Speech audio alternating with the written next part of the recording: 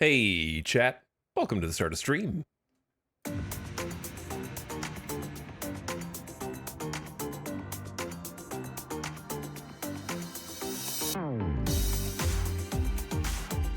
It's Friday. So, of course, we had to listen to Friday nights to start the stream, right? Welcome back. You made it to the weekend. Good job. Thanks for arriving right at the start. We're going to be playing, well, we're going to be playing Trans-Siberian Railway Simulator today. And all that entails.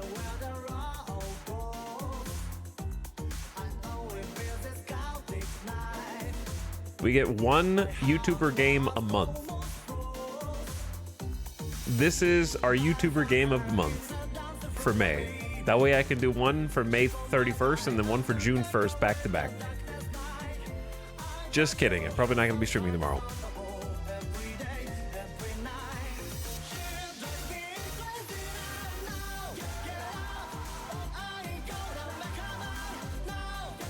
Sion Xenos, what's up? Thanks for 15 months. I appreciate the sub. Welcome beginning stream, first sub of the day. What's up, Farming Purse? Hello, Altager. Wait to dawn. I like trains too, though. This game may not be entirely what you expect if you merely see the title on the Steam category. I mean, the stream category. Or Steam category, for that matter. Might be a little different than you expect.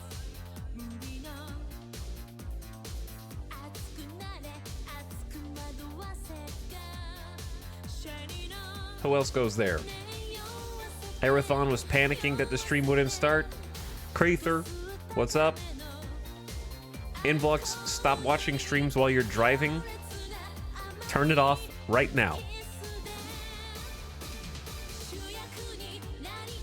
Welcome back, Commodore. Sup, Keith Love?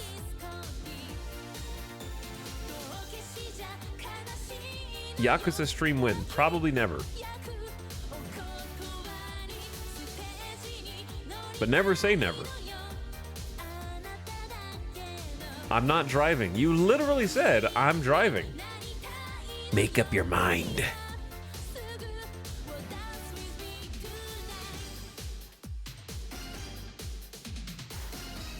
But yeah, we're gonna play this game for a few hours. This might not be a long stream today, because I don't expect the newest kooky early access game on Steam to have many hours of content. So we will simply play it until we don't want to play it. So it might be a shorter stream today as a result. I'm not gonna go through another like Steam list deep dive like yesterday, because we got bullied a little bit by the stream yesterday. Oh, I had fun because the experience was fun with chat, but from just a purely content perspective, it was a bit rough. Sometimes you have those days, especially when you're just trying a random game in the backlog. I finished the VOD from yesterday and I'm sad the boat game was lacking in the end. Yeah, it definitely had potential. Fell completely short of that potential, but it did have potential.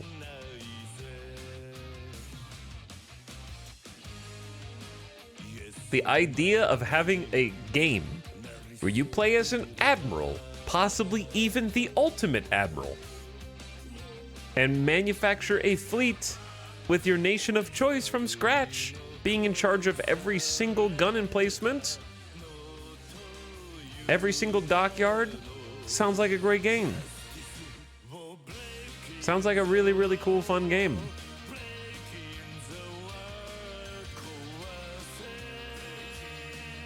However, making a game all about naval combat and then making it as difficult as possible to encounter naval combat is questionable.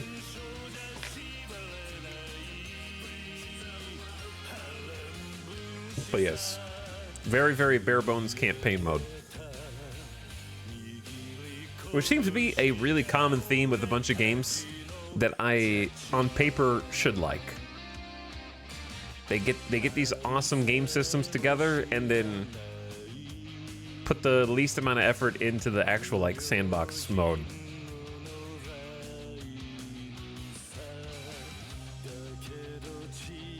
Compared to everything else that's in the game.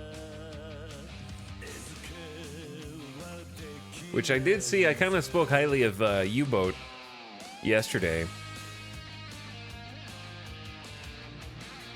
And I think that they've entered beta testing, like, this month. Like, a few days ago, actually. So if they end up, I don't know if that's a good thing or bad thing. Because they didn't have, like, a true sandbox mode, but it was definitely better than the other efforts we've been playing. So maybe we'll try U-Boat again, maybe, once it's, like, 1.0. Possibly.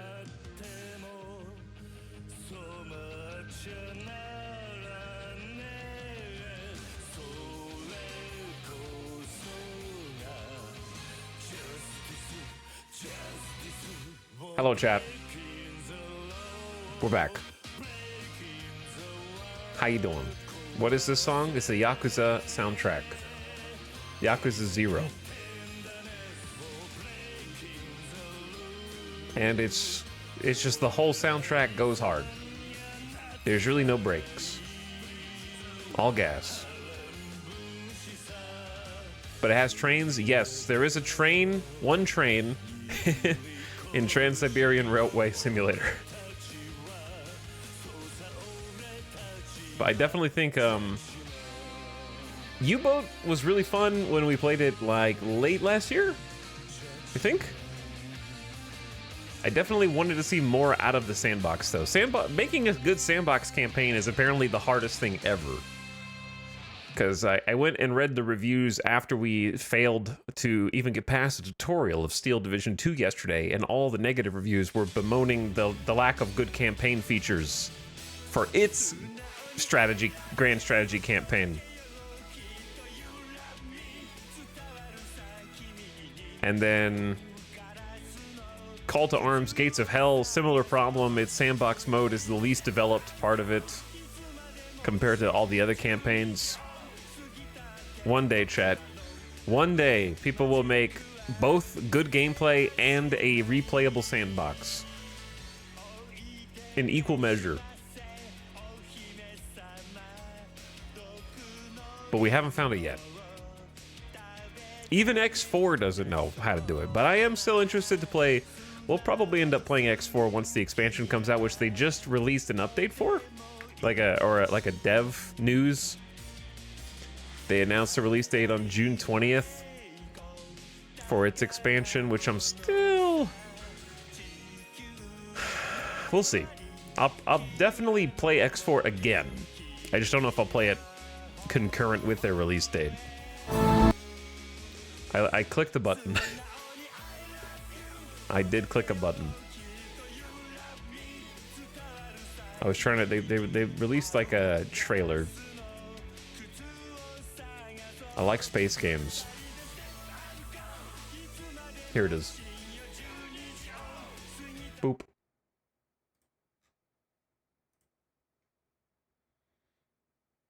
Hulk. There it is.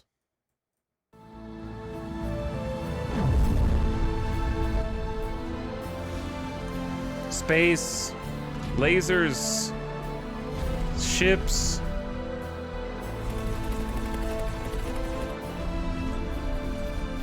Pew pew.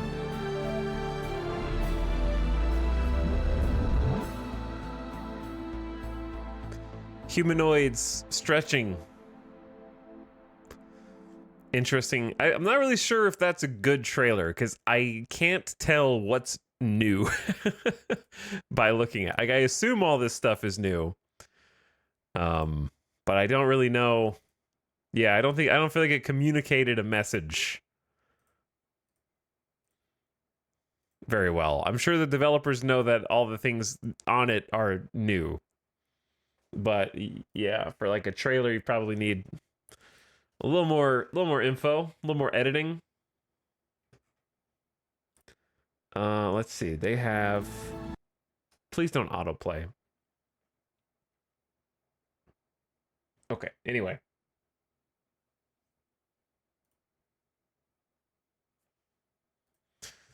The new thing is the amount you gotta pay. That's true, but at least they are doing a they are doing a 7.0, which is a very, very big patch as well. They have a full 7.0 changelog of many things. It seems like many things. I don't like. Here's what it looks like. I don't know how many of these things are like moving the needle, you know, or just little bug fixes that for things you'd never even noticed before. But they do have this many new features, which some of them are a little. Hang on, I can't read this. Some of them are a little vague. Like, I don't know what improved AI means. However, FOV slider is good. More graphics. Visual enhancement goggles. Chat, please put on your visual enhancement goggles now by clicking the cogwheel and changing Twitch from automatic quality to the quality of your choice, preferably source, if your internet can handle it, so that Twitch stops doing that thing where it's like, hey, your window is not the priority window, so I'm going to turn it to 480p because I think you're not looking. And I'm like, you're on the other monitor right now. I can still see you, Twitch. Stop trying to just penny pinch the bit rate. You're just trying to, like, save a few cents on my downstream. I can still see you. Enhanced external camera, so like third person cam. Radial menu. Late game crisis. The late game crisis is currently making it to late game, I'd say. Like being patient enough. New tutorials. That's cool. Why am I reading it backwards? I don't. It's just how I do it. Observation deck is just like a visual thing. Redesign some ships. Reimagined Teladi and Argon. Oh, I thought it was gonna be like all their ships. It's gonna be like, yes. Oh, just the capitals? Okay. I don't love the vanilla ships very much. But yeah, I added a bunch of stuff. I'm not gonna read all this because there's a lot of fixes. Now when it says beta 3, 4, 5, 6, 7, what, I don't know what that means. But yeah, I remember specifically they changed mining. Improved ships with mining orders, avoiding asteroids they are not currently targeting. Yeah, like we were trying to have a mining fleet and we encountered many problems.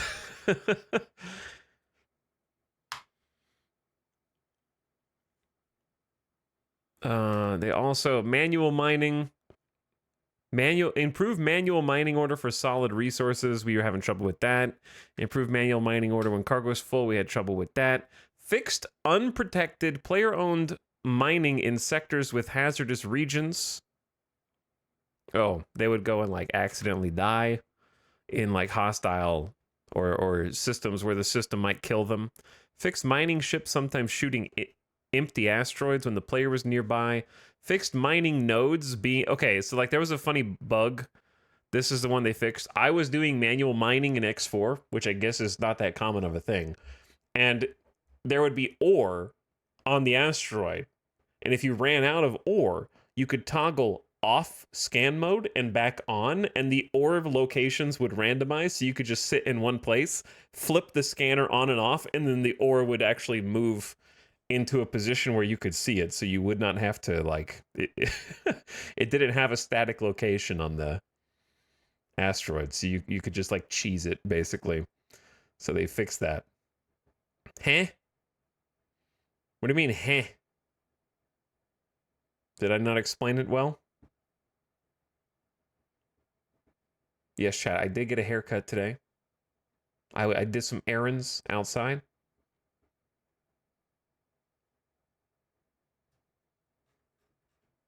Twitch, what are you doing to me? I told you. Twitch is, wait, is 720p the max bitrate right now? For some of you? Twitch has been weird. I was watching Avic stream earlier, and it was being strange. I would say refresh your stream first before panicking. Don't panic.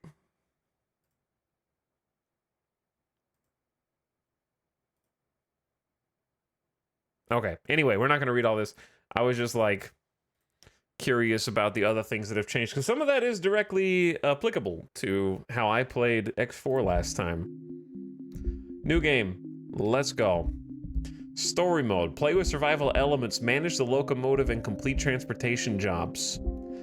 By the way, chat, at the beginning, listen, this is supposed to be like a 1980s era Soviet simulator slash meme game.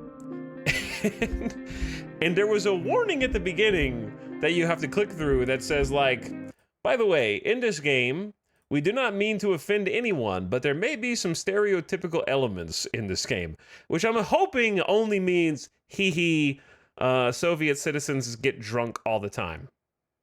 I'm hoping that that's, like, what it means, and it doesn't mean anything sort of beyond that.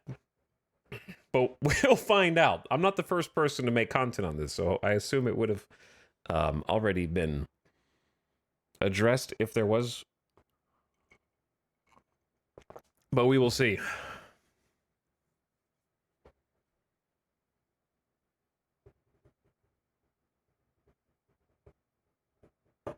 I love a game with a warning. Let's go. Like Stalker? Yeah, kind of like Stalker. Play with survival, manage the locomotive, play without survival. Complete. Okay, so this seems like the mode you want, right? They both have survival elements. But this one has complete missions for the Mafia. I feel like this is the quote-unquote way the game was meant to be played. So I'm just gonna go with that.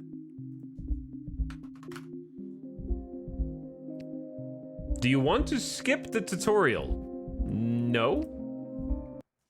Thanks for asking me, though.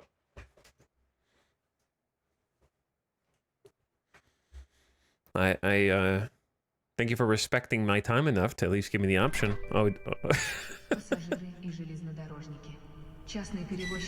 Railway passengers and employees, the private carrier Comrade Misha has been restored to service.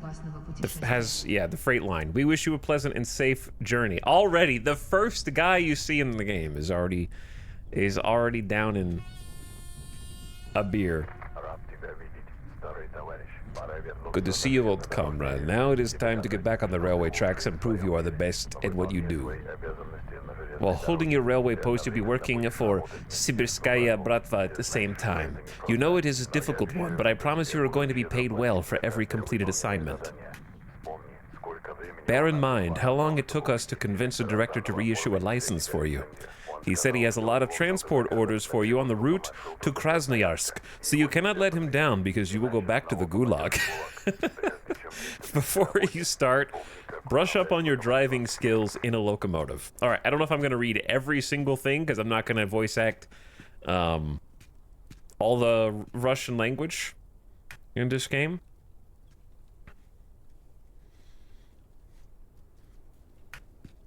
Very powerful animations. This is going to be a game of many powerful animations, yep.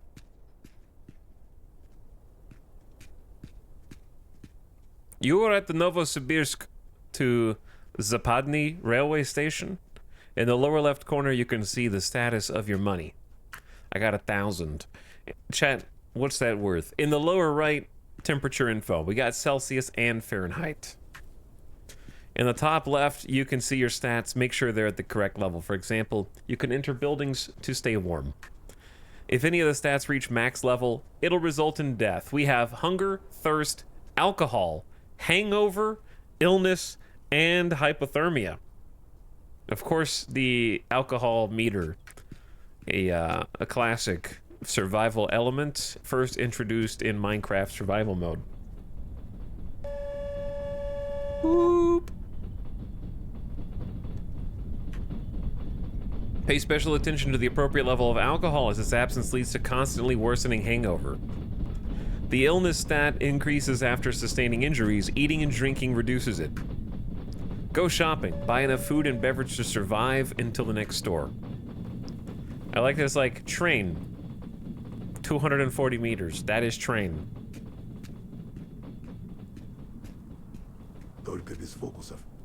Don't mess with anything or you'll go back to jail. I'm just constantly being threatened with the gulag. Already. Oh yeah, this is...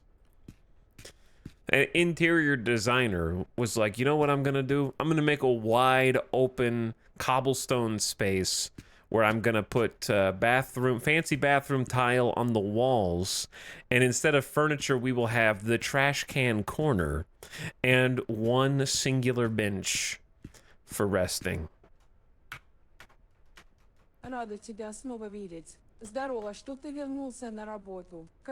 Cashier, when are we going to meet for coffee?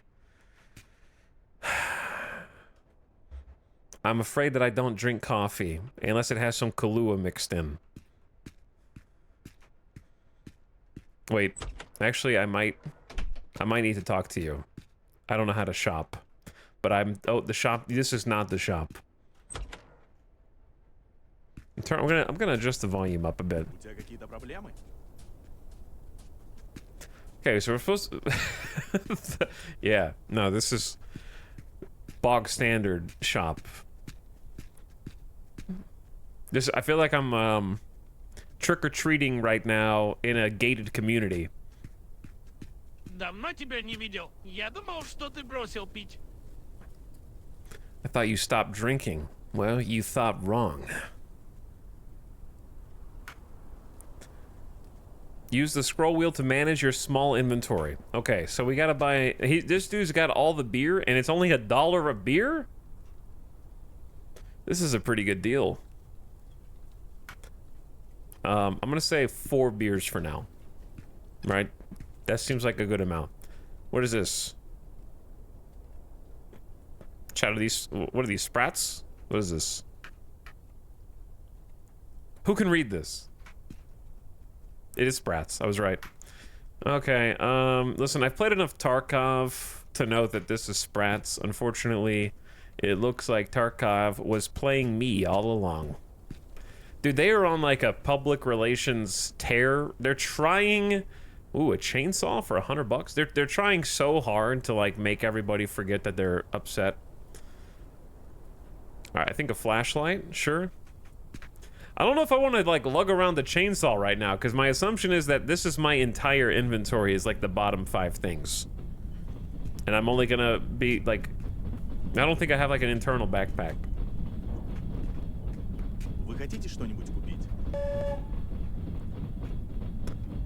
I love the little train toot. We are gonna be hungry. We've got banana, apple, other apple, milk. My milk in my my beer container. I have 2,000 hours in Tarkov. I'm not planning on going back after all this. Yeah, I'm not gonna go back for like quite a while, if ever. Probably ever. But I will never say never. It's hard to be angry forever. Carrot, brock, a cabbage. But yeah, their social media is just like, look at all this, please, look at all this cool stuff we're doing. We have bipods, and you can use corners to brace yourself against a corner for more stability while shooting. And it all actually works now. And look, we're making an Uzi. And please, look at all this stuff that we're gonna give more gifts to EOD owners. And you know, like it's just like a constant please, please look at all of the things that we're developing right now. Please don't think about how angry and upset you are. Let's take some bread. All right, well, actually, we have too much food, don't we? I feel like I'm gonna need a knife. But where does it go? Q. I to open large. There we go. All right, so I have a larger inventory than that. I will buy a knife. Do you run faster? Maybe. Though, why did I buy 4 cans of Sprouts? We need a healthy diet. I'll buy a banana.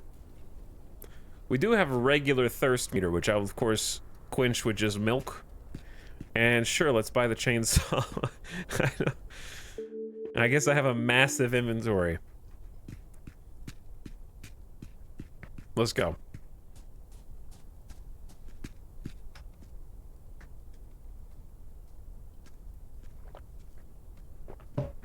Yeah, I have a lot of room for knives. Tab also opens it, which is nice. In some places you can buy weapons for hunting and self-defense. Go to your locomotive. What about the Mafia shop? Sorry, but corner bracing is exclusive to the corner bracing DLC. That'll be $170.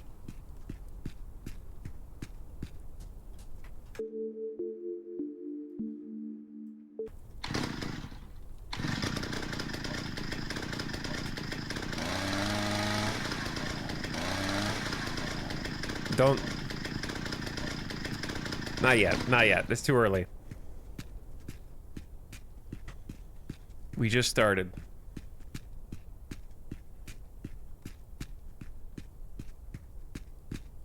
Intrusive thoughts. I'm warding them off. Hello, I play on Inverted. Thank you for spinning in the chat for 31 months. Welcome back for one more. Appreciate the sub. Too early for what? To ask that dude if he knows how to use a chainsaw. Is that bread on the ground? That's a piece of celery on the ground for free? I will absolutely take that.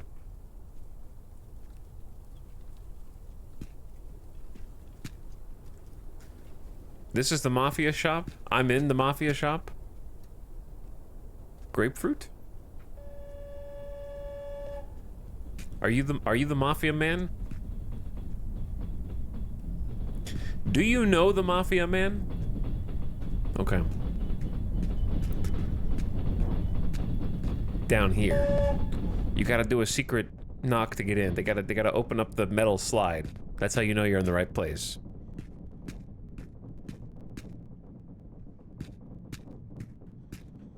Выход из ГУЛАГа — это как попадание в новый мир. Robot guy? У нас все по-прежнему. Здесь строгие правила. И самое главное — преданность начальству. Ты не можешь нас подвести, потому что второго шанса не будет.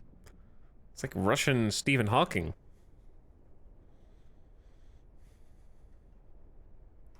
Is that an AI voice? Honestly, I wouldn't be surprised. I don't even know what he said. Oh, okay, they have guns. Chat, I have 868 money. Do I need a gun right now?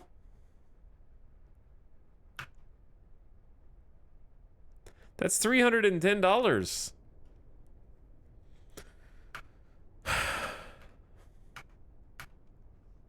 Okay, I guess I need a gun right now.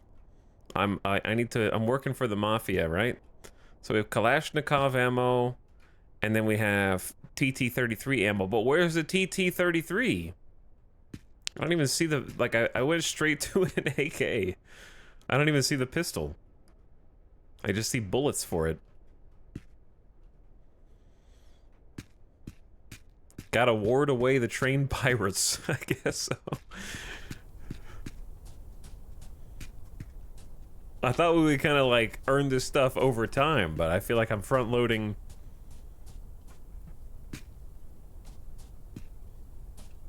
The stuff that there currently is to do in the in the game. We'll see. Why do the buttons at the bottom make me want McDonald's? Hey, come to McDonald's, kid.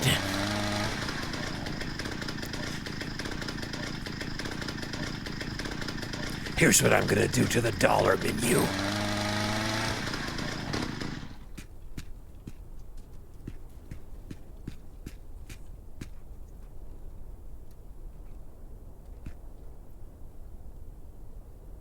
Are you working? 50-cent menu. He's gonna cut it in half. It's even cheaper now. Oh, we got parts here. My Summer Soviet Train. Cabin glass A. Engine room glass. We got to replace that. That horn made it sound like I was about to get run over by a train. Like it was in my ear. Headlight frames, headlight glass, individual light bulbs, brakes, handles, compressors, coil springs, axle box bearings, overlays, brake cylinders, shock absorbers, journal box lead or lead? Who knows? English is weird. Roller cases, more journal boxes, compressor coolers, recuperation engines, axle boxes, brake cylinders. Okay. We got a lot of stuff. A lot of stuff to fix up over here. Наконец-то можно продать эту кучу хлама. В нем постоянно что-то ломается. So, Chad, are you thinking that all the Russian voices are AI in this game? Is that what you're thinking? Do we have any native speakers who can tell us what they think? We got a whole nother set of upgrades here. Okay, is this how we go in? I gotta climb.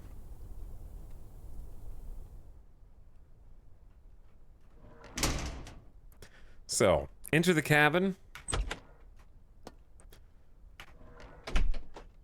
In the top right corner, there's info on the nearest important points. Railway signal, 0.1 kilometers, and then we have shops, hangar, mafia shop, bar, and so on. Okay. Some locomotive functions are blocked. For the tutorial, stand by the side mirror and press E. E. You're in inspection mode. Inspection mode performs the functions of viewing the status of locomotive parts and the external camera.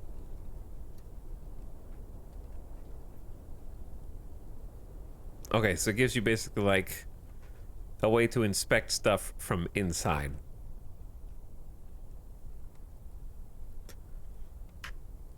T for condition of parts. Ah, okay.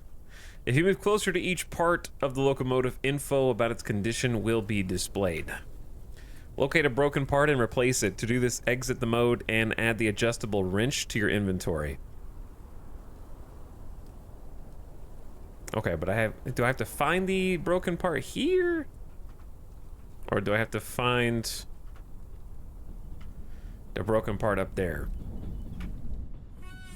Let's go get the wrench first.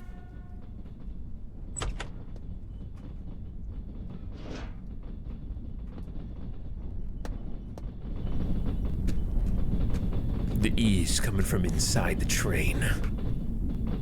Take out the wrench.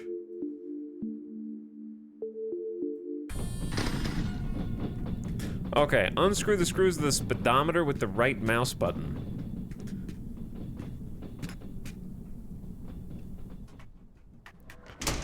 I'm kind of glad I did this tutorial, to be honest.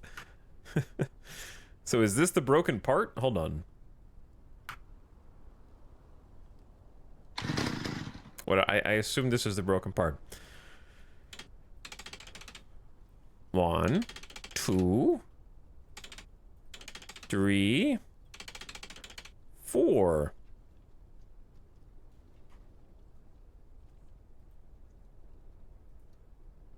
Oh boy. Put a new speedometer in the space. You can hold the right mouse button and scroll the mouse wheel to move the held item closer. Oh yeah, I got like a tractor beam arm and rotation.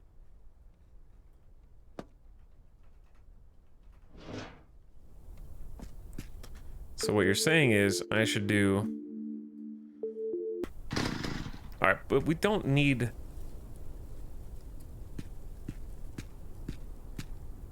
How throw. There we go. I don't need a chainsaw to be on my hotbar at all times.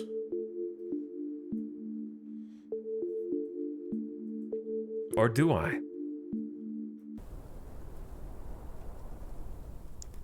What?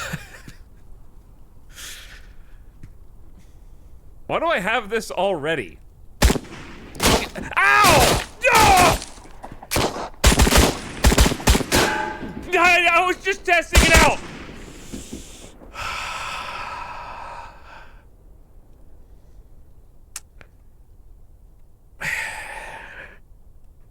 Another day in the life of the Trans-Siberian Railway.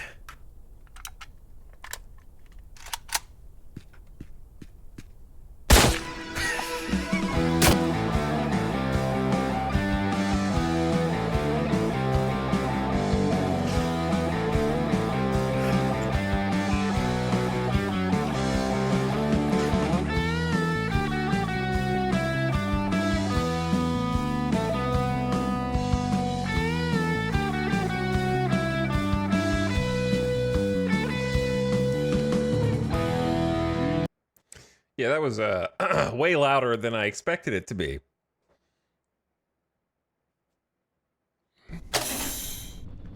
But also, the comedic timing of the game over at the end there was very on point.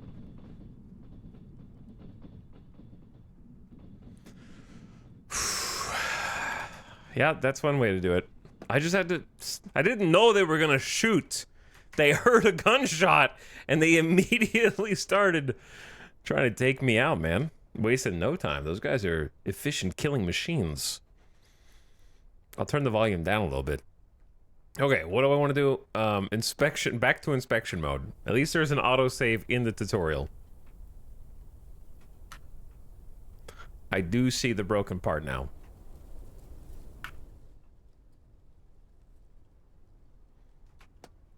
Not gonna lie, this game's kind of winning me over. It took me getting into a fight with the train yard boys to win you over.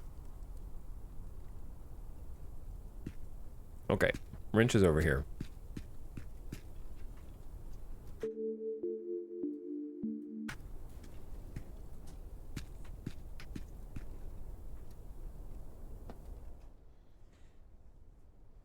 Hello, Gibraltar Contingency.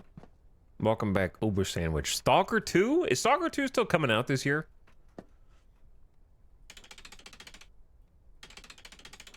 Or do you think it's going to get delayed?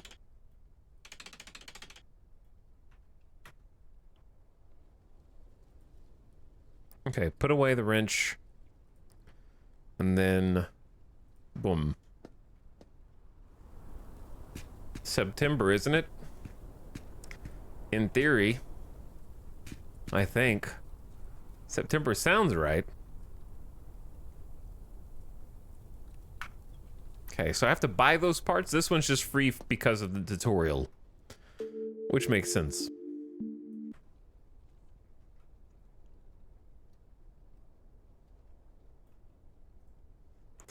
Okay, take out the wrench and tighten the screws.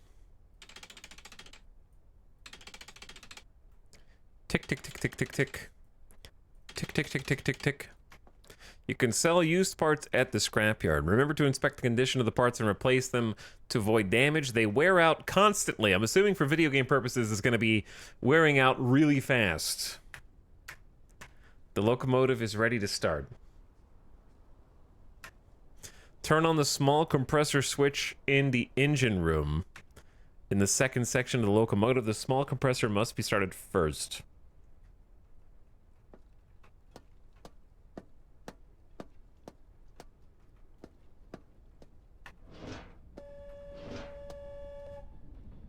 Boop. Okay, this is a small compressor. Chad, I'm gonna have to remember where this is to turn the train on. These are like two trains like hitched together, front and back. That goes outside. Battery. All right, compressor. Compressors provide compressed air for crucial functions such as braking. Hey, I know about that. Pneumatic systems, sanding for traction, cooling traction motors, supporting suspension systems, emergency operations, and powering the horn. I actually do know about those things.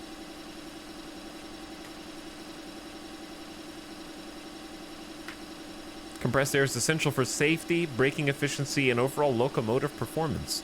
The small compressor provides pressure to pantographs when there's no pressure in the main reservoir. A pantograph is an apparatus mounted on the roof of an electric locomotive to collect power through contact with an overhead line.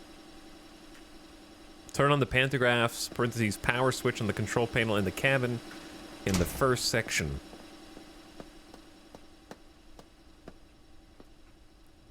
Okay, pantograph power, this one. The red light shows that electricity is supplied from the battery. Okay, that's electricity from the battery. Engine's not ready. Field generator not ready. Engine cooling low speed. Engine cooling high speed.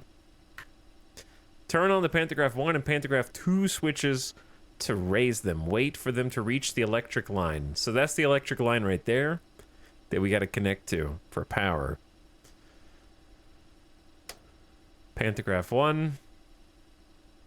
Pantograph 2. The red light has gone out. The main current on the panel shows 3,300 volts. It means the electricity supplied from the pantographs. Turn on the heating first set and heating second set switch to maintain the right temperature in the cabin.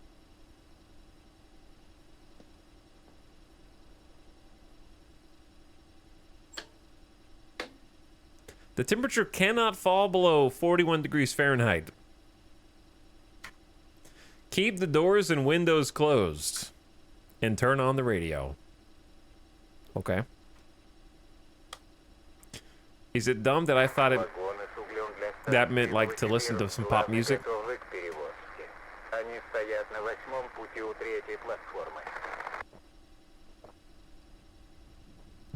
Okay, we got some dispatcher about a current order. Call button can listen to the last radio message. Turn on the engines. It's easy. Just turn them on. Listen, I've played enough train games. We need a compressor switch. The main reservoir is filling up. Yep, I know about main reservoir. It's gotta go. Fill up the line. It must be at least, chat, 4 kilograms times S divided by M to the power of 2 for the engines to work properly. So you better keep track of whether or not that it's at least 4 kilogram times S divided by M to the power of 2. You guys, I need your help on that one.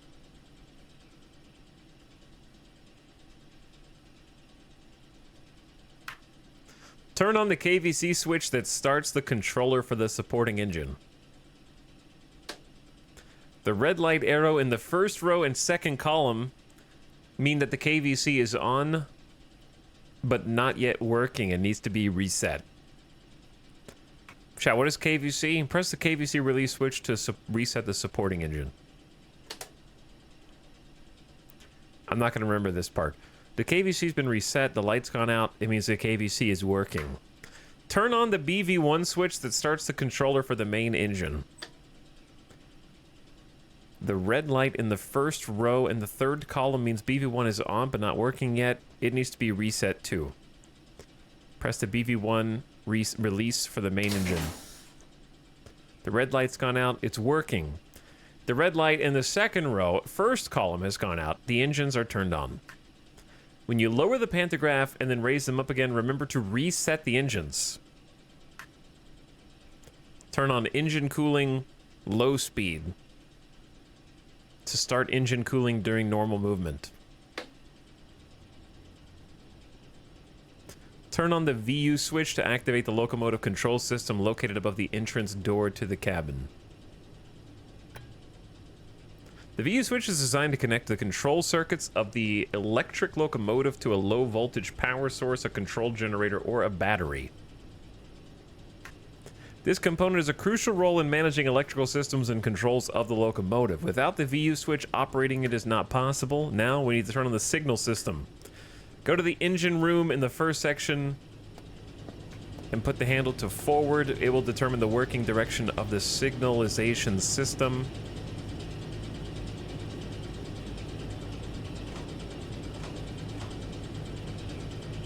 This shows the next railroad signal on the rail and informs the train dispatchers of your moves when it is turned on.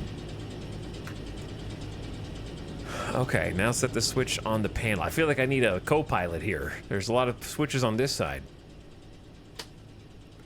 Turn on the attention control system with the EPK key. That's so small. Alert.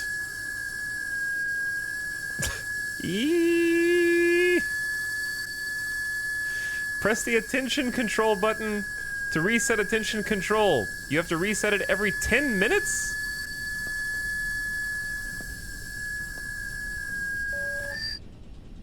The signalization system is turned on. I have to push that button every 10 minutes? Why? Green light means the movement is allowed up to 60 kilometers per hour. I need a tutorial for this the first several times I start this thing. Basically. Green light means that movement is allowed up to 60 kilometers per hour. Yellow means you have to slow down before the next railroad signal to at least 40. Yellow and red means you have to stop before the next signal. Red light means you must stop immediately because there is another train between you and the nearest railroad signal. White light means the nearest railroad signal has not been detected yet, so proceed with caution. The next step is prepare the brake used to brake the train with connected wagons. You need to fill the air brake system of a locomotive, ensuring it is properly pressurized with compressed air. I know that much. The system utilizes the air to actuate brake elements against the wheels and slow down or stop the locomotive. To brake without connected wagons, a different brake is used. We'll discuss it later. Yep, we have to use two different brakes. One for us, one for the lines. Set the brake blocking handle to the brake's released position. Okay, I don't know where that is in this train, though. Down here? Oh, man. There's like an escape room level of hidden switches and levers. Fill the leveling reservoir and the brake line with the pressure. Dude, I'm not going to remember the formula. Okay. Set the main brake handle to the release and charge position. Oh, this one.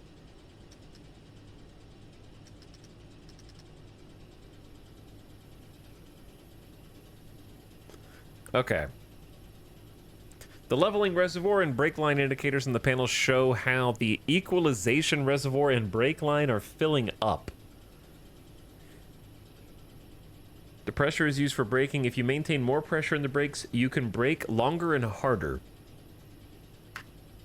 Maintaining pressure above this threshold for more than half a minute will expose the locomotive to damage. Do not exceed this limit. Wait, what? So I'm already going to damage it.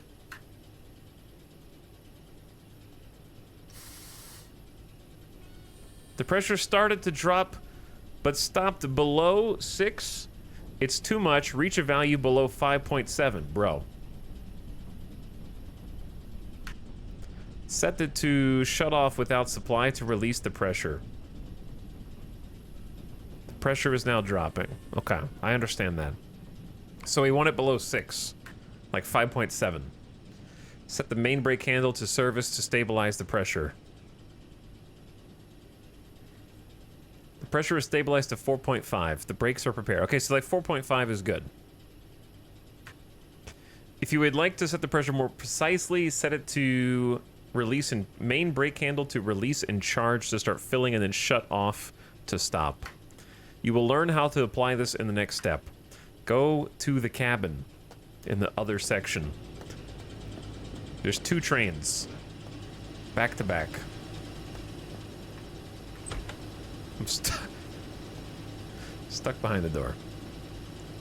If you want to drive this section, you have to turn off the locomotive and pull out the panel lock key from the control panel in the first section and insert it into the... There's like a president has the football key to make sure you don't accidentally do both of these at the same time. Is driving a train this complicated IRL? On the early access page for this, they said that this is the simplified version compared to the real life counterpart.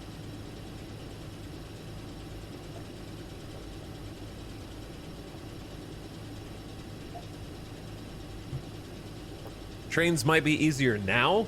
These are like this is like 1980s.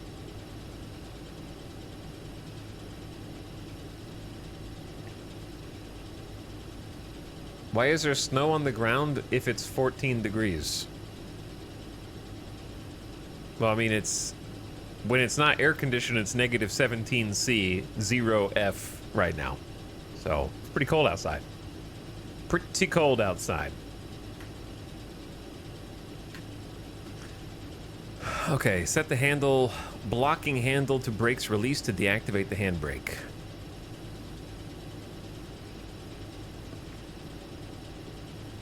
Why is this what I mean by escape room? Oh, no, I recognize this. Okay, I recognize this.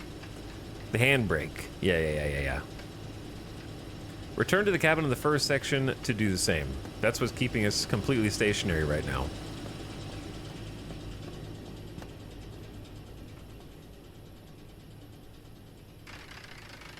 Okay, brakes are off. Set the selector handle to the M position for driving forward. What? M? We're ready to drive, I guess. Set the main handle to the 1 position. Bro, how many handles am I dealing with here? Set the main handle to the next positions to speed up. Do it slowly. Well, I accidentally went to 3 first. Chat, we're moving! This is the speed we're gonna go for the whole stream.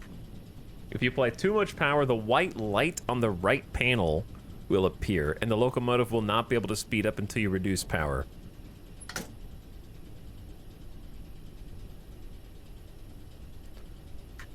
The next step is to connect the marked railway wagons. Drive forward until you pass the correct switch. Don't drive too fast. You must brake soon.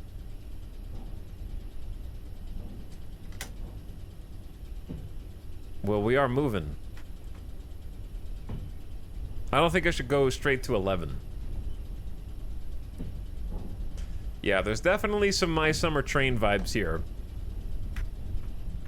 I would say. I've already been killed by the train yard workers for having the audacity to shoot my AK into the ceiling.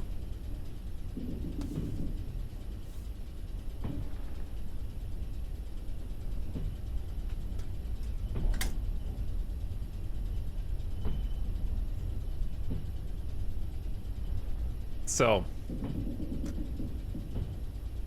we got main current. Make sure we have electricity, alternate armature current, field current, my reservoir of air, the leveling reservoir, which I need to keep at like 4.5, or I can adjust it as I want. That's for braking. We're moving, chat. They said don't go too fast. We can go position 5. There's 34 positions on this thing. 5's not too fast. The yellow light means below 40 kilometers an hour is good, right? So how fast am I going right now?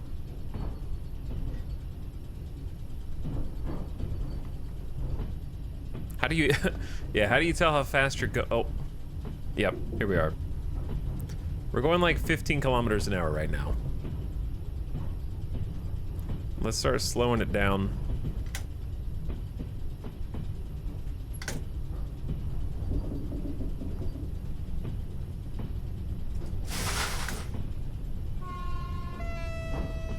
The train horns sound so weird.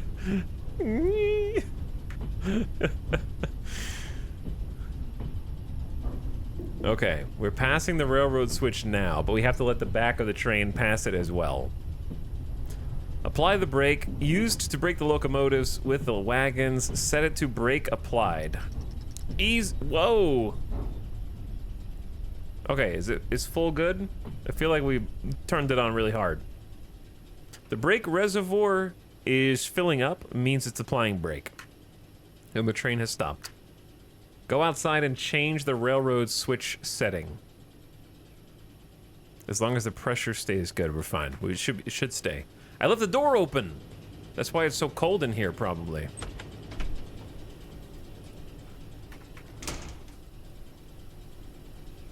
Okay, railroad switch.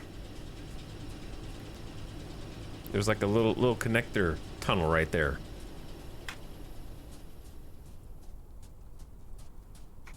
But no, yeah, I think we did a fine speed the way that it is.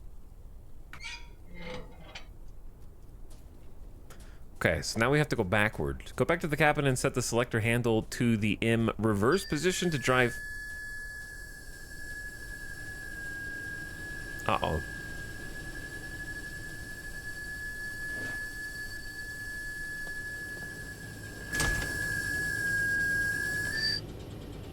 What does attention control do again, other than get my attention?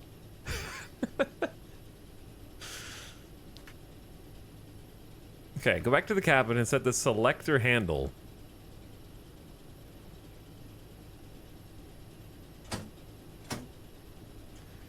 Set the handle, locomotive, brake handle, and brake release position. Yeah. Okay, brake released.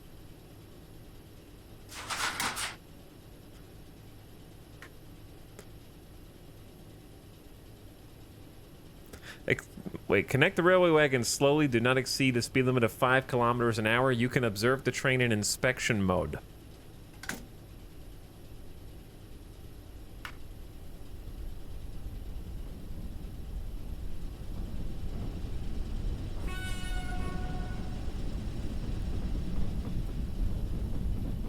Okay, so we're like 300 meters away right now. And we want to be going pretty slow. I wish it remembered your last inspection point. You can mouse wheel for speed and right click for zoom. We're moving, chat. Attention control is usually for making sure the driver is awake and doing the job on long journeys. It's like, it's actually just a 10-minute snooze. Just to make sure you're like at attention and doing what you're supposed to do. Also, Melito Kilo, thanks again for the 40 months with Prime with the train sub. I think I saw you earlier, but thanks again. War of the Worlds, appreciate the gift sub, dude. Thanks for dropping another gift sub. Kent sent it for 13 with the $5 sub. Thank you for your stream support and for a 13th month. Welcome back. And Nomad BT says, what's the name of that one train simulator we played some time ago? Yeah, you're probably thinking of like Derail Valley, if I had to guess.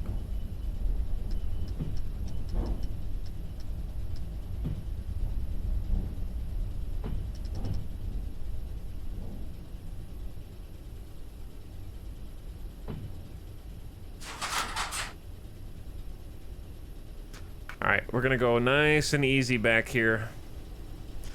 We still have a lot of space.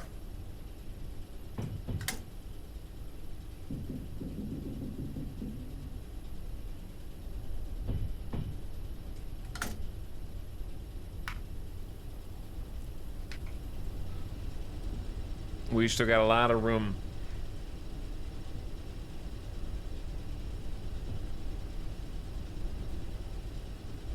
But yes, Derail Valley is what you're thinking of. No, Matt, they still got some years of development ahead of them, but it is a really fun game right now. Definitely one you could spend a lot of time in. However, the things they have on the roadmap are extremely enticing and exciting. And I'm sort of like wishing I could go into cryo sleep so that I could wake up when Derail Valley has like an interactive economy and like a full dynamic like other trains. They have to go back and redo all the actual rails so they can, because there's only one rail going like each direction.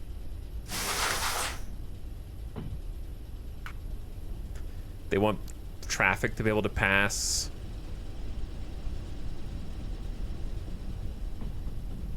Here we go, gamers. Bonk. The wagons are connected. Disconnect the coal wagons at the Novosibirsk Glavny on track 1 at platform 6. Do I have to do anything to hook up their lines, or do they automatically connect?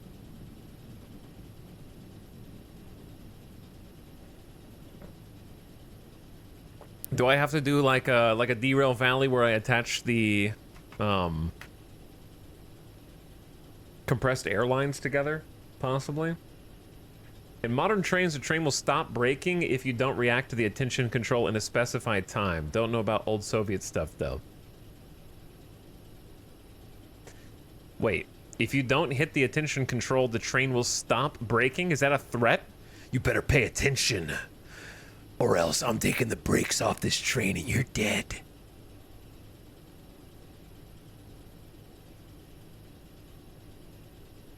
I was literally just now looking at Derail Valley on Steam to decide if I wanted to buy it. Yeah, no, it's really fun. I like it a lot. You definitely have to practice, though. It's not easy. But it is like fairly, I would say it's fairly casual friendly. I also think that they redid the tutorial at some point. So it should have a better tutorial right now.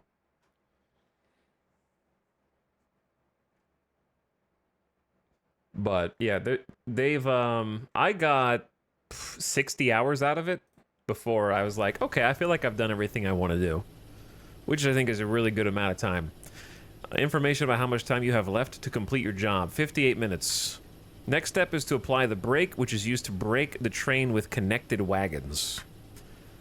To fill the air brake system was completed in the previous steps. Set the main brake handle to the service braking position.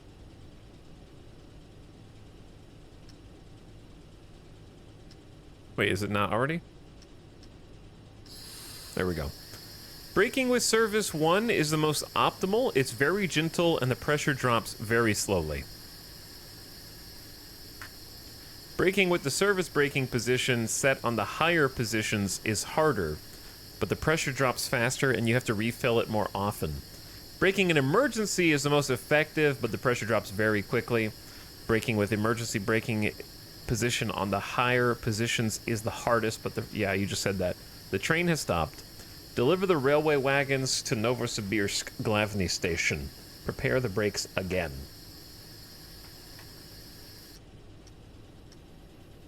Okay, go to service. These will refill. Set the selector handle to M. The locomotive is ready to drive. Okay. Obey the railroad signs and signals to prevent your locomotive from getting damaged. For the operating manual, go to the menu. You can also use a book. It is located on the left control, just like in Derail.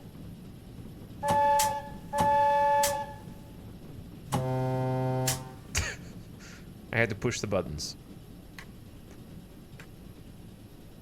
After hiding the inventory, you can use the mouse wheel to operate locomotive control elements. How do you do that again?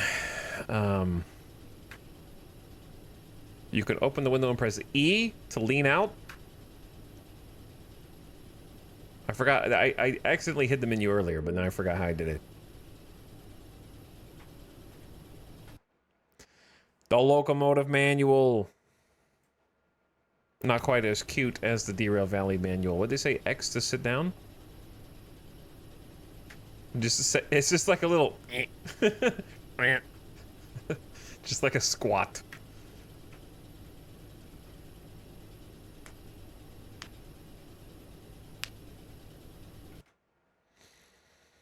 Okay, let's get this show on the road. We're probably gonna need to apply more power. So I can apply power until we see a white light. And the brakes are definitely off. I mean, we have a lot of cargo now.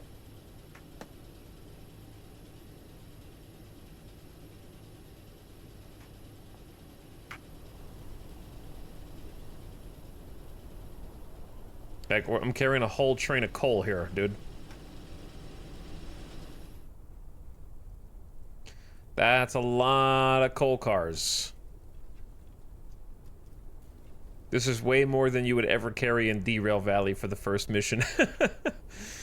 I only have like 58 minutes to complete this.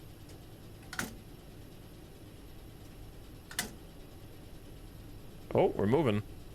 I don't see a white light yet, so we haven't done too much, and we're not getting any rail slippage yet either, so let's just start at 6 and kind of let it build up a little bit. Also, I should save. I haven't saved at all. There we go. Tutorial gaming. What's chat saying? How did you like that shipbuilding game last stream? It fell very, very far short. Yeah. The campaign was kind of a big waste of our time, it turned out.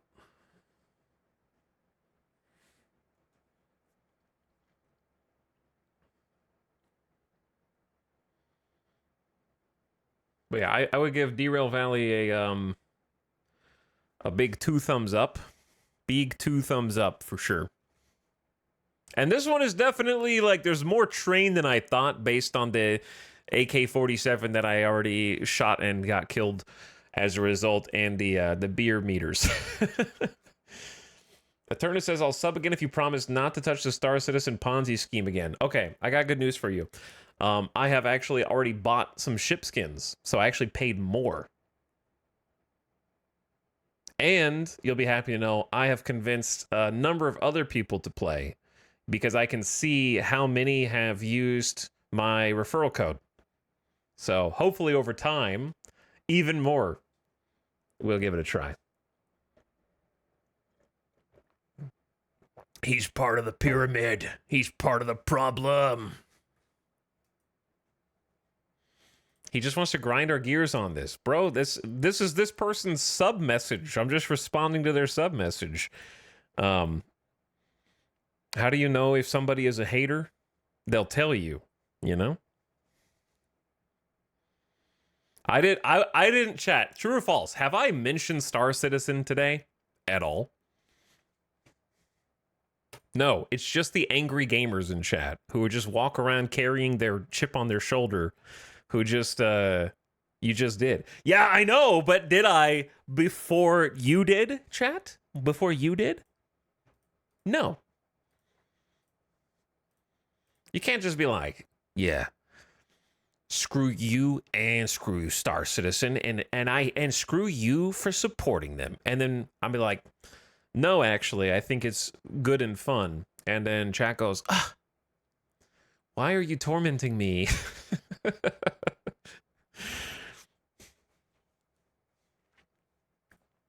There was a Finnish saying, you will get fined for stupidity. There was an American saying, you can't take it with you. You have fun, and then you die, all right? And I'm having fun in Star Citizen, so I don't really care about your Finnish sayings.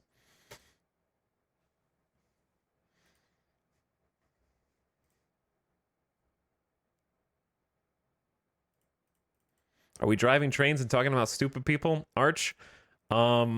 Just bitter subscribers who, like, just to go, now that we're on the little side rant here, can I just say that for the last 15 months, you've subscribed to my channel, okay? And while you were upset about Star Citizen, quote-unquote, Ponzi schemes, you've been paying a large chunk of your money to Jeff Bezos every time you subscribe to me, okay? So if you want to talk about pyramid schemes, you're in one.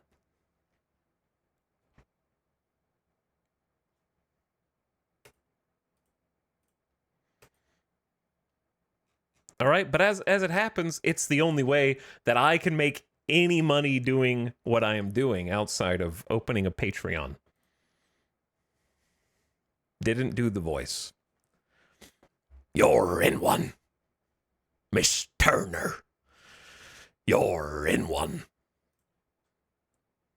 As a Prime subber, I didn't hear that. As a Prime subber, you already pay Amazon an ever-increasing amount of money for the same service year over year. Okay? They're just going to keep raising the price. You get the same product.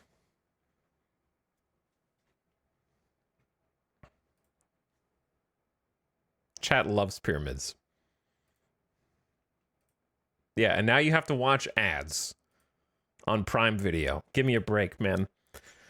Zessel, thank you for the 37 months. I appreciate it, comrade. Thank you for your Prime. Inflation kind of whack right now. Play the Star Citizen right now. Oh, I'm going to play it again next week, but I promise you it'll have nothing to do with what a random subscriber in chat thinks. For or against. But yeah, we're going to be playing it again next week for sure.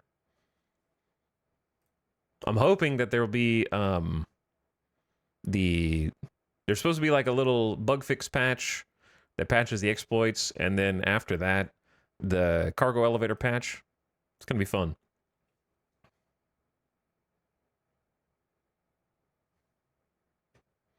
Etal, do I Chad try $10 on a Gamba machine? I don't know what that means, Soup Master. I love when chat gets roasted. I mean, they roast themselves. Sometimes it's occasionally like I am not upset. I'm more just like find it fascinating that there is a cult of people who are adamant that they're not the ones in the cult. You know what I mean? It's everybody else who's in the cult. I'm not just a blind hater who's trying to like convince everyone else that they're wrong. You're the ones in the cult. Okay. I'm ready for the $700 million talking point. Stop having fun. Stop having fun in here. Why are you having fun? I'm just going to keep on hating. He means, do I try $10 on a Gamba machine roof? I don't know why I read that. I don't know what that means.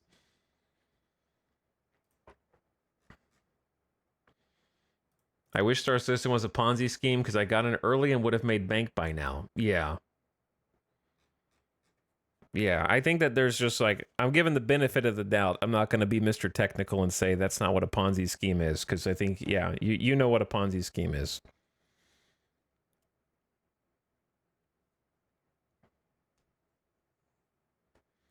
I pick and choose, so I resub when you stop Star Citizen and will perhaps someday resub when you get your senses again. This is just as you said. I pay for what I like to watch and cancel and move on when you stray. Okay, I can help you with that.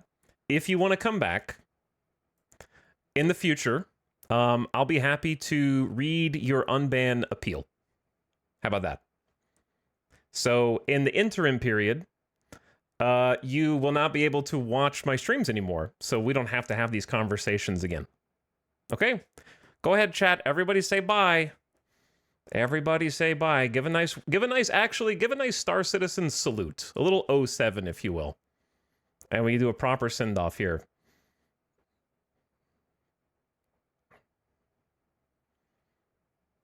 Okay. Thanks for 15 months of your money and also this month of your money. Goodbye. I'll help you stop wasting it soon.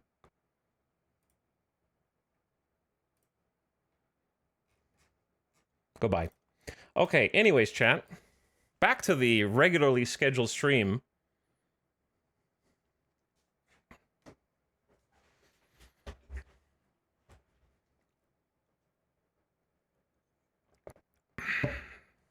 See you in the verse. I will see you in the verse. Best audit ever? That wasn't even an audit. That wasn't even an audit. I'd never even clicked. As a Finn, that person does not represent all of us. More like a self-report. Yeah, it's just a self-report. Chat, I got news for you. The reason that person got banned is not because they don't like Star Citizen or a game I played. The reason that they got banned is because if you're trying to use a $5 subscription to emotionally manipulate the content creator that you're watching, I'll give you this subscription back if you do what I say. I don't need you in my chat. Like, it's not that I am not doing this for you. Okay, I'm doing it for me. You are free to like or dislike the different games that I play. Okay, but don't come in and like swing your $5 sub dick around and act like you own the place. Like, this is my house.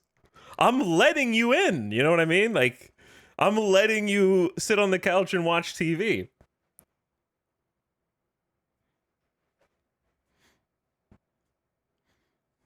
So anyway, I don't want to give that person any more attention than they've already gotten because the stream is now, fittingly for a train stream, derailed. But I think that this advice applies to any stream on Twitch, as well as any YouTube content creator. If you like what somebody is doing, feel free to give positive reinforcement and kind words and say, hey, keep it up. Keep on keeping on, all right? If you want to fade away into the background because you either don't agree with what somebody's doing or you really just don't like the game, merely don't go, all right? That's all you got to do. You just have to not click. It's easy. Bro thought he was on the ETAL stream board. The stream board of directors?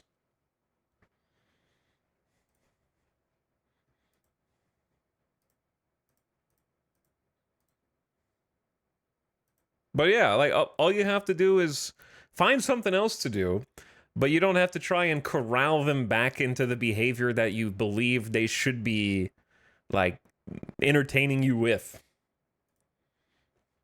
What is going on? It's like the third chat martyr this week. I don't know, Lonely Swineherd. I don't know. It is. It's boggling my mind also. These are people that feel like they need to write a long Reddit thread announcing that they are personally making a stand.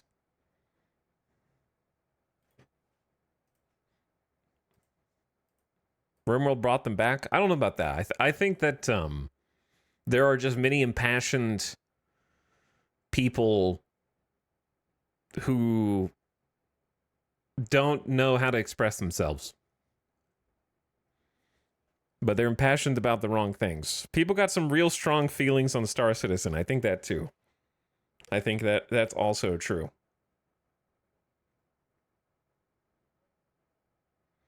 I feel like the lines were drawn a long time ago. No one needs to know where you fall anymore.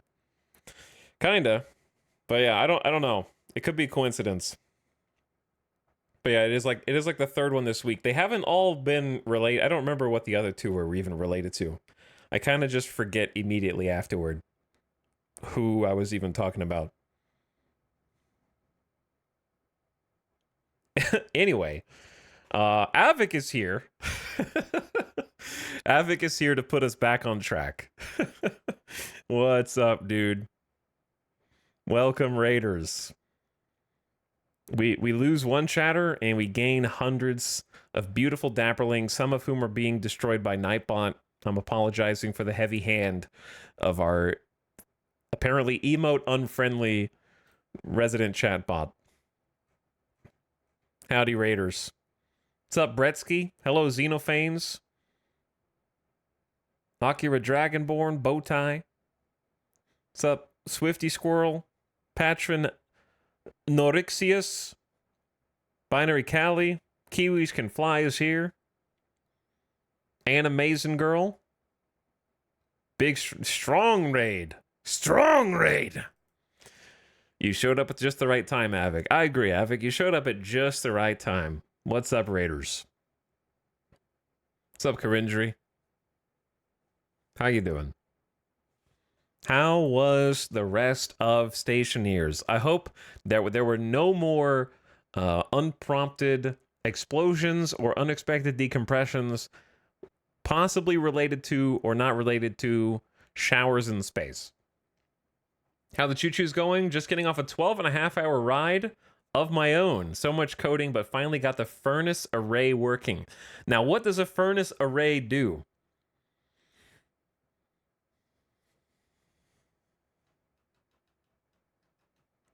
I'm not sure, but I welcome all the raiders. We are driving some trains today. Through we're still in the tutorial.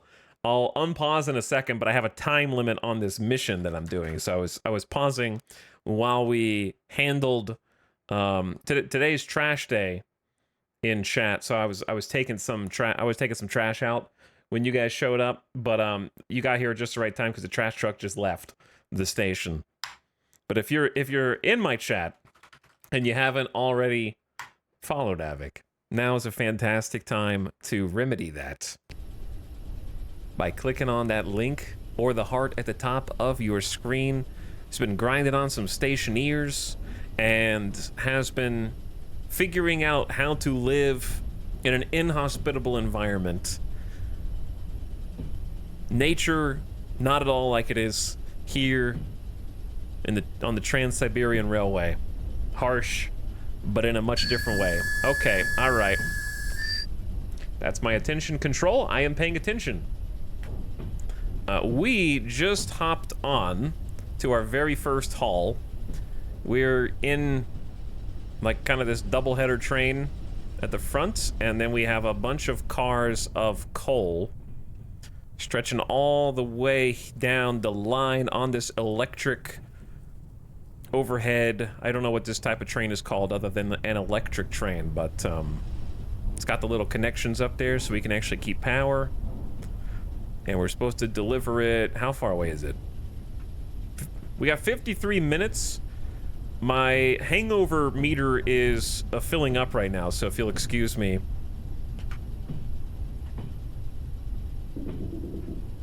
I don't want to suffer the debilitating effects of a hangover while I am driving, I think.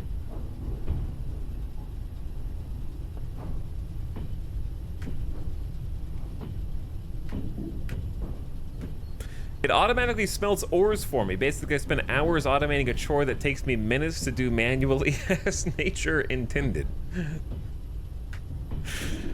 I think that all of the best kind of programming games that feature programming, whether prominently or optionally, that is the entire point.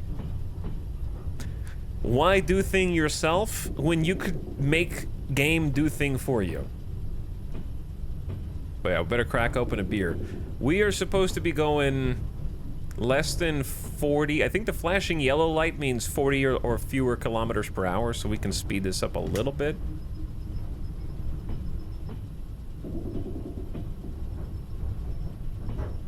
Though that looks like a turn up there. Let's slow it down a bit.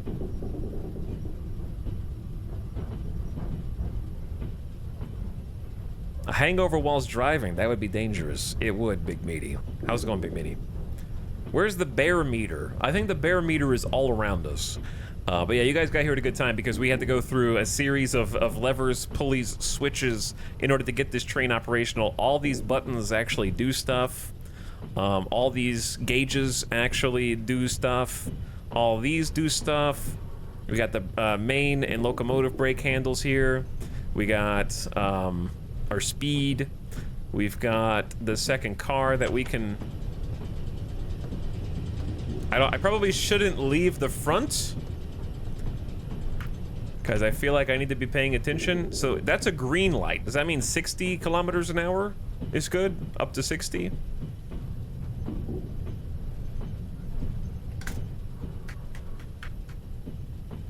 Did the gauges not do anything before? Listen, if you keep asking questions, we're gonna have problems.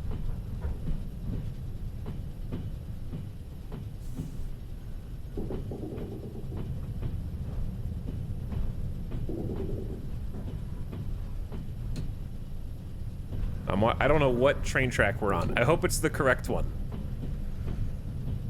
We're kind of just cruising. Don't, I almost dropped the AK out of the window. Yeah. Can I hear the horn? Sure. Does it make a different noise if you open the window? No. It's not, the sound design's not quite as detailed as Derail Valley. But anyways, thanks so much for the raid. Welcome, raiders. We're strapping in for a day of... Someone asked if there was a storyline. There is a storyline that involves the Mafia. I don't know what all it's going to entail, but in a moment you will need to lower the pantographs. Lowering pantographs is typically used in areas where overhead lines are present, such as electric railway tracks, and where the sections of the track are not energized. Okay. So we're going to lose our electricity shortly. I'm watching the speed. I'm trying to stay kind of a safe speed under, because I haven't done this before, and there are a lot of things going on this train. But yeah, I thought this is a meme game. There are a lot of memey, stereotypically 80s Soviet things in it. But also, it does have a very, I think, more detailed train aspect than I was initially expecting from it. But yeah.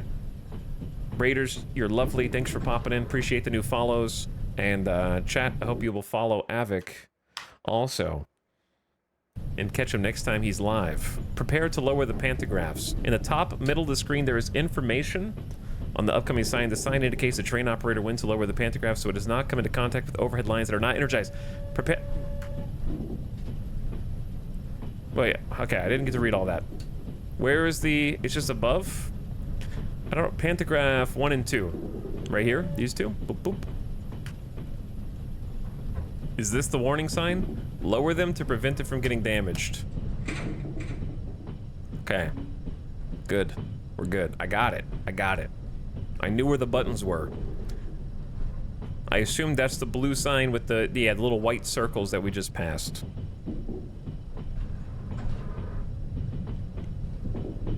So we should be golden. We're only going 30 kilometers an hour. Yeah, this is like, My Summer Train.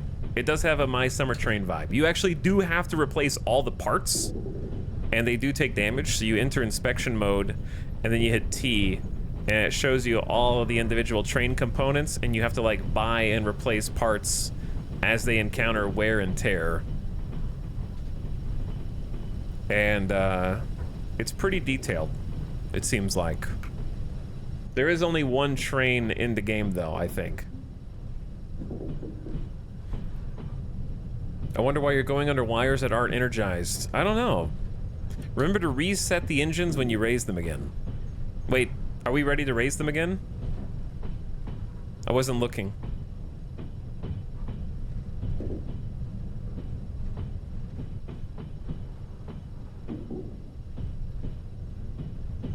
I think I need to raise them. So when it says reset the engines, we need to do KVC, BV1. I think that's it.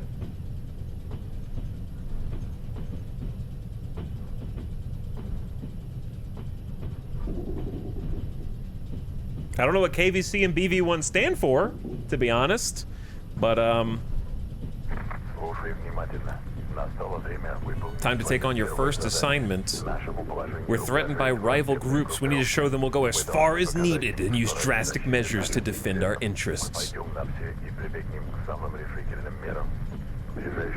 The nearest railway bridge is key to the logistics of the Derezhinskaya group. They are smuggling guns, drugs, money. It all goes through here.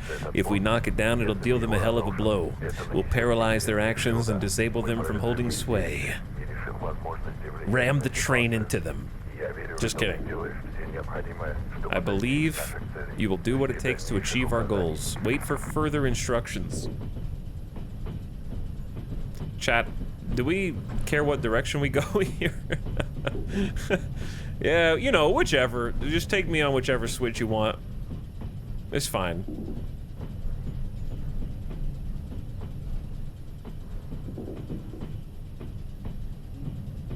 I'm just gonna watch my speed. But yeah. Dude, you streamed for 12 hours today also? Chatters that came over from Avic's stream, how much of that 12 hours was spent? Also, he answered my question. Hold on. Where was it?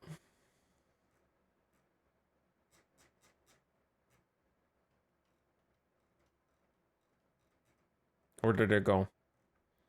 Avic said...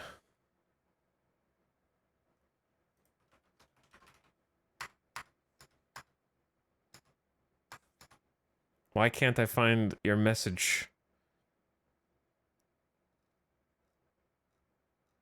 Okay. You made something that automatically smelts ore. Basically, I spent hours... Oh, yeah, I saw that. Okay, I did read that. So the ore smelter. How much of the stream did the ore smelter take?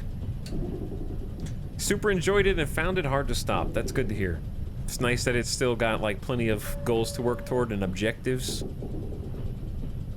Definitely your kind of game, especially with the programming aspect. Is this the sort of game where you throw your own switches? You do throw your own switches, but I don't think you have to worry about it quite as much as, like, Derail Valley, but you do have to get out and throw your own switches.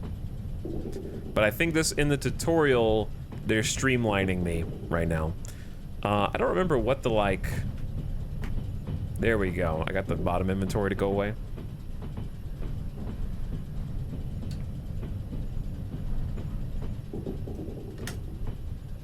Maybe bump the speed up just a little bit.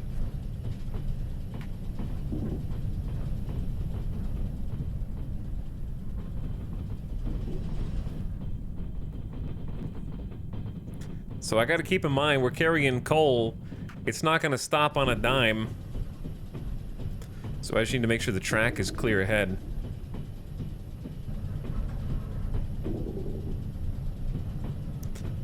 Let me see, what color is the light? Red? So we need to be... Wait, is that red for us? No. That's not good, chat. Doesn't that mean we need to, like...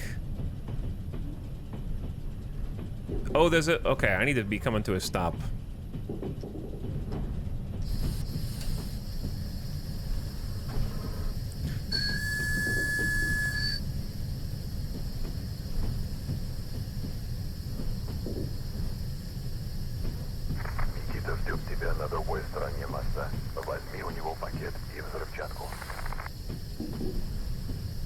Okay, he's waiting for us on the other side of the bridge. Pick up a package and explosive charge from Nikita. Wait, am I not supposed to be on the bridge? Are we gonna blow the bridge? Or am I supposed to drive the train across the bridge first?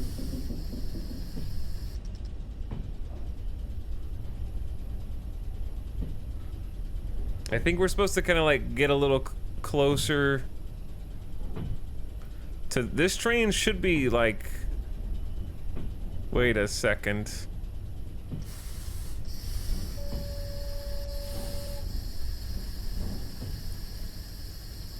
Uh-oh.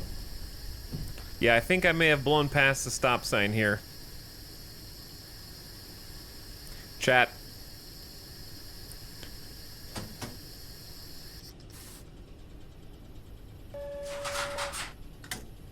Chat, it's AI.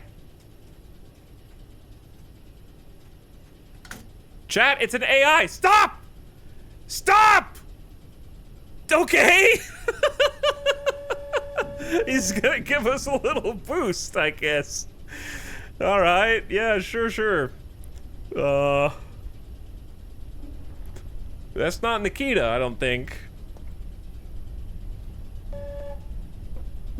I'm glad that I put us in reverse.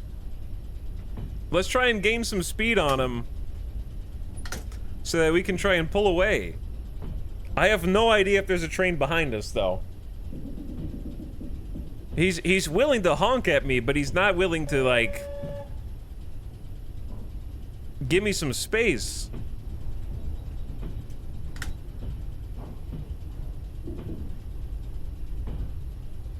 I feel like those red lights came up pretty quick. How do you lean out the window?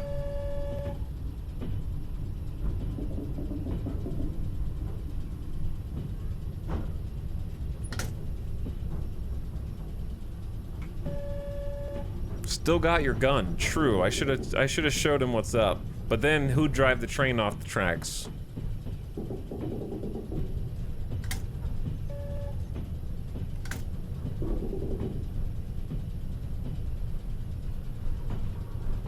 I have no idea if anybody is behind us. All right, we're good, we're good, we're good.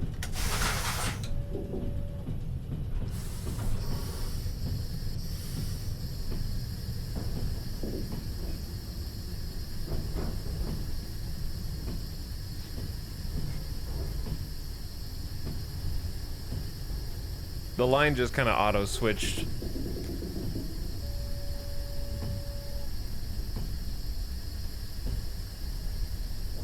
Yeah, this dude's going like 5 to 10 kilometers an hour. He was going pretty slow. But he wasn't going 0. That's the main thing.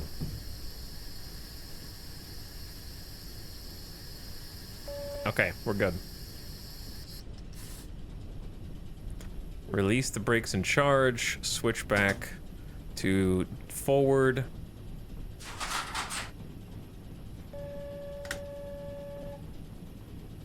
And we should be good to go.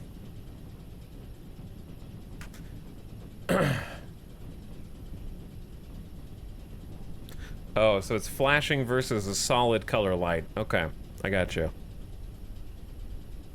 See, for me, solid yellow is the not warning one, whereas flashing yellow, because you know, American brain stoplights, right? If you're at the light and you have a flashing yellow, then it means like yield. Whereas if it's solid yellow, it means you go, but it's turning red right now. So it's like the opposite for traffic lights. What's up, Thor LP? How's it going, dude? Thanks for 68 months and also for being a normal subscriber with a normal subscription message. Very much appreciated today. Almost nice.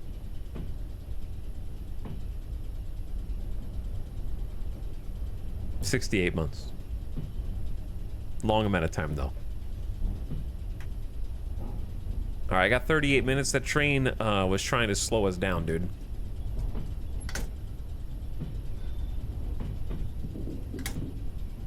All right, let's pick up the pace. I take it you get a lot of weird sub messages? Not a lot, but we had to deal with one earlier.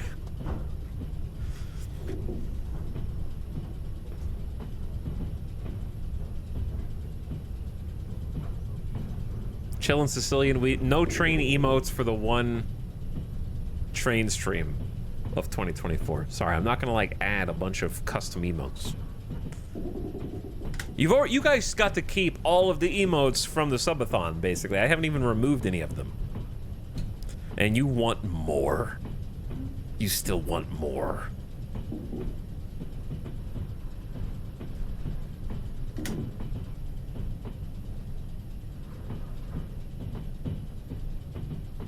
Was the other train simulator the one with the really silly peek out the window animation? I mean, oh, I forgot that the window was open, but I get to peek out the window on this one too. But yeah, I think that you could lean in the other one more manually. I think you're supposed to like toot the whistle or something. How many times are you supposed to toot the whistle when you're going across a bridge? Deep horn. Very deep horn. I would laugh if you could stick your head out and get killed by the struts. It would be pretty funny, yeah. I believe there's a horror movie about that already.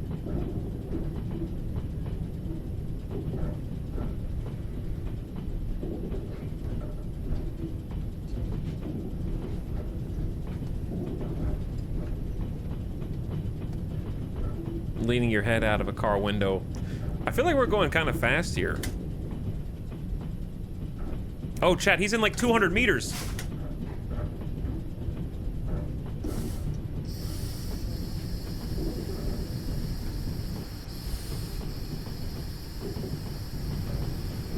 Nikita! No, emergency braking is a little... Nikita! I'll come back for you, Nikita. We're hitting the brakes right now, bro. Okay, we're going a little far, man.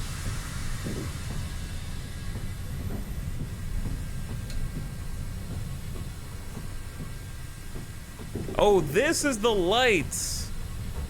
This is the light. Just jump out while it's moving. That's the white light. Proceed with caution. Signal not detected. Dude, even with emergency braking, this thing is taking its sweet time. Yeah, I should have been throwing on the brakes much earlier.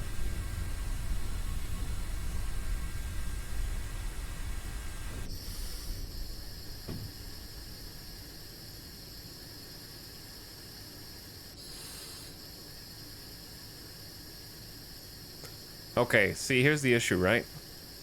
In this game, how do you put on the train brake outside of just this?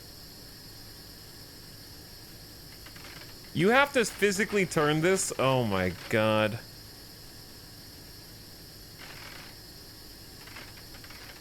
Is it just the front? Or is the cold not gonna push us?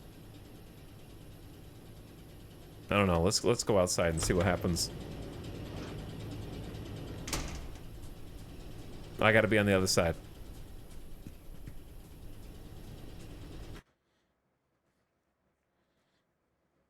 Hi, we driving train today? We are, Che. We are. Also, I'm scrolling up. I'm scrolling up. Okay, I'm scrolling down. Thank you. You're welcome, Valkyrie. You are welcome. Thank you for the 14 months.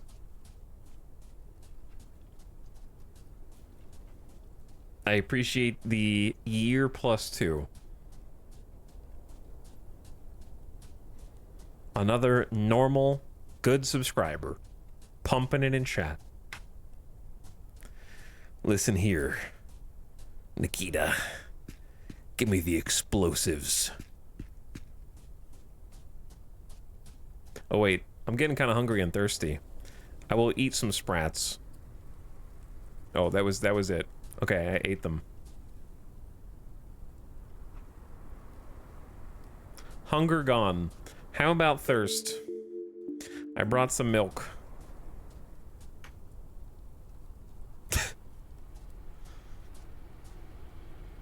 Perfect. Ради этого момента я трудился часы, дни и недели напролет. Chat, is this AI? Be honest. Я творю волшебство в воздухе. Разноцветные вспышки и узоры — это словно мои кисти, рисующие восхитительные картины в небе. Press E to take the package and explosive charges. Я всегда должен действовать профессионально и заботиться о безопасности.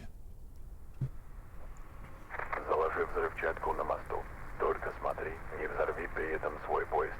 У тебя на это 15 Plant an explosive on the bridge? You have 15 minutes. I've only got 32 minutes to finish delivering the packages. And now you want me to blow up a bridge halfway between my point of origin? There are too many artifacts in his voice for it to be real. That's how it sounds to me, yeah.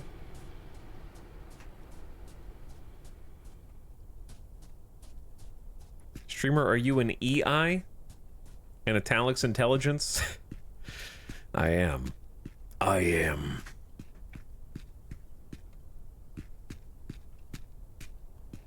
Did you guys hear a second set of footsteps a second ago, or was that just me?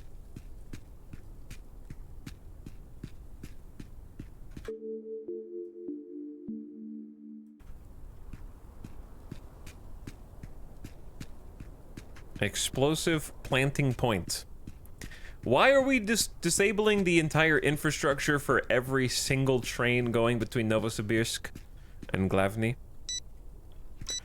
How many seconds are on that? 26 seconds? Why did I go back to look? If it said 10, I'd be dead. I'm sorry, what did it say?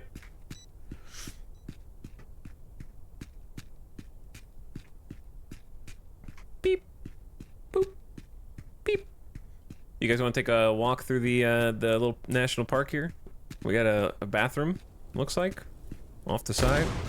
That was not 30. There's no way that was 30 seconds, right? $100.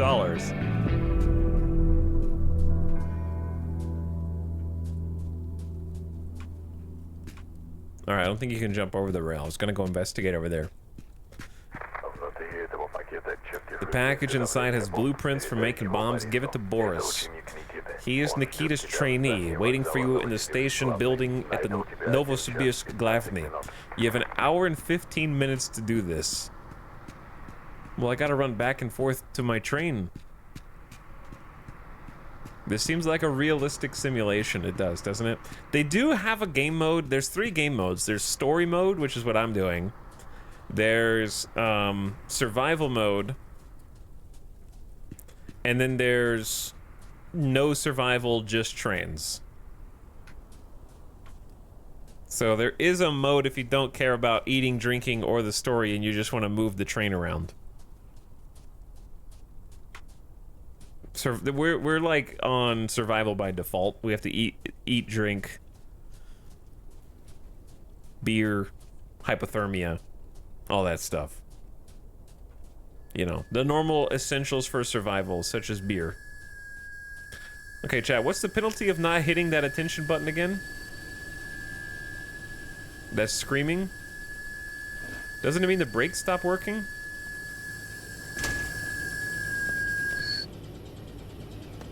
Death.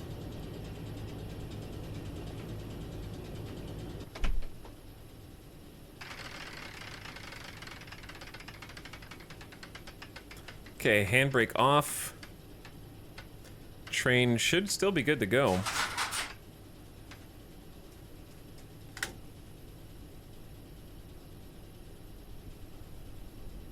We'll start building up speed.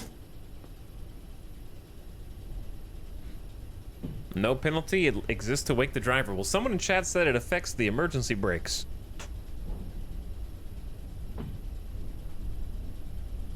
So I have no idea. How do I tell how far away Novo... Okay, it's 2.9 kilometers at the top right.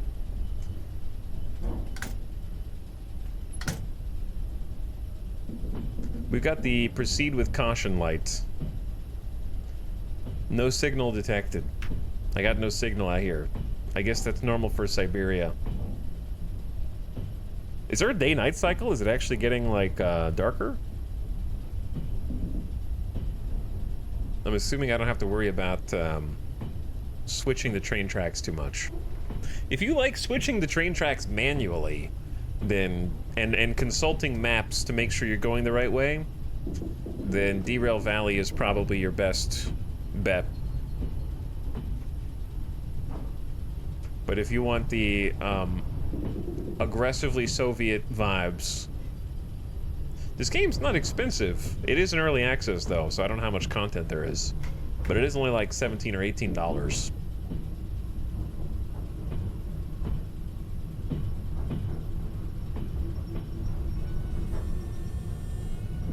I do hear another train.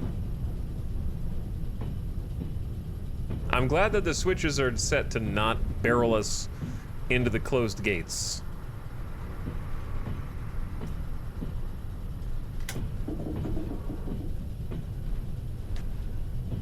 If you push through the hangover long enough, can you get sober? If the meter fills up, you die. So you can die of not drinking beer. Or hypothermia, or illness. Which I think illness is not necessarily getting sick. I think it's you got shot. Your illness is there's too much lead inside you. Slow down, slow down. Wait, no. Speed limit 40. We're good. We're going 30 right now.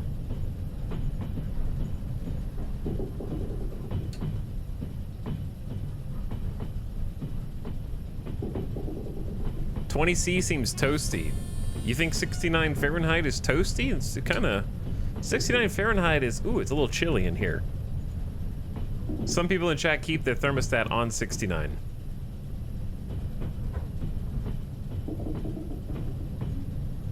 It's a little chilly, actually. I would say like my idea of room temperature is probably like 72. But here's the thing, your thermostat lies to you. So like, for me, I have to turn the thermostat up to, like, the higher 70s because my office is closed. So the air's not... Okay, I gotta read this. Beginning of a dangerous place and end of a dangerous place indicate the boundaries of a dangerous section where trains must travel at reduced speed. This may include construction sites, limited visibility, or regions with specific hazards. Okay, beginning of a dangerous place. Railway wagon disconnection area 14 hundo. So what makes it dangerous, per se?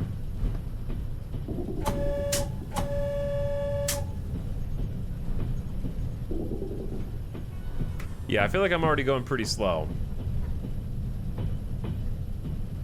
So is this the end of dangerous place? Okay, vertical is end, horizontal poker chip is beginning. Vertical poker chip is end.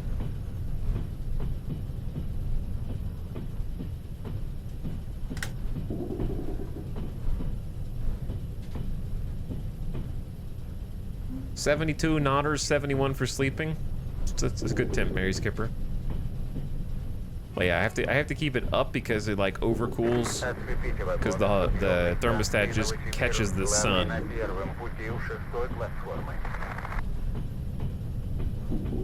And so it thinks that it's way hotter than it actually is.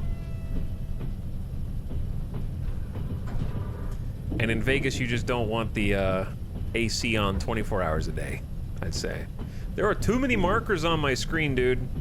Why are there a shop in the sky? Alright, I'm gonna start slowing down, though. Please don't walk onto the track, sir. Hopefully I don't need to switch any of these, because I don't know where they go, man.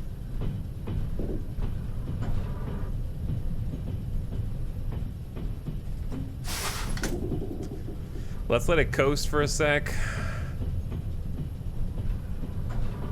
Because we're gotta go downhill anyways. Possibly even just start applying some brake. That way we don't gain speed here.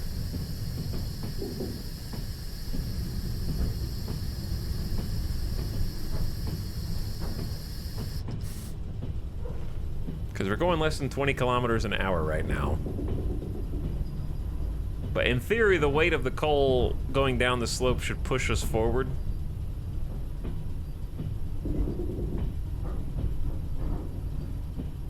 I assume we have to get the whole train to go past... Yeah, I guess it depends on where we have to, like, take it in.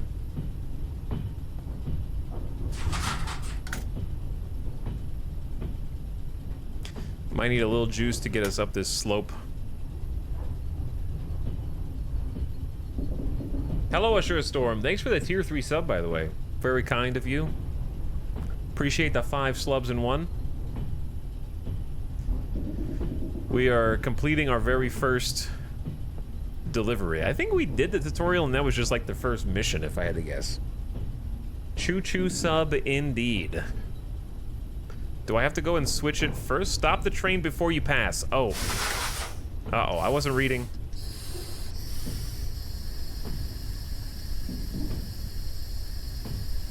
It's okay, we're going pretty slow. I'm just gonna say I did that on purpose because we're only 50 meters away.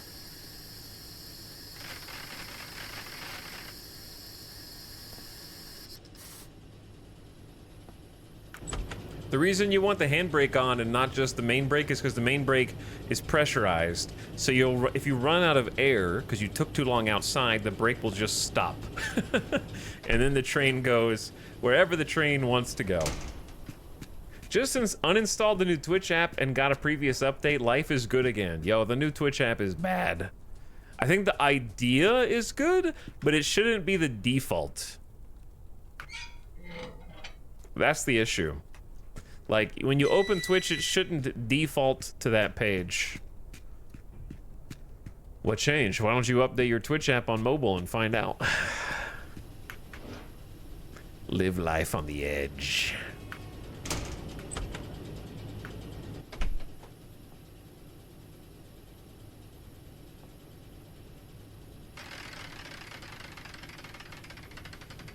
Hopefully we don't start like going backwards.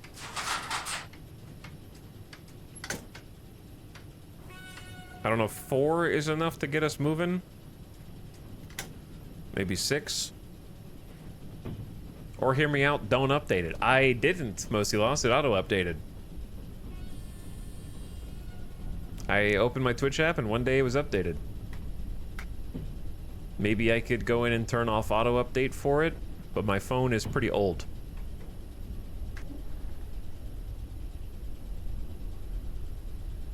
But yeah, it wasn't a conscious choice. But also, I have to keep up with what they're actually doing. So, I probably would have updated it out of morbid curiosity anyways.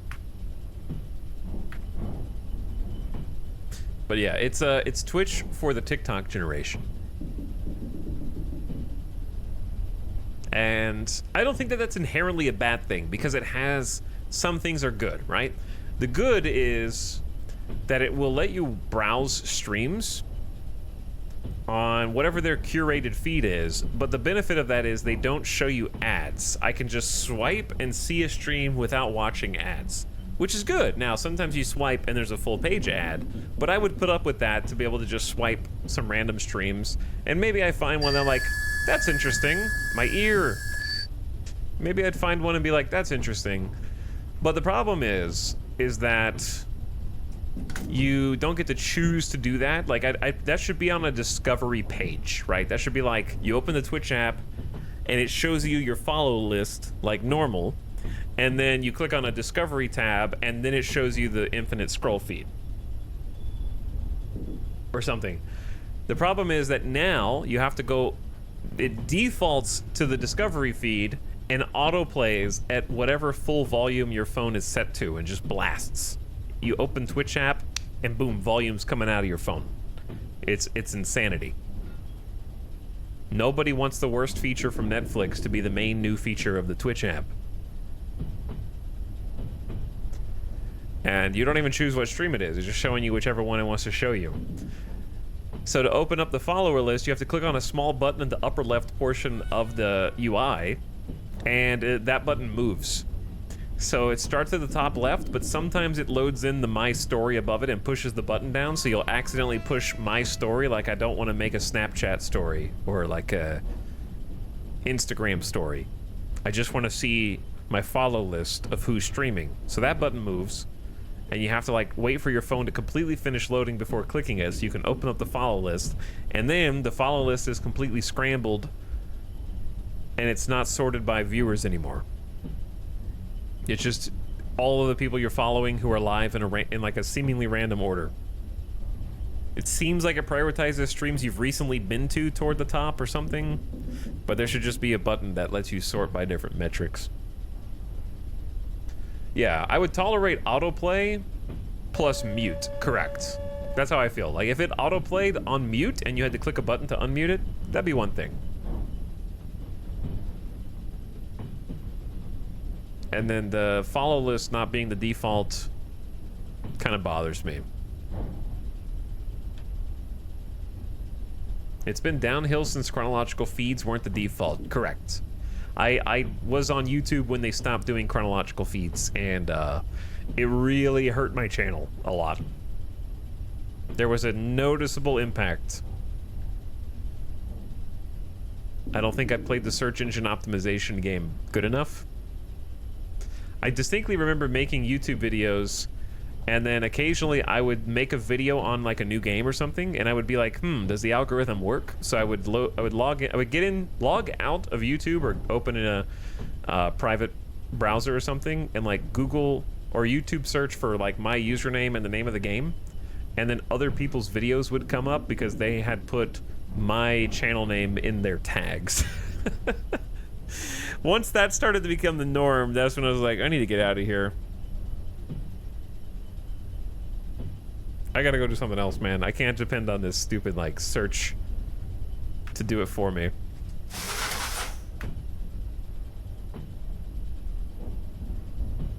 Yeah, I remember back in the old days, Chad, when you went to the YouTube homepage, you would just see a list of all the videos from all the people you subscribe to in chronological release order. You can still get to that now. You just have to search for it, right? And that was the difference maker. Actually, I think we're supposed to keep going.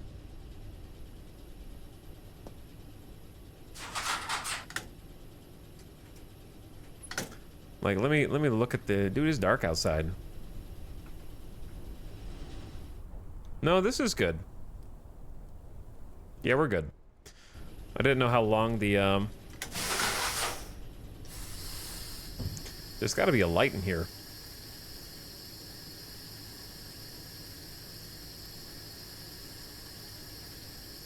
Though I don't know where it is.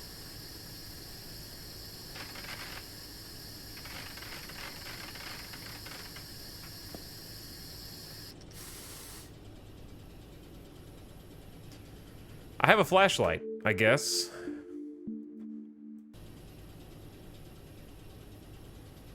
I do have a flashlight.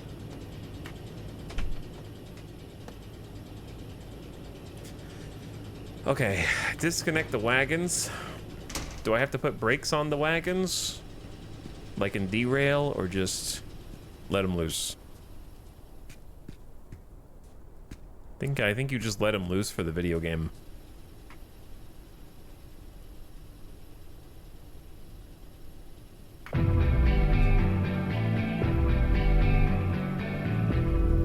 Job complete. Okay. Done. Deliver a package to Boris. I say, should we just try turning the train off so that we can figure out how to turn it back on? Or maybe just run over, I don't know. Like, do we have fuel? Is there a downside? The wagons are ready for transport. Station on track 2, platform 6. Okay, so we gotta pick up that instead.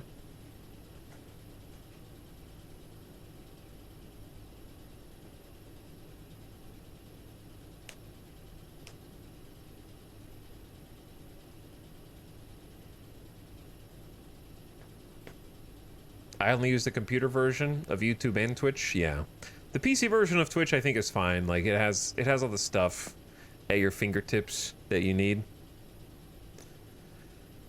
Why did you blow up a bridge? Because the Mafia told me to. Why does anybody blow up a bridge?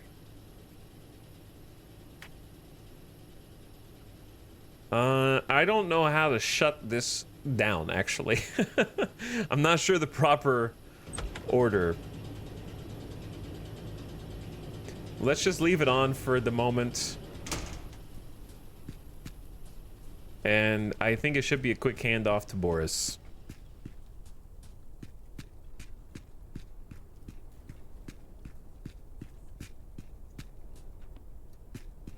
I've worked long and hard to train my Google to be less stupid.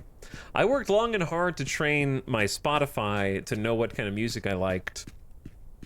And then at some point they introduced an update where your private browsing mode that you could listen to music that doesn't affect your algorithm would automatically end private browsing after a few hours.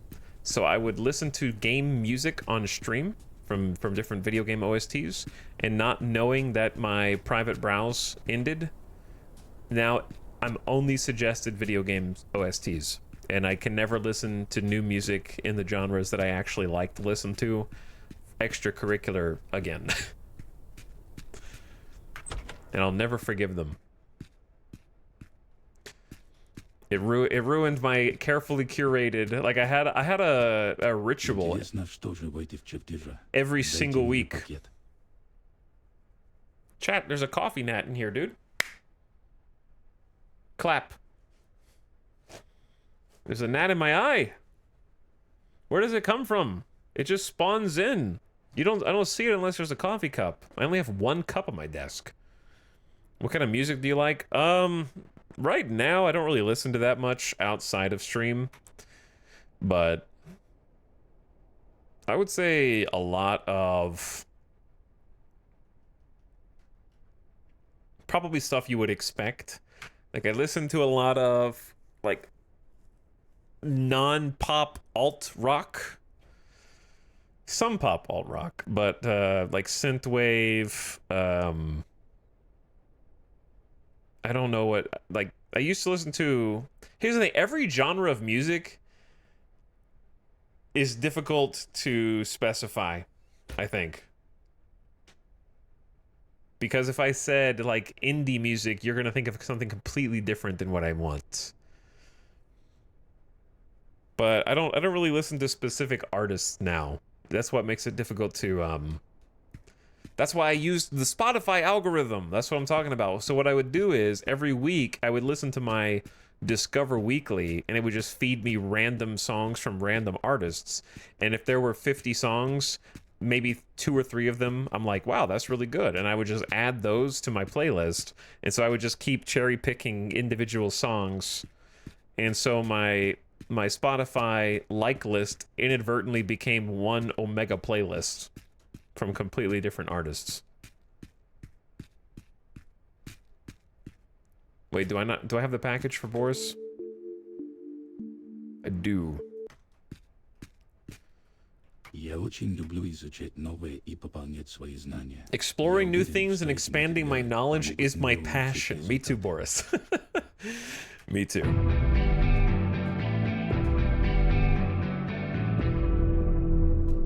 Indie is the second most meaningless word in music after alternative. Yeah, Отличная работа. Благодаря твоему профессионализму. alternative used to sort of just mean not regular pop rock. Нам нужно отменять But now it is небольшую pop сумму rock. фальшивых денег на настоящие. Иван сейчас в баре на We must станции exchange a sum of Новосибирск. counterfeit Он money to отлично real умеет money. подделывать деньги. Он We gotta go передаст meet a тебе конверт forger с and take an фальшивыми envelope деньгами. with fake money in it.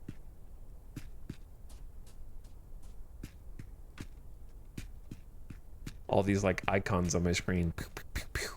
Boom, boom, boom, boom.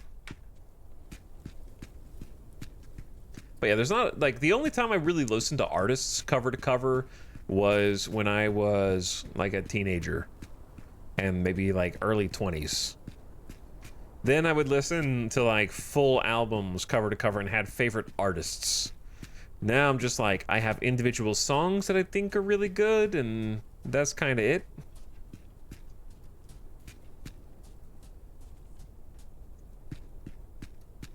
So it is difficult to describe specifically. Attention! Attention! I'm awake, dude.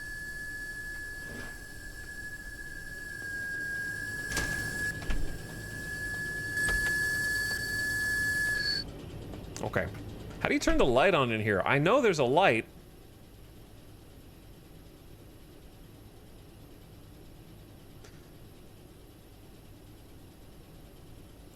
There's a light right there. But you can't activate stuff with the flashlight out, I think.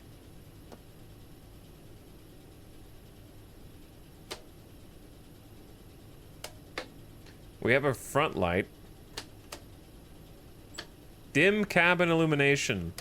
Bright cabin illumination. There we go. Now we're in business. Chat, I broke it. Nope, I didn't break it.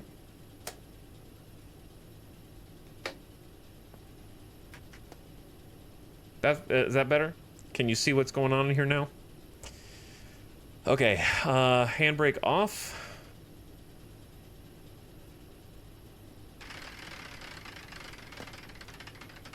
Position forward.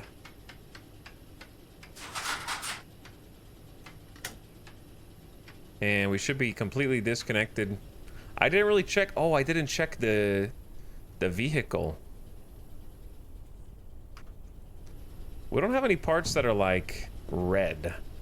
We have 64% durability.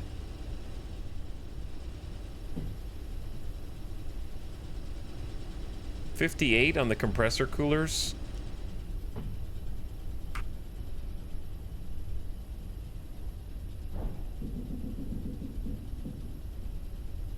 Wait. Okay, yeah, we're good, we're good. Making sure we weren't taking the call with us.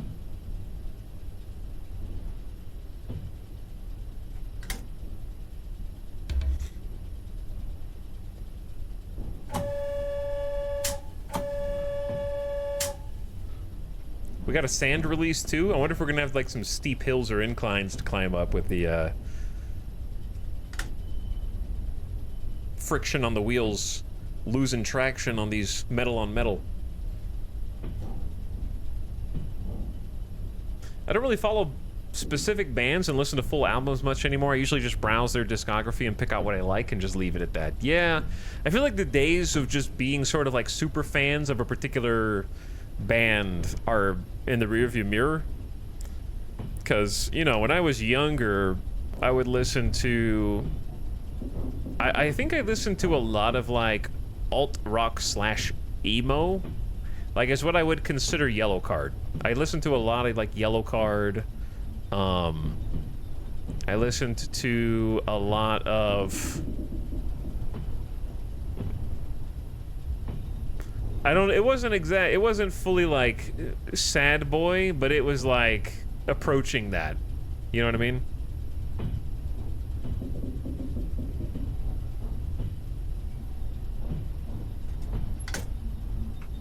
All right, hold on.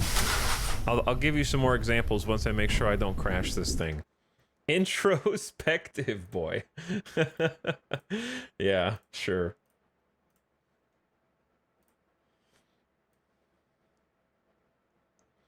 I really liked this band called The Deer Hunter. D-E-A-R, not D-E-E-R. I didn't like really that much after their first two albums, but I was obsessed with like their first two albums. I listened to a lot of Gorillaz. I listened to some Daft Punk. I listened to some Deadmau5. I listened to some Arctic Monkeys. I listened to some Black Keys. I really love this band called The Classic Crime. That was like another approaching emo sad boy band. I listened to a ton of The Classic Crime. Listened to a ton of Yellowcard. I will always love the first Maroon 5 album, but only the first one. I listened to a little Kasabian. I listened to, a long time ago, I listened to a band called The Heavy. Listen, I still know the words to all the popular 30-second DeMar songs. Okay, there's some pop in there. There's some pop in there, for sure. Okay, do we need to throw on the brake now?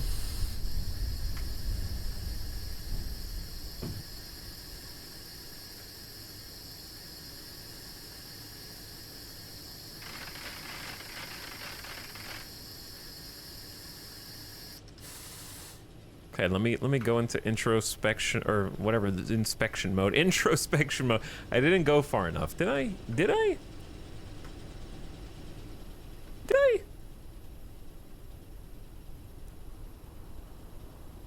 Maybe I did. It's just right there, right?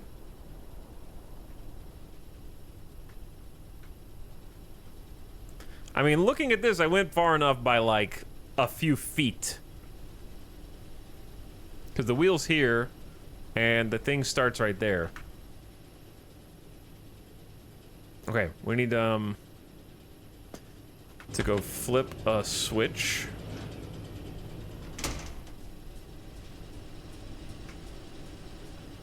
Death Cab for Cutie? Not really. Not really. I don't think I listen to them very much. Okay, so that moves the rail away so the wheel can kind of go on the right track, and we should just back it straight up. Straight in there. I had a high school teacher play Radioactive every single day, and now I'm allergic to every single day.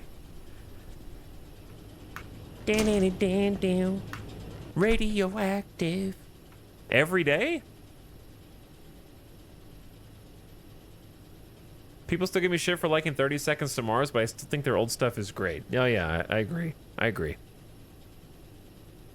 Like that first self-named album, I think.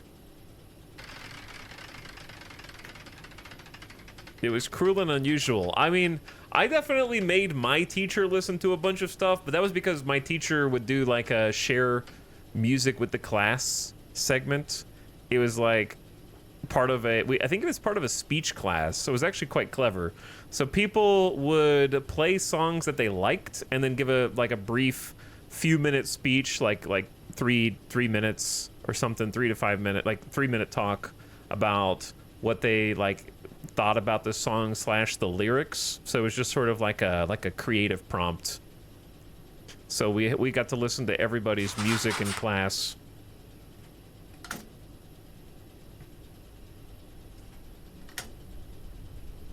And so I probably shared a lot of embarrassing music back then.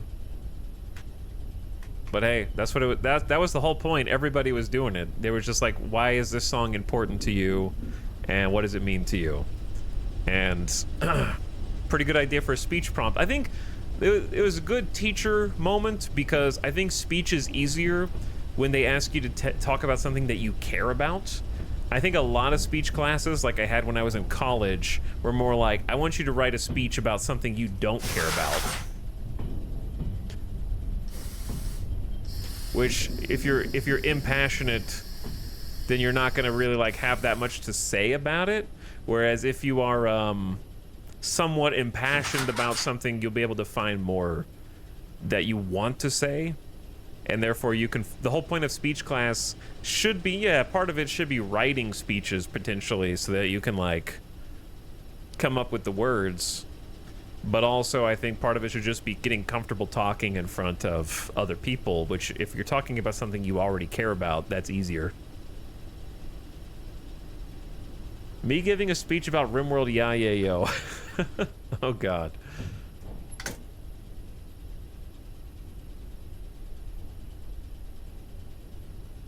My professors asked me to play music during class.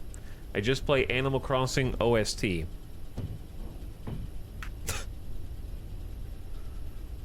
See, I would only play the Animal Crossing songs that I would only play KK Slider songs, and that's it.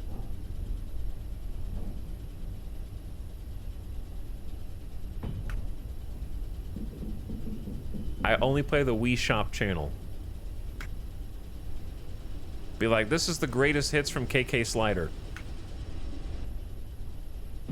Sorry, we're going really slow here. I'm kind of like scared to fail. Do I have a timer yet?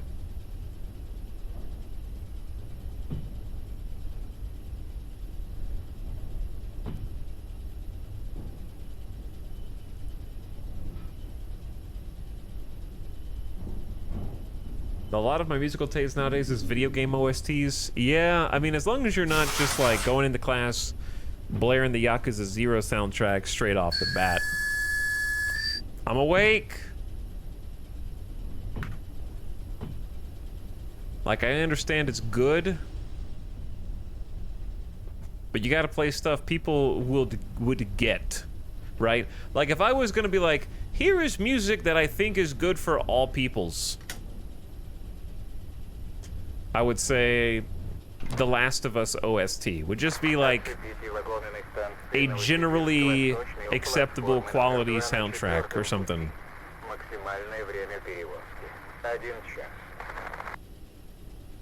The maximum transport time is 1 hour. Okay, so we need to put the brakes on because we should just be instantly connected with this, right? And then switch to M.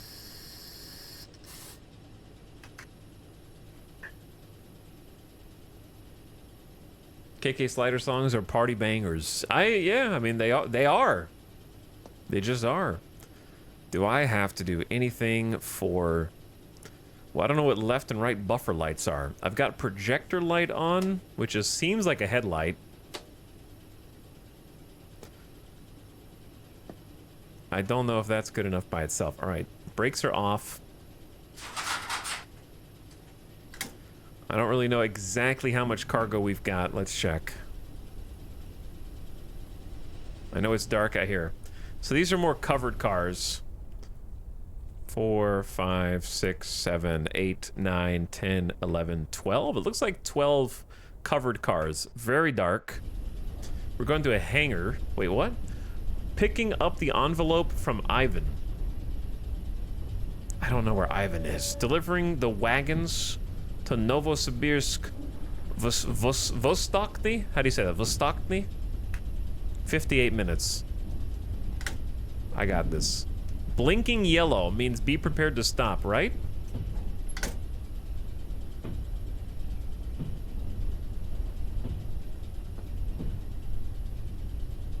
Minecraft songs definitely get like at least 50% success in a random crowd.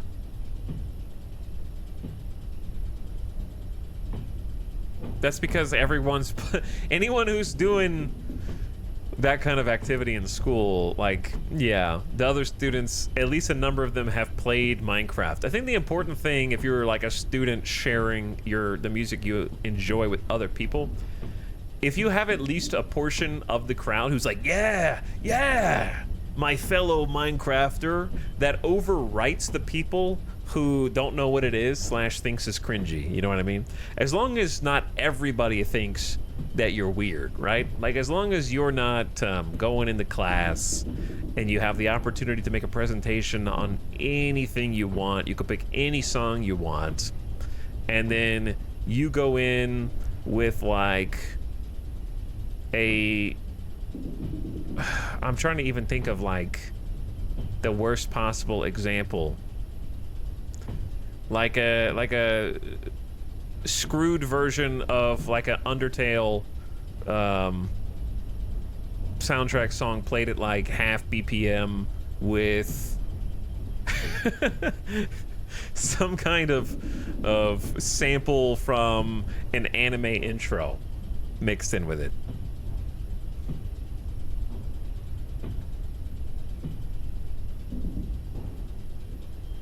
When am I supposed to stop, by the way? We're still on solid yellow.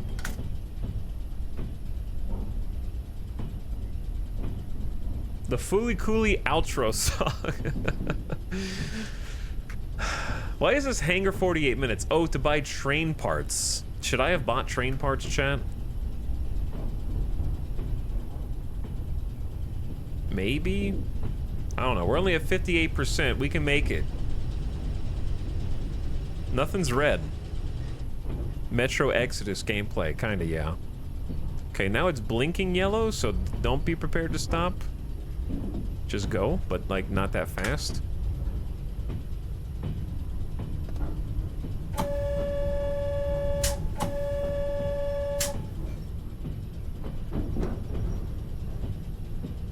And then we got green after that, I think. So I'm gonna start speeding up. Because green means up to like 60 kilometers an hour. We're only going 25 right now, so let's start going.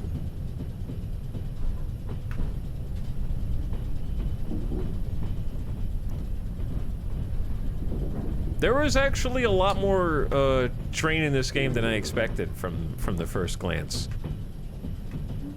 However, that being said,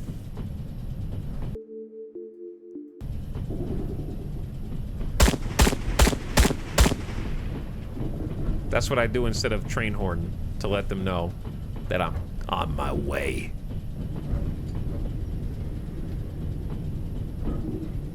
Oh, oh, oh.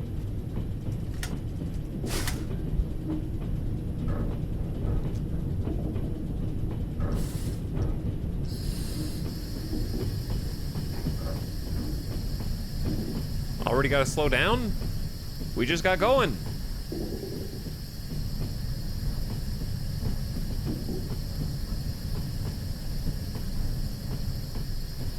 Wait. This says green. Movement up to 60 kilometers an hour, yet I just passed a sign that was flashing yellow. Right?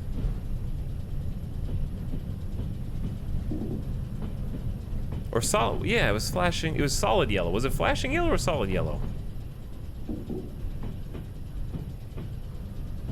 You are approaching a neutral section, a railway track segment where there's no electric voltage. In a moment, you need to lower the pantographs and turn off the traction motors. Make sure the train speed is sufficient to avoid stopping? What?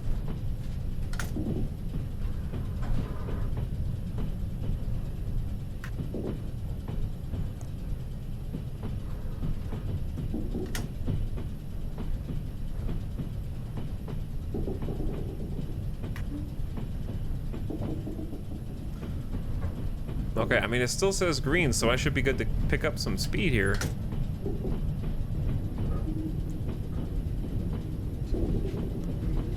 I don't know if I'd want to be going down that wiggle at like 50 kilometers an hour, but it's probably fine. Okay, set the main handle to 0 and lower the pantographs. The main handle.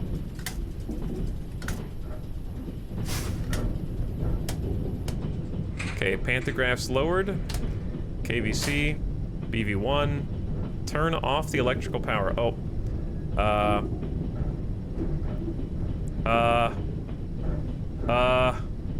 Chat, how do you turn off the electrical power? Chat, how do you turn off the electrical power? Hurry! The 3-prong plug.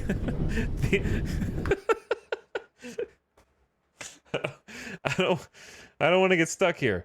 I don't think it's the compressor, right?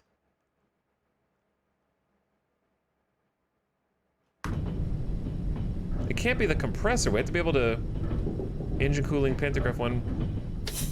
Oh, it was pantograph's power. Probably. That one. I figured it out. We're already at the end. I probably damaged the train. It's crazy you gotta turn the whole power off, man.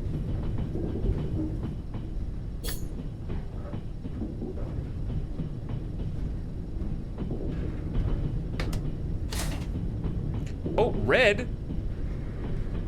Red.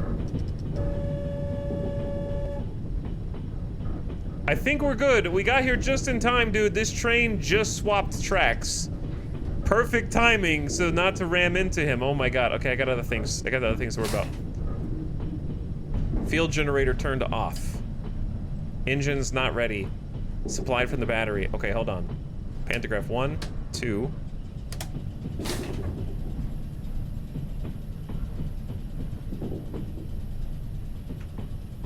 Are we good? Is this one supposed to... Field generator turned off. Unavailable.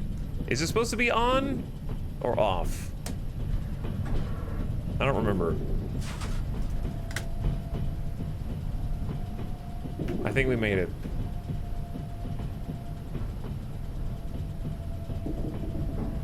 It's only for suppressing anomalies. I see what you did there.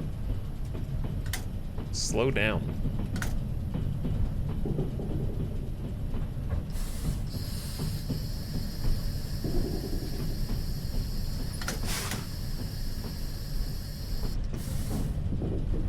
Okay, we're going like 30 kilometers an hour. We're good, we're good.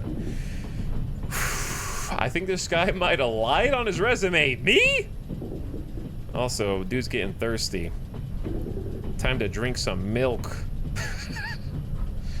You can't be a train conductor without a glass of milk. You know what? I like to follow up my milk with a little beer. I find that they go good together. Oh. Hold up.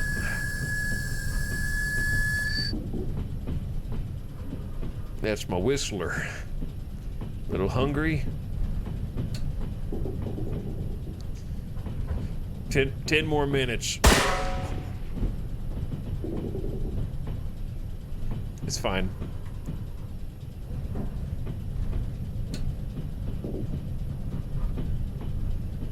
Beginning of dangerous place. I'm sure it's not dangerous. Don't lie.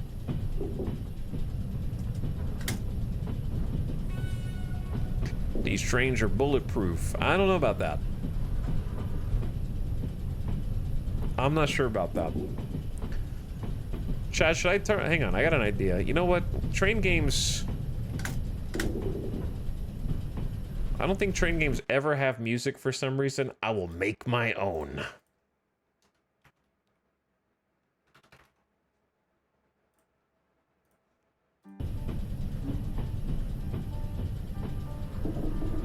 There we go. No radio in the train. Well, there actually is a radio.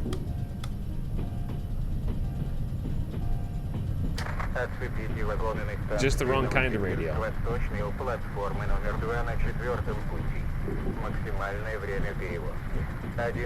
They need these train cars transported in an hour.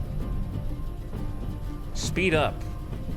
I'm speeding up.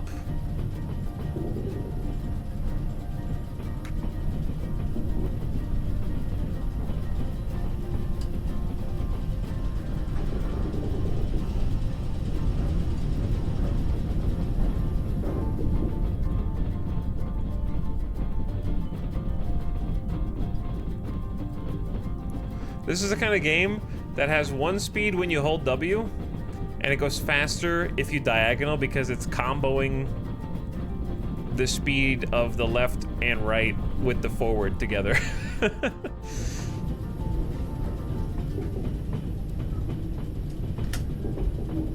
But yeah, we should be good for like speeding up even more. Here's the thing. Why is position 14, why are we good to go 150 kilometers an hour on this if we're actually only supposed to be going 60 max? Eh?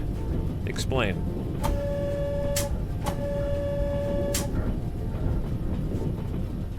I just phased through the door. And out the other side. Please do not walk this direction, sir. Okay, we gotta slow down. I can't see the actual important information here.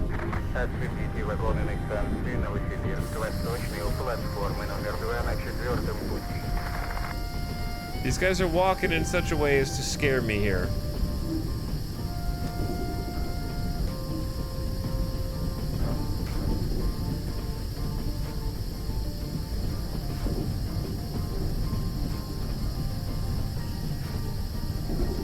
Okay, I did not hear the last thing that they said, but we're coming up.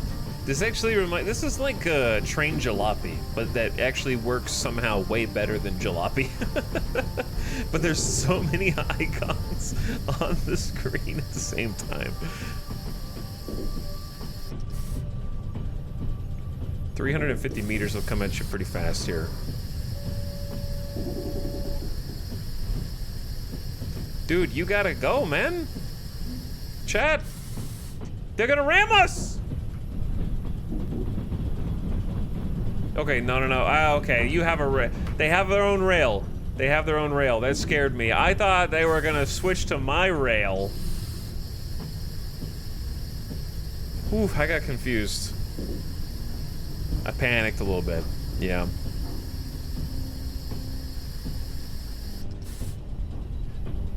Am I gonna be the train conductor that stops right in the middle of this railroad crossing for all the nice citizens? And there doesn't seem like there's that much traffic, thankfully, but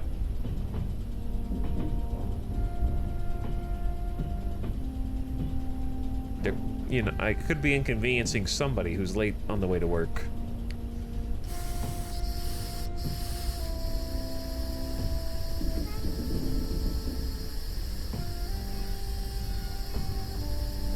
I miss Metro Exodus. Someone in chat mentioned it earlier. Metro Exodus was a fun game.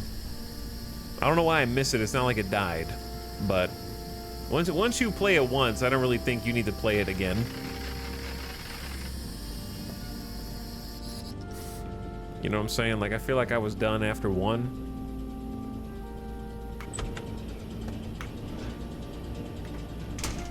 I remember when it first came out, nobody could even play Metro Exodus with the highest graphics settings. It was like the biggest test of anybody's computer. That was before we had really optimized real-time reflections and all the... Chat, what's the stupid NVIDIA thing called again? You know what I'm talking about. Ray tracing. They were still trying to figure out ray tracing and RTX.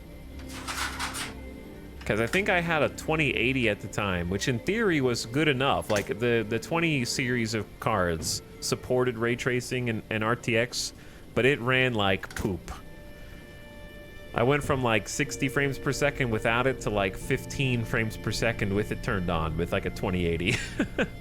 Yeah, the ray tracing demo. Now that technology has advanced and drivers have advanced and my graphics card has advanced, I bet it looks crazy. Metro Exodus Enhanced looks absolutely stunning and runs like a dream. That proved to me that RTX can be more than just a gimmick. Yeah. For me, it was Cyberpunk. Cyberpunk with RTX actually looks gorgeous. They just had to like fix it and optimize it over a few years. RTX technology, I think when it was first kind of coming out, I was like, this is stupid. This is a waste of time and resources. This will never catch on. And now that we've actually figured out how to like get normal frames with RTX turned on, you still have to have a good graphics card, but still, even if you had the best graphics card, when like Metro Exodus was new, you'd get like 15 frames per second. The 20 series was pushed out without enough power. Yeah, the 20 series was not the best. I thought the 2080 was like the best. It was the best I could get, basically, back then. And it came up real short in a lot of respects. My fondest memory of Metro Exodus was not realizing there were night vision goggles until the very end of the game. How many times did you reload checkpoint because something just jumped out of the darkness and bit you?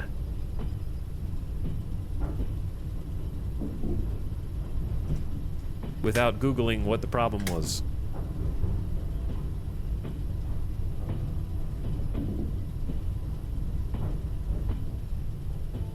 I love the first two games. Yeah, I was a Metro 2033 and 34 or Last Light or whatever it was. Super fan for sure.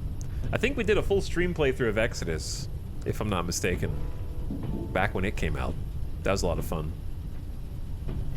I think we had like a full DLC stream for Last Light or whichever one. Did somebody fall down right there? Is there a person on the ground, or is that just a object?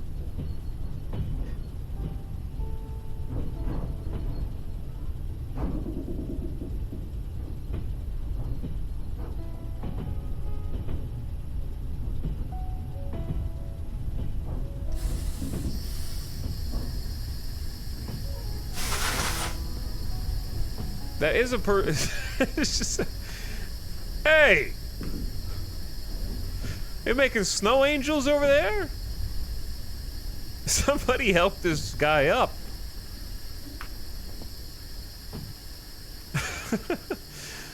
I'll have to go investigate. Let me make sure we, yeah, got all the train cars inside the lines.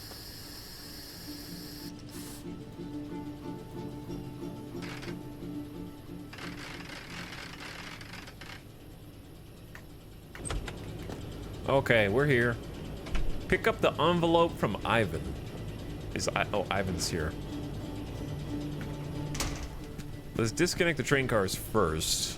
We got 40 more minutes. Very generous mission completion times.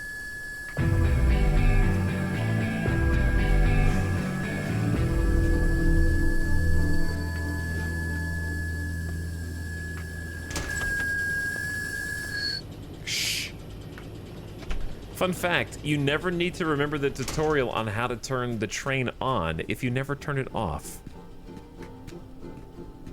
Oh. Yeah. He is just passed out. Look, I'm gonna help you out, dude.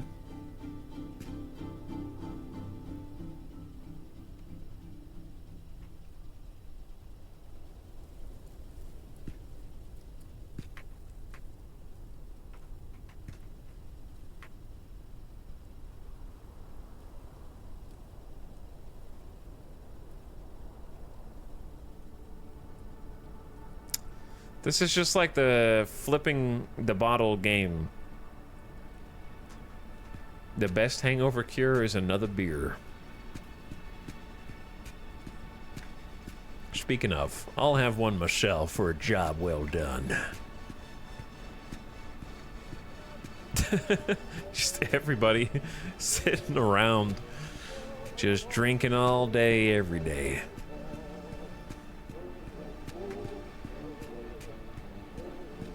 We're listening to some kind of music in here.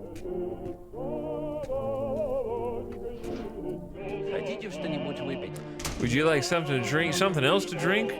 We got vodka. Slam that glass on the table. Another!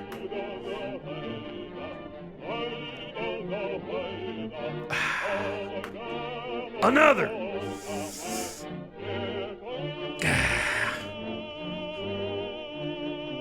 Chat, what's that say? 40% ABV?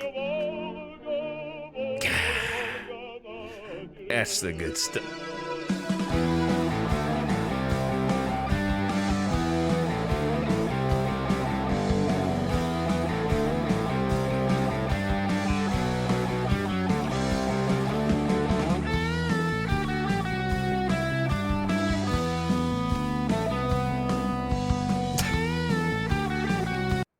Bro cannot hold his drink. What was that, like 5 shots?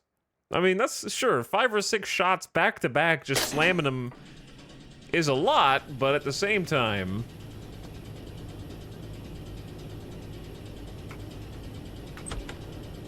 it's too powerful. 5 shots or 5 bottles? It looked like 5 shots to me. Dude, history repeats itself.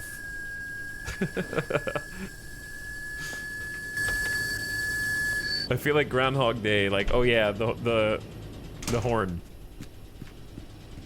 The alert.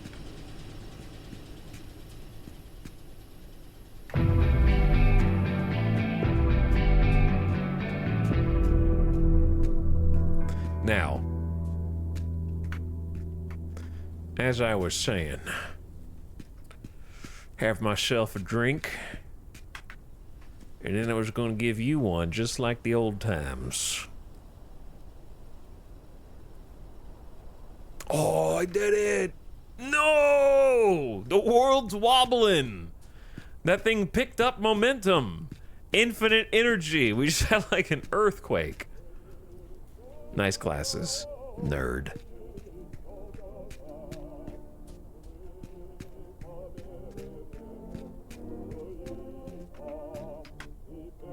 See if I can knock people over with physics. You're the mafia shop? I would like to buy some weapons. You big angry man. 200, what? Okay, I think the AK was like only $100 cheaper than this. I could be wrong. Yeah. I'll buy those things.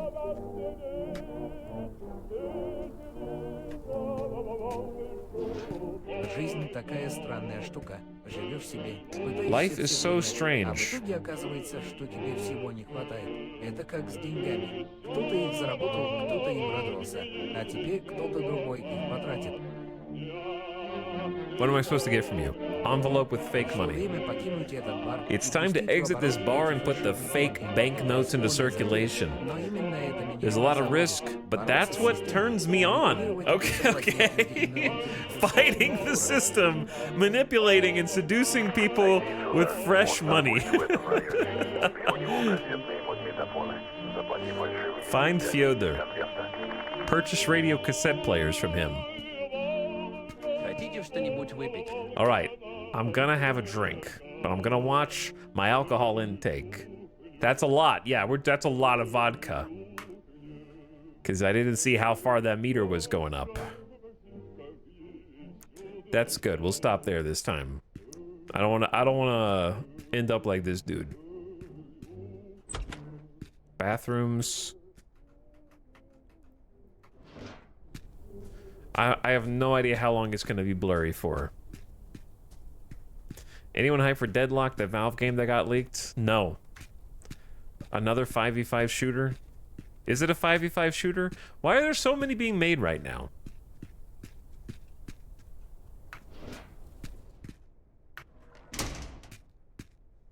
I saw some people online upset that people were upset about that game from yesterday being a 5v5 shooter, and they were like, what's wrong with having a few more? There's only 2 5v5 shooters that are currently reigning champions. Why not have more competition, more gameplay, more choices? Why is everyone so upset? There's really not that many of them. To which I say, I think the reason people were upset yesterday was the cinematic and the announcement sort of don't match the content, right? Like, you're advertising almost like a story-based game with, like, voiced characters, and the only thing that you're giving to those voiced characters is, like, one cutscene a week, aka an Overwatch cinematic. And I think people were, like... I personally wasn't enticed by the characters, but I think that people who were, you know, like, oh, these are neat characters, I'd like to play a game with them, wanted to have, like, a campaign with the characters. So then when you go through this like really highly produced cinematic and then drop it into, well, it's an arena, it's a 5v5 shooter, it sort of feels like a bait and switch because it felt like you were advertising a different game when really you were just advertising a 5v5 shooter that also happens to have a loosely attached story that really doesn't matter because no one, like, it has no bearing on the actual gameplay. You can just watch it on YouTube. Yeah, kind of. You're just gonna watch it on YouTube. Cabbage. Yeah, I'll buy you a cabbage. I have a knife. I don't know how many knives or wrenches I'll need, but I do have one of each at the moment. Посмотри на них, красивый классический дизайн, современные ручки управления, I'm seeing double here, friend. I'm a little drunk. Благодаря этим устройствам музыка получает новые измерения. Каждый звук приобретает теплоту и характер. Beautiful classic design. Explore the magic of sound. Purchasing the cassette players. $1,000. Press E to buy with fake money from the envelope. Спасибо. Okay. Здесь редко можно Gotcha. встретить такого хорошего клиента, как ты. It's rare to find customers like you. That is a big crate, yeah. He robbed an antique shop, maybe.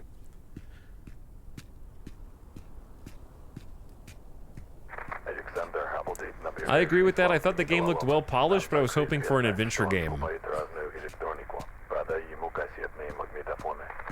Sell Alexander at the scrapyard the cassette player. Okay. I can do that.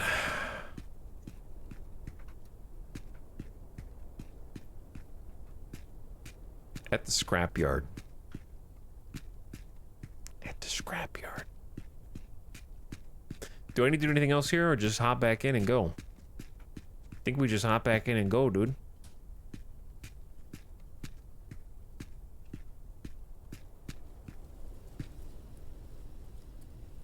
Does anyone remember Lawbreakers? I do. I actually played Lawbreakers before it released at E3. I did like a preview of it when they were trying to like hype it up for content creators.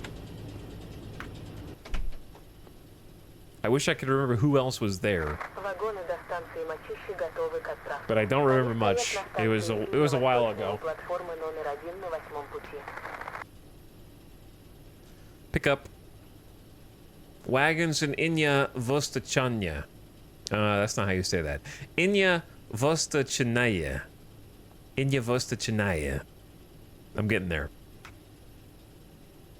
Okay, I just never turn this train off, so I never have to go through the setup process again. I don't even... It runs on electricity, so we don't have to worry about fuel. I would have to turn it off possibly to work on it.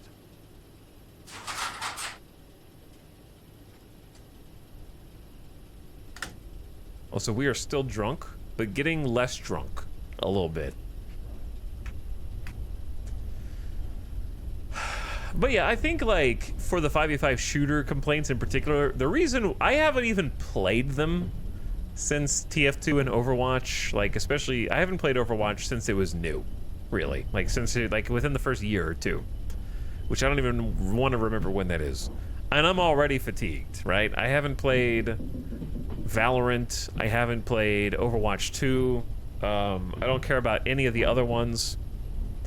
And I think the reason is because to me, they don't look like different games. Like, for example, if you wanted to play a MOBA, to an outsider looking in, I know that this is heresy to anybody who actually plays them, but League of Legends and Dota look exactly the same to me, right? But if you looked at Smite, you might not like Smite, but you'd be like, oh yes, this is also a MOBA, but it looks completely different. Right? Like, there need to be more Smites in the 5v5 shooter genre for me to look at it with any kind of like care or concern, because they just kind of all look the same to me. Like, the inspiration from Overwatch is just too worn on the sleeve. I would say that the one yesterday, I have already forgotten the name of it. It's Concord. Okay, Concord looked like Overwatch 2 gameplay with Destiny 2 graphics, right? It just looked like the inspirations were too transparent. So for me to look at another 5v5 game, it's not that 5v5 is inherently bad, it just needs to look like a different game. Monday Night Combat was sort of a FPS MOBA, kinda, yeah, sort of was. Or even taking games like that tried to do something different, which I would say Paladins, right? Paladins has tried to do something different. I don't think that they really succeeded fully. It was a fun game. That would be an example of like a side shoot of the 5v5 genre that at least feels different. I'm awake!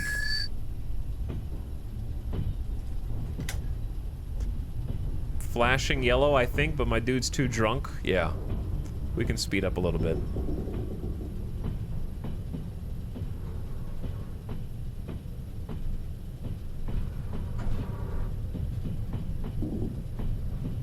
But a similar issue with the Marvel game, where the Marvel game is like, it looks kind of pretty, but I don't know, it just looks like, it's hard to put my finger on it. It just looks too samey, even though it feels like it has a different art style. I think it's because a lot of the characters that are included just look like different skins for existing Overwatch characters.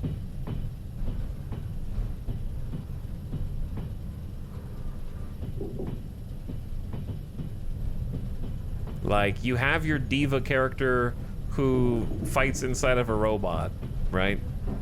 You have your Bastion character who's a big robot with a big automatic weapon.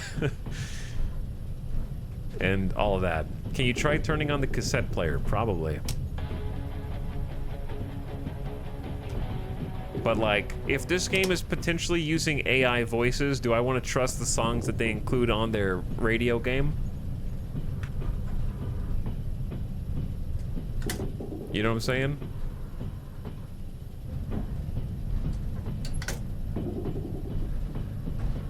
Not necessarily. Yeah, but what Overwatch character says, time to get sticky?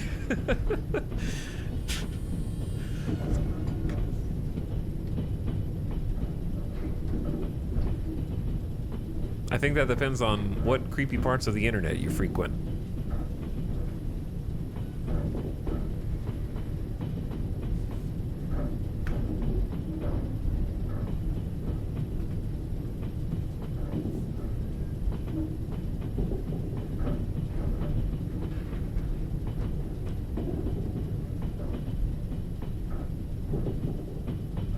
Stir was playing the Marvel Overwatch clone the other day and was done with it pretty quick.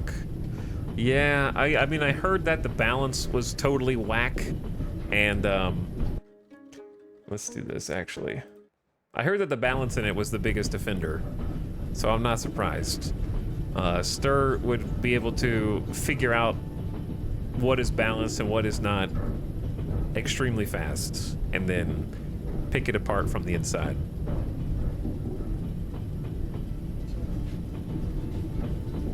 It's just hard for me to get interested in anything Marvel related. If you have trouble getting interested in anything Marvel related, I'd still say you should watch X-Men 97 on Disney+. It won't make you excited for Marvel. It's not supposed to. It's just a good TV show. Just a good show that I would recommend. Two thumbs up. It's not gonna like change your worldview. It was just a good show. That was me with the finals. What? Just like fun but completely imbalanced? Game balance is hard. Game balance takes a bunch of devs listening to a lot of different feedback, trying to pick out who knows what they're talking about, who doesn't, and hopefully playing their own game a lot. It's tough.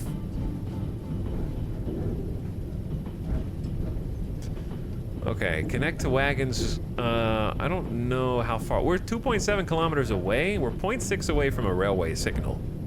So that's good. The top right is good to know. I don't know. We probably do need some, like, vehicle updates soon. Like, fix some bits in there that may or may not be turning red. Okay, we are under 40 kilometers an hour. I'm slowing down, but the light's green. There's just certain sections we're supposed to be going slower.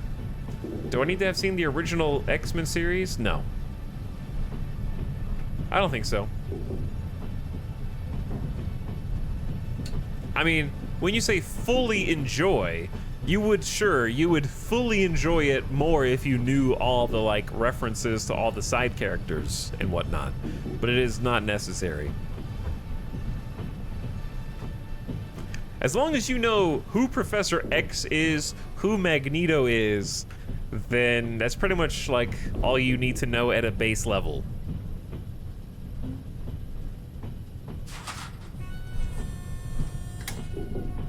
I would say. I think pretty much everybody at least knows. If I showed chat a picture of two characters and was like, which one of these is Magneto, every single person will be able to tell me. So, I think you're fine.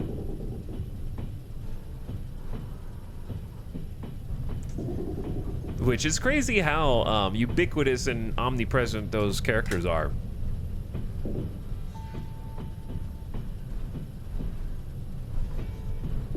Like, I don't think about it too often, but the X-Men, when I think of characters that every person on Earth knows, I would say Mario, Goku, right? Characters like that. But I honestly think I would put, at least in the top 3, maybe the top 5, Wolverine. Like, if I showed somebody a picture of Wolverine in, like, a yellow costume with his adamantium blades out, they'd be like, yeah, that's Wolverine, dude. I don't really think of the X-Men as one of the most recognizable, like, character groups, but they totally are. Like, they're up there. We normally think of the obvious ones. Chat's already saying, like, Superman, Batman, Spider-Man. Yeah, you think of those first. That's my point. But I think that the X-Men are up there, like, just as recognizable.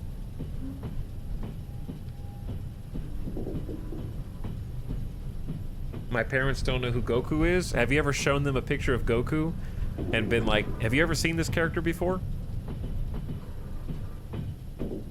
You gotta ask them to know if they know or not.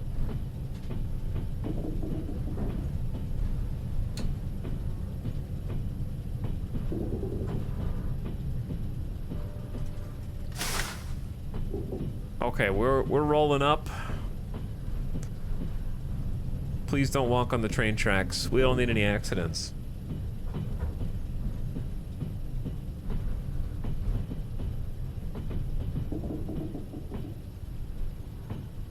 More people probably know about Wolverine the character than Wolverine the animal. I think that's actually true. Like, if you told 1,000 people to draw Wolverine and then draw a Wolverine, more people would give you an identifiable, like, silhouette of Wolverine the character easily. Okay, are we further away from this than I thought? There's just so much clutter on my screen, I can't see anything. They named an animal after the X-Man? Hugh Jackman didn't know Wolverines were real when he was cast. Like unicorns? Yeah. Just kidding. Okay, what are we supposed to do with Alexander? Sell the cassette players. should I just go ahead and like... I feel like we should just go ahead and put the train in position and then just walk over here instead of what I'm doing. Instead of let's like stop here. I wonder if we can park in the scrapyard for upgrades. Or if that's not what that kind of scrapyard is. Because I imagine some of the train parts are messed up. Actually, I don't see a train track over there.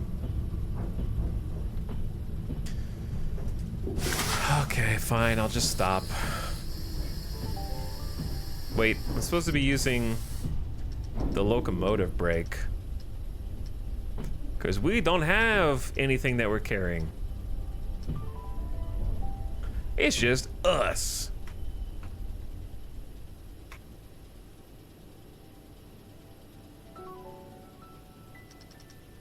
Okay, brake off, handbrake on. Nope. Now, question. Wait. What's wrong with my train, dude? Well, the first thing that's wrong with my train... We have a 1% durability compressor cooler. That's not good. 1%. 4%? Alright. We need some compressor coolers, chat. I hear you, dude. Chill.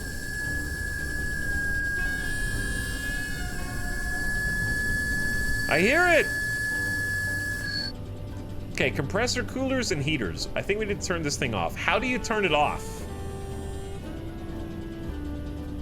Let's just do this first.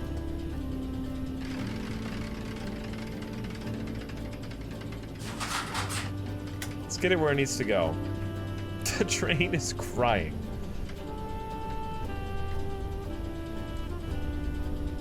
They have little shops where you can like buy train parts and stuff. So we'll load up. I think it'd be a good idea to just go ahead and we can buy it in bulk and like take it over here and maybe just do repairs on the job. But I can go ahead and park in front of our next cargo haul.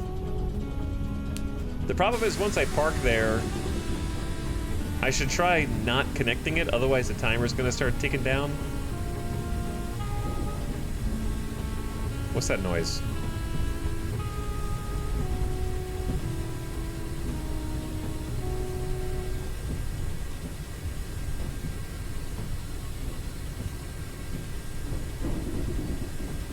What is that noise?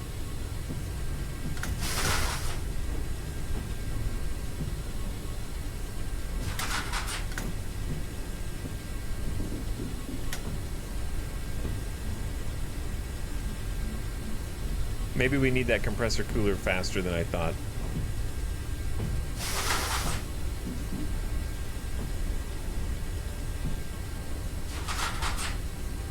Is it the cooler? How do you tell? There's no light on.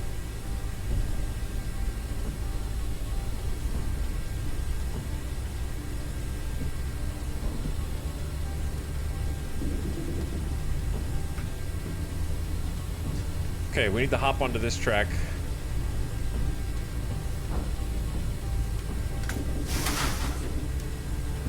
Throw some snow on it.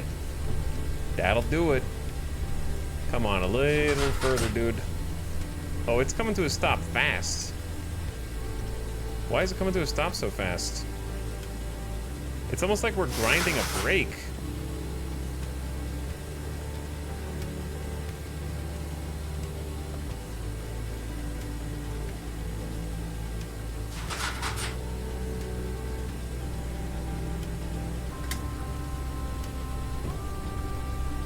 We just need to go a little further. You do not need the cooler, comrade. Open window to engine. I will take care of this. Yeah, I don't know why the train is like coming to a stop on its own. It's almost like there's a brake.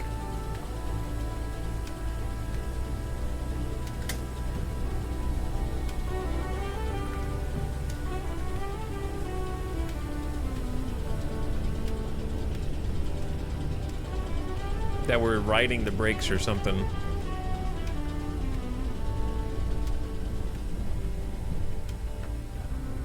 Okay, I could have stopped that a little earlier. Because, yeah, it just comes to an immediate stop. No momentum preserved at all. Oh, because the compressor is just, like, leaking. Chat, the compressor's just leaking, dude. Okay, we gotta stop here. It's already broken!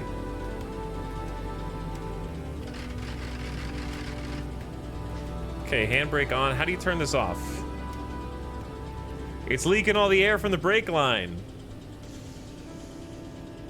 The tutorial told us how to, like, turn it on, but not how to turn all this off. So...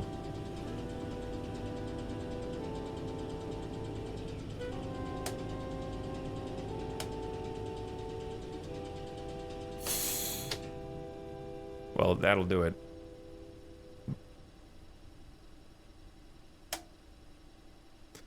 Wait, if the pantographs don't have power, though...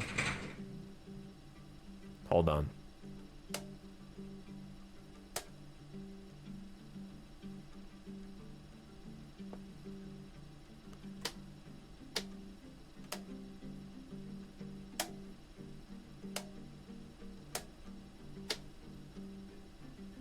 I don't know what the correct order is, but I think that should turn us all of it off, except for the stuff that was back here, right?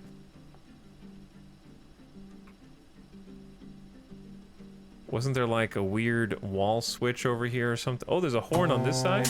Didn't realize that. Brake blocking position, brakes released. I used to know what that meant in Derail Valley. Okay, I remember there was a thing back here that we needed to do.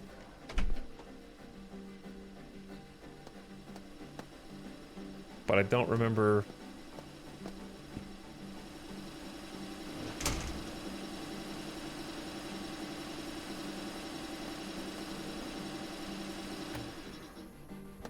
Okay, it was probably that. The small compressor need to be turned on.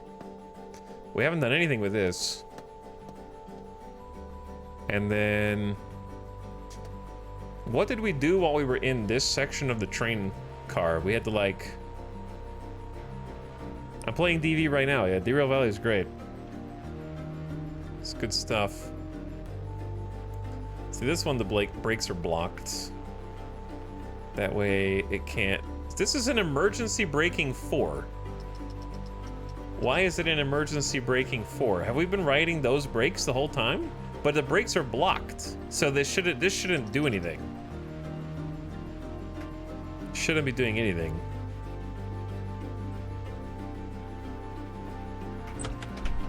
All right, I don't remember if there was another step. All I know is the last thing I forgot is to change that back to position 0. Hopefully that's fine the way it is.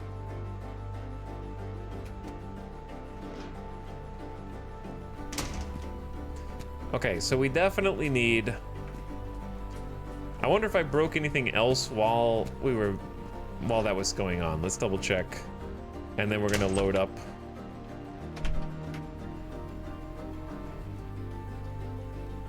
Okay, so we need heaters.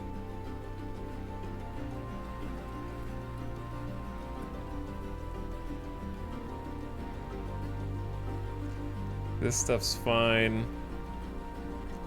We need like 4 compressor coolers and 2 heaters.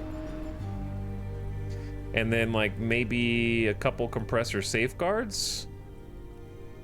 Maybe like 4 compressor safeguards at least. Maybe even 5, because there's 1, 2, 3, 4, 5, 6. Okay, 6 compressor safeguards, 4 compressor coolers, 2 heaters. You got all that, chat? You got all that?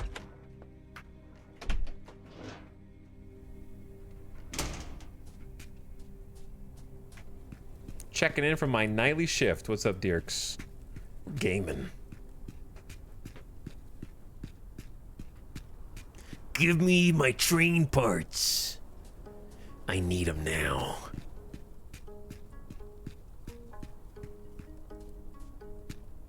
Don't do it, chat.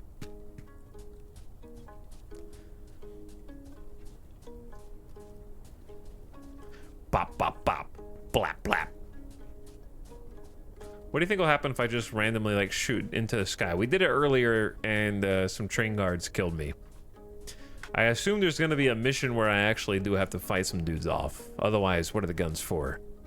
Maybe defense against bears. That's the only other thing I can come up with. Train bandits. Yeah, that's what bears... Why do you think bears are? They're trained bandits.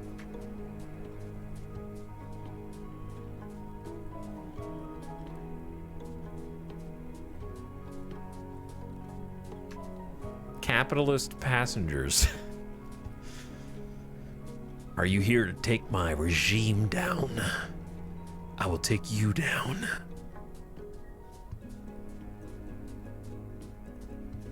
Okay.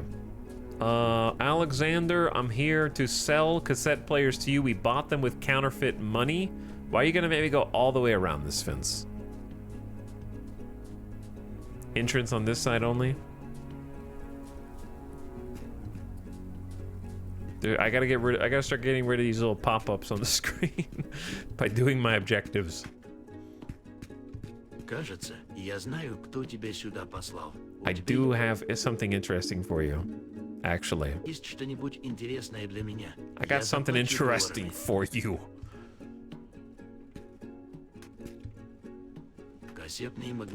Radio cassette players, a revolutionary solution of great value to many.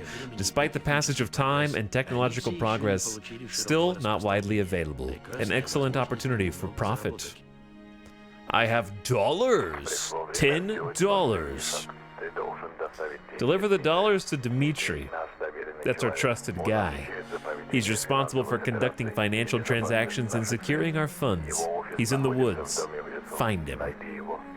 Okay, he's just a guy in the woods. Just find him. Chad, can I even buy train parts here, dude?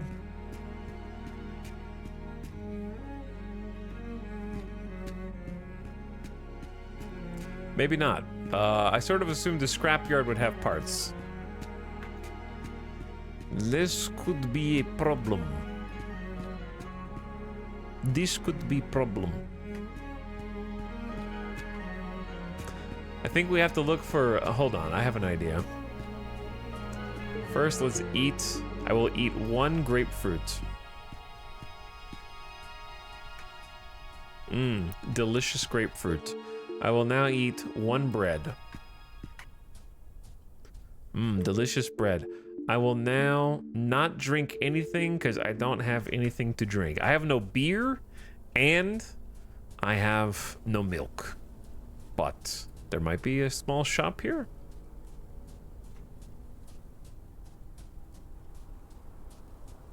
Let's see. Railway wagons are in 170, switches 430. It looks like there's something over there, right? 400 meters away. The red. Or is this just the rail yards, but they don't have any, Dude, if there's nowhere to buy parts here, do we just lose? Maybe.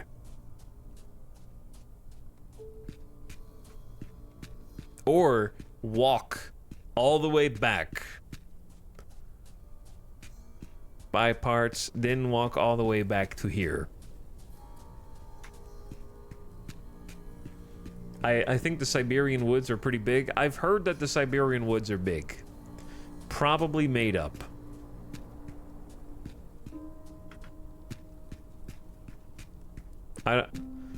Not sure I believe the hype. Also, yeah, it kind of looks like there's nothing here, Chad. I'm getting a little concerned now. We might have should have stocked up on various things at the last place, and I didn't realize that.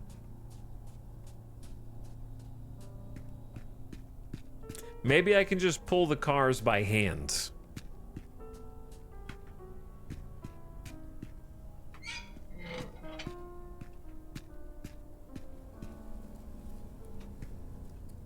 The scrapyard is still like on the map. Here's the thing, once you're inside the locomotive, it'll tell you like how far away everything is. And then we know how screwed we are.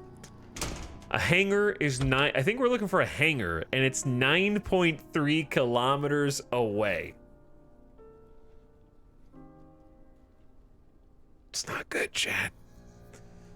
There's another scrapyard in 8 kilometers.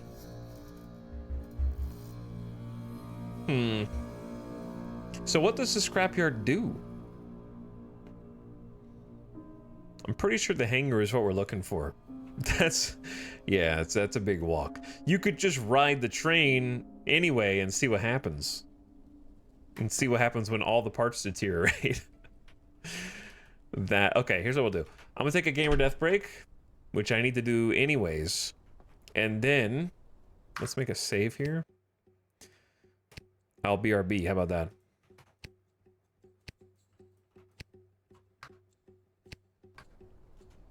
I will BRB.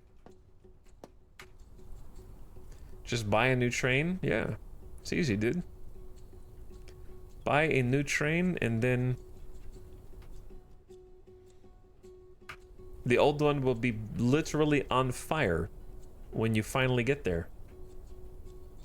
Okay, gamers, thanks for hanging out today. Hope you're having a nice Friday. Hope you're having fun on the stream today. I'll be back in just a couple minutes after I take the dog outside. Give him a drink, give him a snack, and do the same for myself. But minus the taking myself outside part. I appreciate you all. Thank you, 50 Ford, for the e-sub for 17 months. Hello, 50 Ford. Sorry I missed you. Tune-Up Pickup for 63 months. Vroomin in chat. What's up, Tune-Up? 50 Ford, happy year and a half. Good sub, and Assura Storm again for the 5 very beautiful subs in one. Thanks for slubbing. Hang tight. I'll be right back.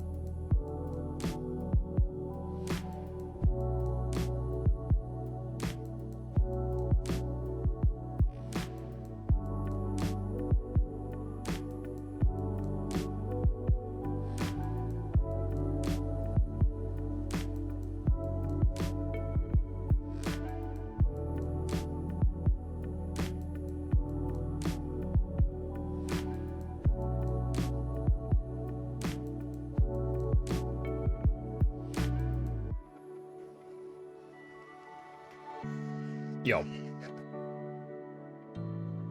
What's up?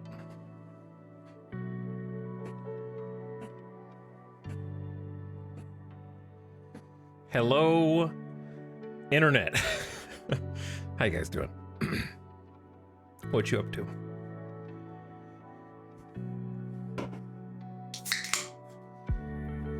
Chat, how are you spending your Friday night other than typing in the chat?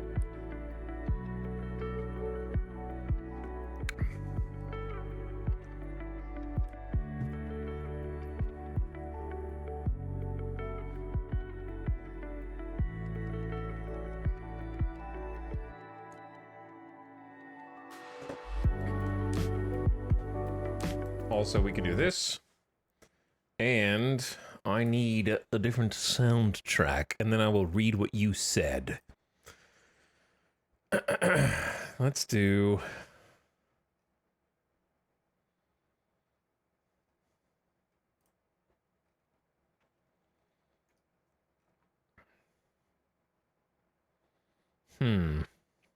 What do I want to listen to? You know what? In honor of...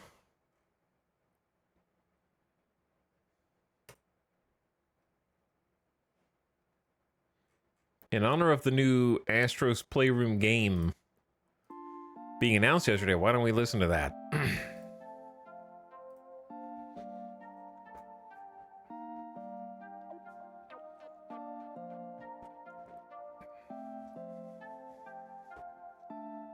Playing My Time at Sandrock. I know Arch has been playing a lot of that. Seems like there's a lot to do in it.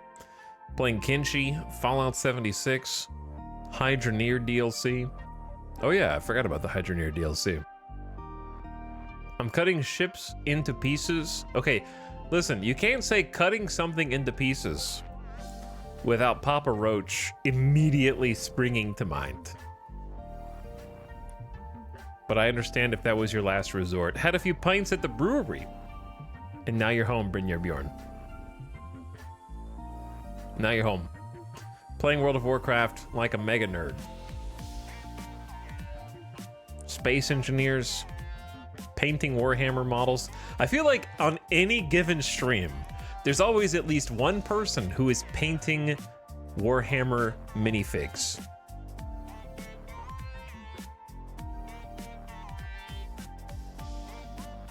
Bare minimum. Playing Foundry. I don't think I know what that is.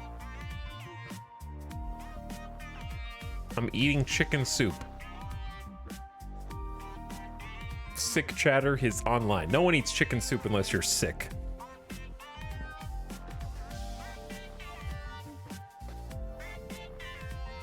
Playing Mudrunner VR. That new Mudrunner game I was like excited about, but then it came out and it was not what I wanted it to be. I thought it was gonna be like a sandbox game. Chat, we may have a small problem. I don't have anything to drink and I don't have train parts. I don't know what I'm gonna do. Like the scrapyard definitely didn't have anything for sale, right?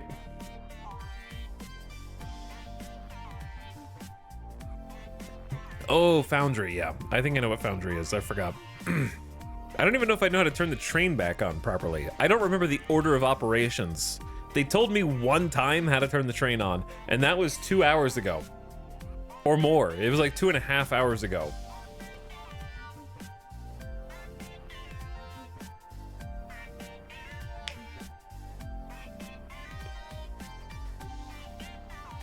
Okay, so a couple things we need to do. Stop brake blocking. I know that. Right? What was the very first thing we turned on? Was it the compressors in the back? Or was it pantograph power? Should have written it down. Maybe I should have written it down. The problem is the compressors are broken. That's the issue. And I don't think we're going to be able to... I think the train is going to explode. I don't know if trains can explode in this. But the compressors are what are broken.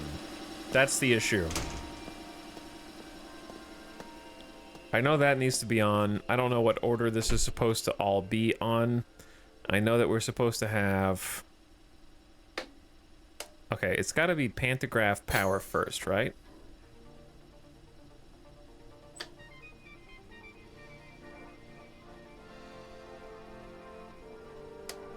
I don't know if engine cooling high or low speed, but I know we need pantograph 1 and 2 to get a current. And I know the engines are not ready. We have to go KVC on, cycle it, BV1 on, cycle it, and then...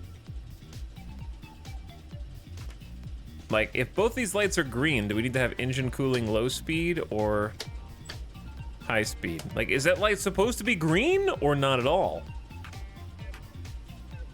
There is a manual. True, there is a manual. Small compressor first. I did that. I wish they would just list the step-by-step without the paragraphs, and then have the paragraphs optional. Pantograph power, 1 and 2. I did that. Heating first and second set. KVC and release. I did all that. Turn on engine cooling low speed during normal movement. Turn on the VU switch to activate locomotive control system. It's above the door of the cabin. Okay, I forgot to turn that off. Set the blocking handle to hand brakes released. Okay, hold on.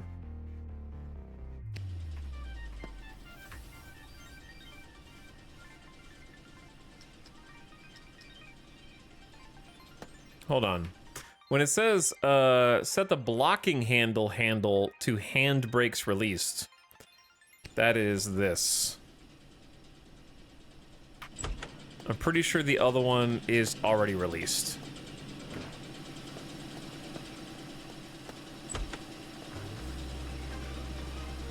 Yeah. Yeah, this is the tutorial in non-interactive form. That's accurate. Okay, heater is... We need signalization on heating first set. Do I need heating second set as well?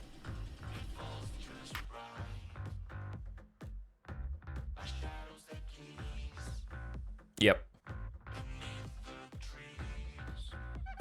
Okay, we also need engine cooling low. Signalization needs to be on.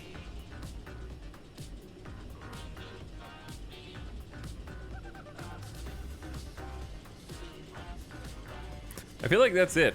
I think we're like ready to go. Just select her up and then go.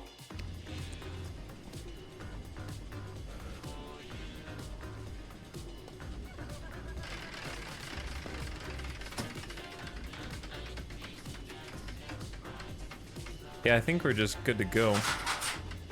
However, this train is about to like potentially explode. So...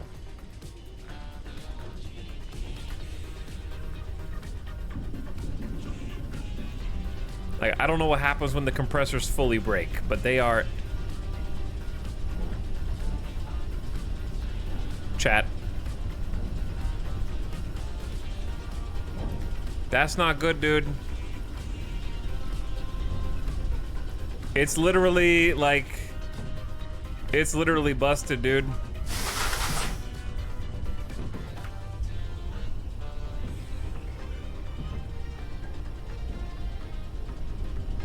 It's smoking, it's steaming. I do notice that we're not like automatically braking anymore like we were before. I wonder if it was that thing up there and we were just riding the brake.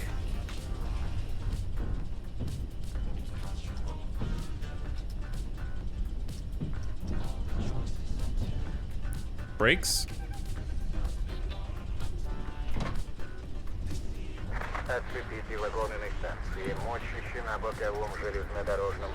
We don't have any air. We have no compression. Because of the compressors. No brakes. we have no brakes, man. I have a handbrake and that's it. We have one handbrake plus the handbrake in the back. Runaway train.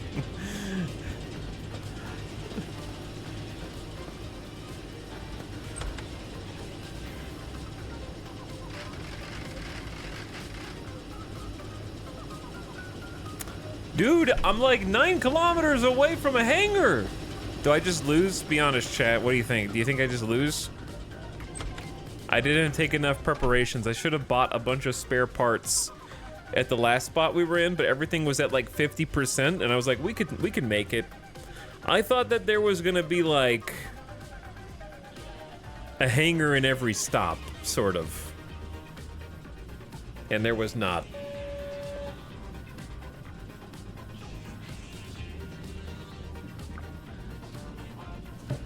Just gun it max speed.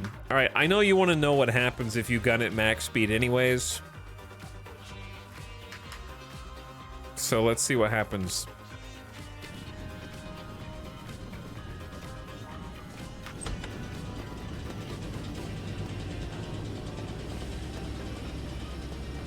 I know you crave violence.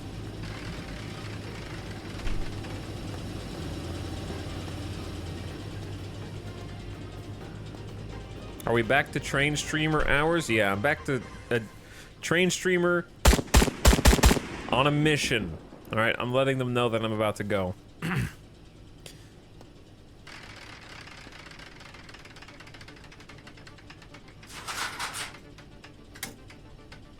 Wait, we're going backwards.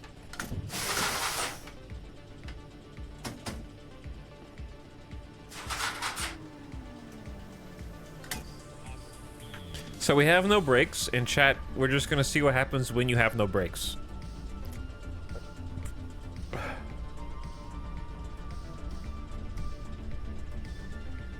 And possibly your train catches fire.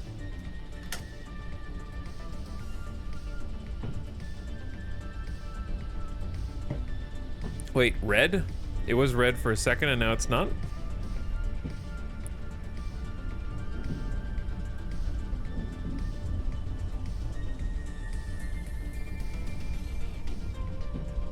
But yes, this is Derail Valley with counterfeit money. We blew up a bridge already. There's Mafia telling us what to do. We have a bunch of...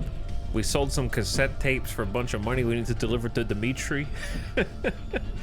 By the way, Whoop89, thanks for 46 months. Appreciate the sub. Thanks for sharing again one more time. Welcome to the stream. Friday evening. We're, This game just came out early access yesterday, so it is actually brand new. So not that many people in chat even know what's going on right now, which is understandable. Let's start gathering speed. My brakes are completely shot and we're 10 kilometers away from the nearest checkpoint.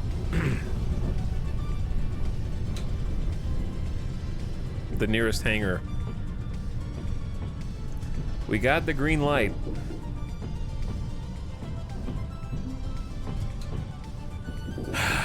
This means the brake lines are dead. We are the runaway train.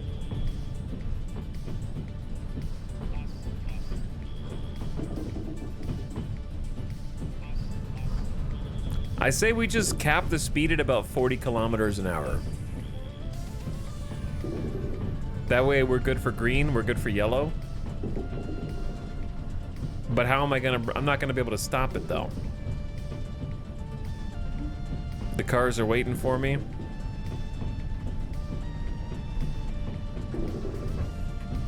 I'm ready to defend myself, all right? Vehicle wars.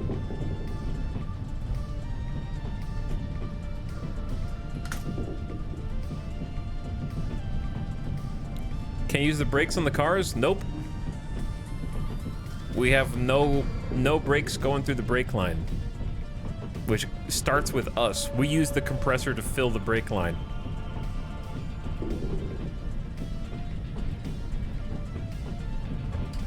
Dig in your heels and just push against the train.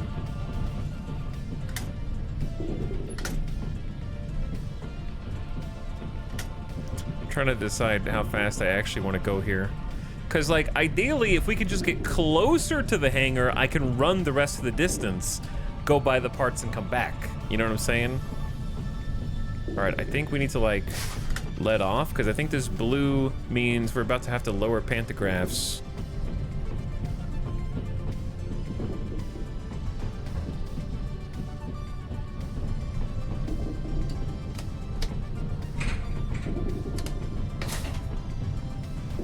Okay, BV1. Wait, what?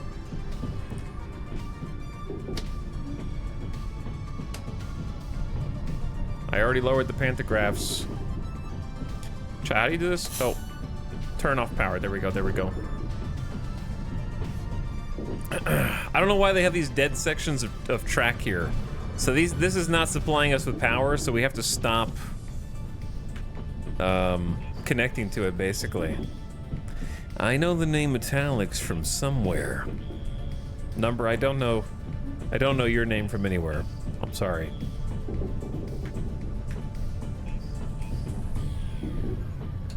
All right, are we back? Are we back?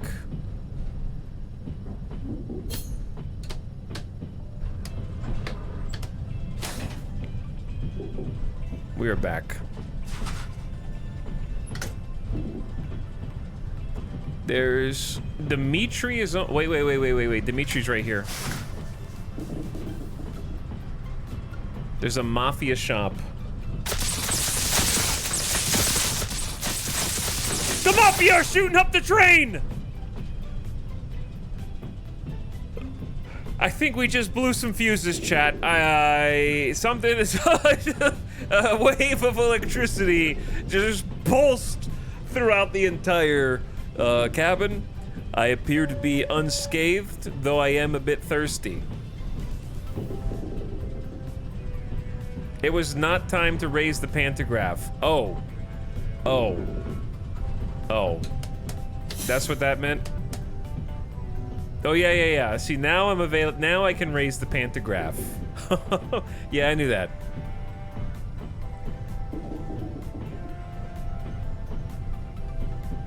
You plug too many appliances into the same outlet. We don't even know how fast we're going now. Are you ready to hear some wheels screech? Because all I have is a handbrake.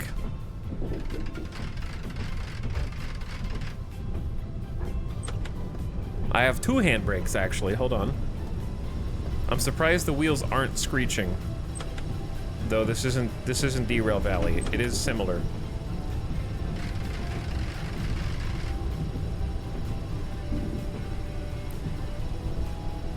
Well, goodbye, Dimitri. This poor train is cooked in more ways than one. Accurate. Alright, here's the idea, chat. Here's the idea. We just go and assume the train is gonna stop.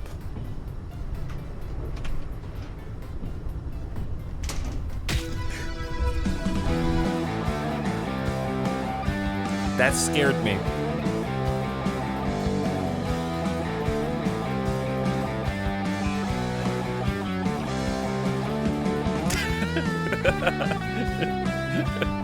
The music every time.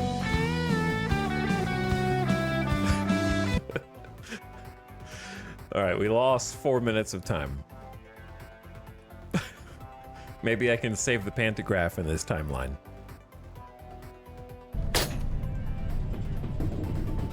Where am I?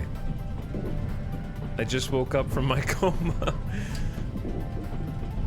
Is this before or after the pantograph section?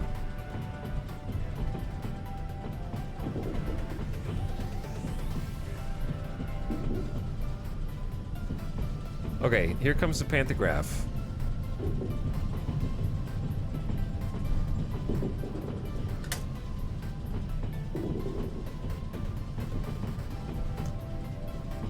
Oh yeah, I also need to turn this to 0. Okay, hold up. That goes all the way to 0.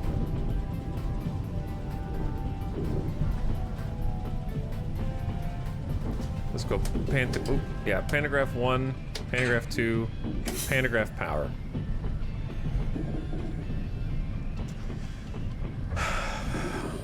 Okay, this time we just chill and try and like slow down. Let's try and start slowing down now. This handbrake is not gonna work.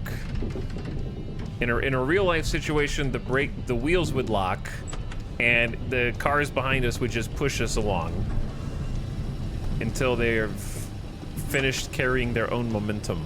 In this video game, I don't know. But we may as well try. What's a neutral section again anyways? No lights or something? So don't jump out of the moving train, I think is a lesson we learned. It did not like that at all. You had brittle bone disease and didn't know. I broke every single bone in my body.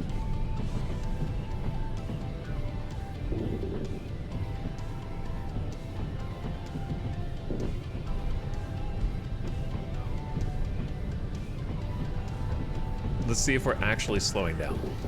Kinda? Not really? Not fast enough. But it is slowing down. Raise the pantographs.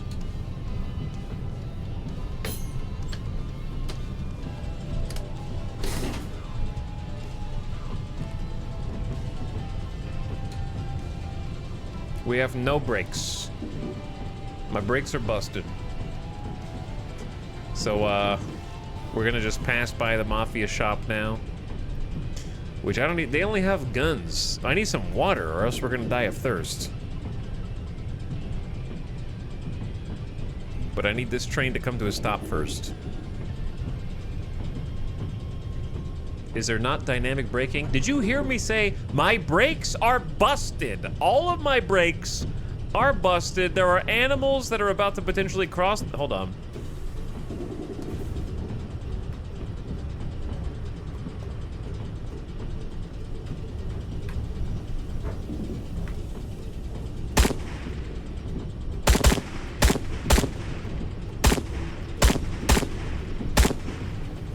Man's gotta eat, chat.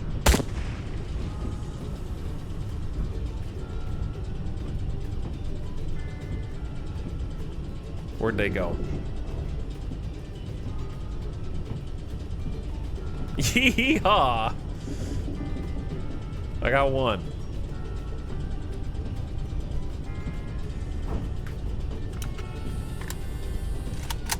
Better reload animations than Tarkov.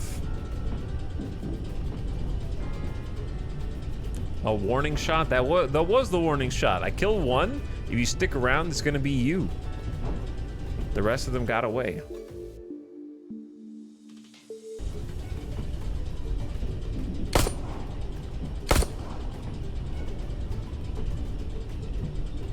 Chat, is this ever gonna come to a stop here, dude? What if I just threw the dollars to Dimitri out of the window? You are leaving the current task area. I'm trying to slow down. We're almost coming to a stop here. Please don't auto-fail the quest just because I went a little too far. All right, but here's the thing. Do you really think...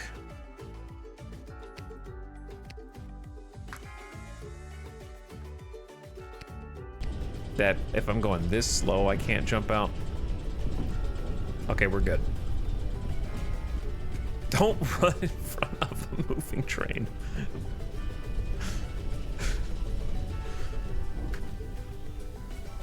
Just toss it in reverse.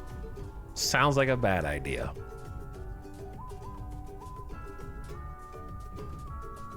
We're gonna blow the transmission.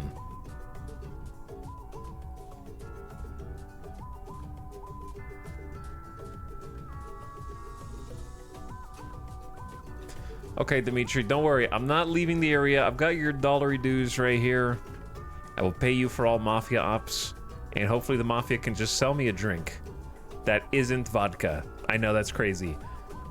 I could use a vodka also, but some milk would suffice.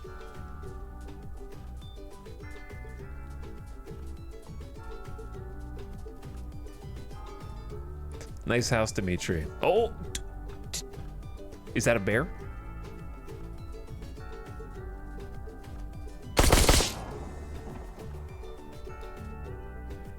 It was a bear.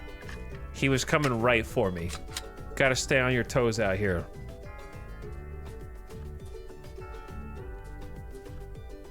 Weak bear. I shot him in the brain. Okay, the snout and also this side. I hit him like 3 times, I thought. With a Makarov? It's a TT. I might be able to get some food off the bear. Hold on, hold on. I have a knife.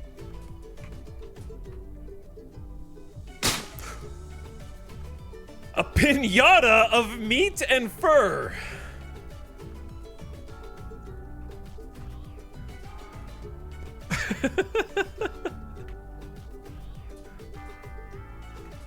Hang on, that means I need to go back to the deer.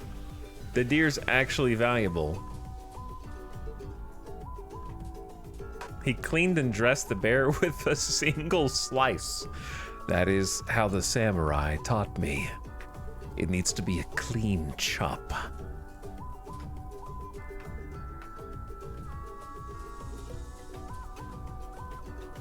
Far Cry 7 looking sweet, dude. Ugh. Dimitri, I hope that wasn't like your friend or your pet. I'm stuck on the door, Dimitri.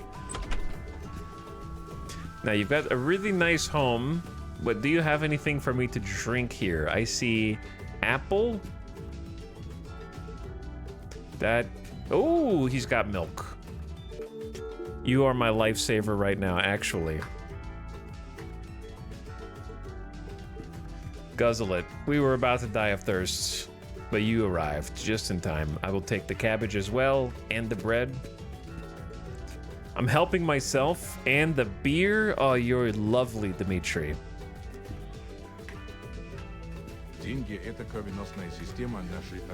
Money is the lifeblood of our organization. Okay, I get it, I get it. Here you go. Nope, don't, not the gun.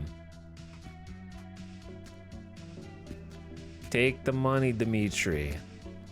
Take the money. Я знаю, как лучше инвестировать деньги, чтобы они служили нашим интересам.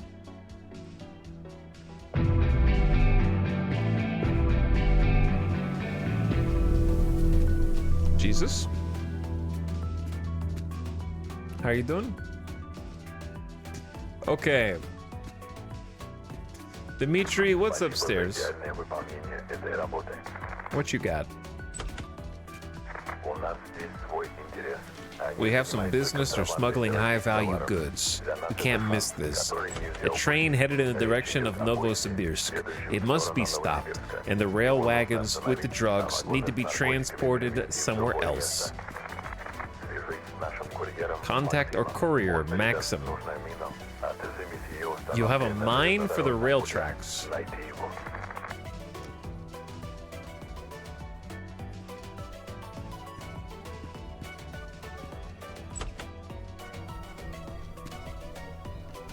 Okay, wasn't there a mafia shop around here?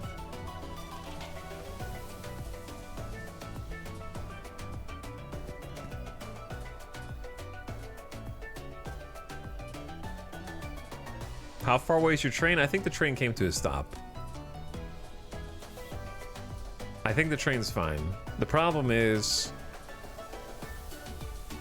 I don't know how we're gonna actually stop somewhere when we need to stop somewhere, like, quickly. I feel like I'm playing DayZ right now.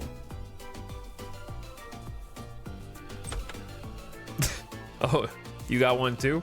Okay, cool. I brought you another. Хочешь купить оружие? Do you guys only sell weapons? I need like train parts. Who buys my bear skin?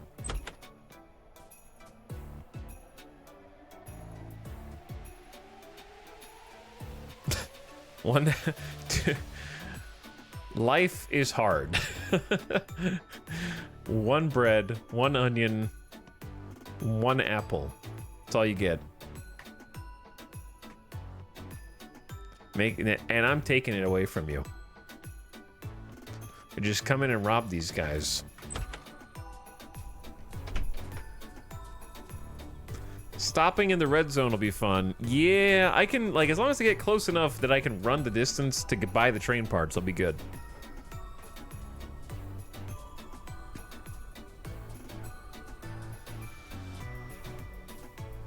I have 189 bullets.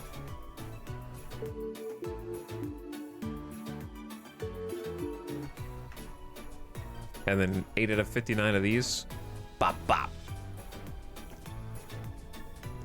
Getting attacked by a random bear in the woods. I feel like I'm playing Rust.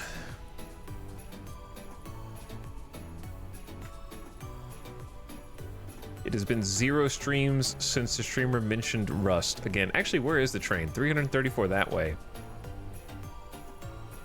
Wait, why is it 334 that way?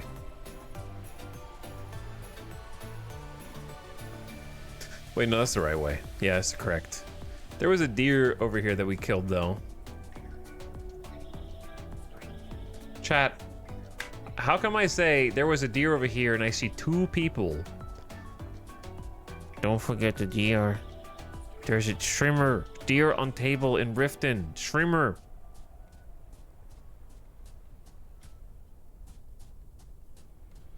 I'm pretty sure it's already despawned.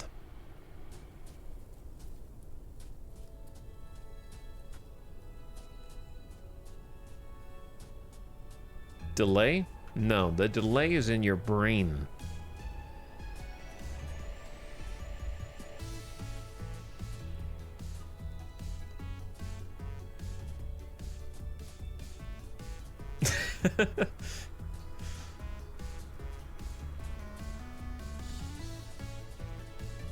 He got up from his wounds. Well, I should be able to follow the blood trail to go get him. Hello, Dark and Cito. What's up? Thanks for 39 months. I appreciate the prime. Uh-oh.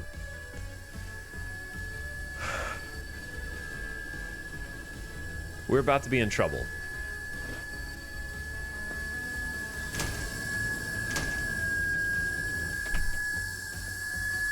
Let's... Okay. Okay!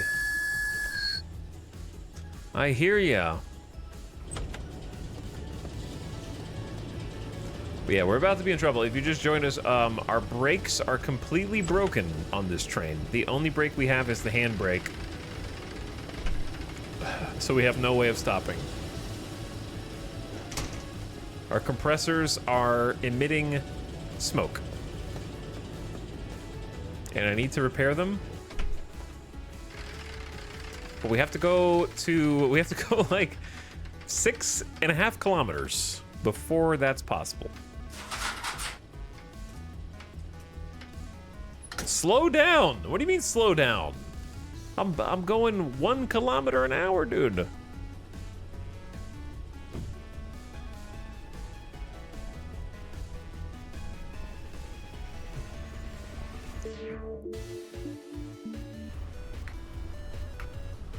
Nothing a good beer can't fix for us.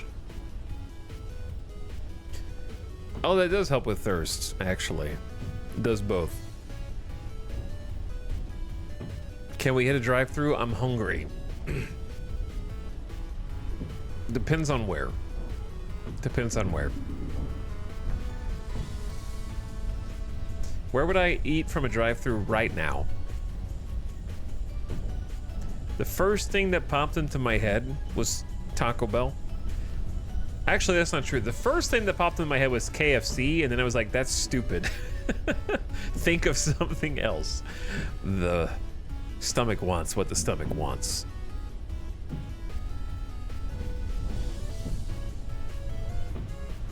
I didn't choose KFC. KFC chose me.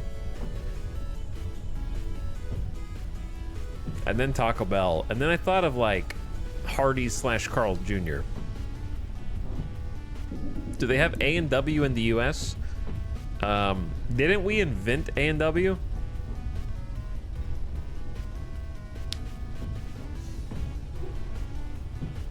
I'm pretty sure that's our thing. Canada did.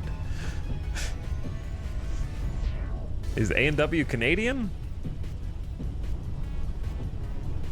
but really, there's not very many A&Ws. Yeah, it's not. It used to be more popular, and then they had a falling out. They were financially ruined. But all the locations kind of shut down.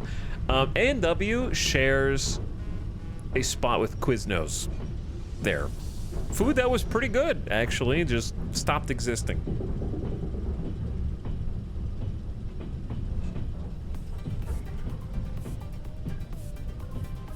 Now, the question is, when do you think we should start slowing? We should save, actually, so that we can, like, cheese this if necessary. That way I don't have to... It's either cheese it or start the entire game over, and I know which one I prefer.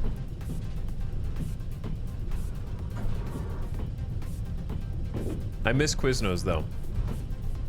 I'm tired of paying $18 to $20 for a large sub from Firehouse. You know what I mean? Like, that's actually insane. How did we go from $5 footlongs, like, not even 12 years, like 12 years ago, to double the price, and you pay $10 for a 6-inch. We went from $5 footlongs to $10 6 inches, okay? That's multiplicative by a factor, like sub sandwiches are 4 times more expensive now than they were like 15 years ago. 4 times.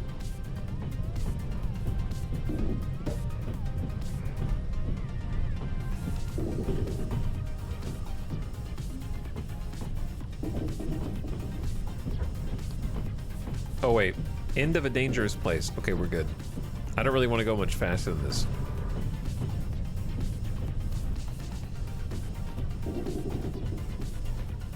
Chat, is Firehouse the Five Guys of sandwiches?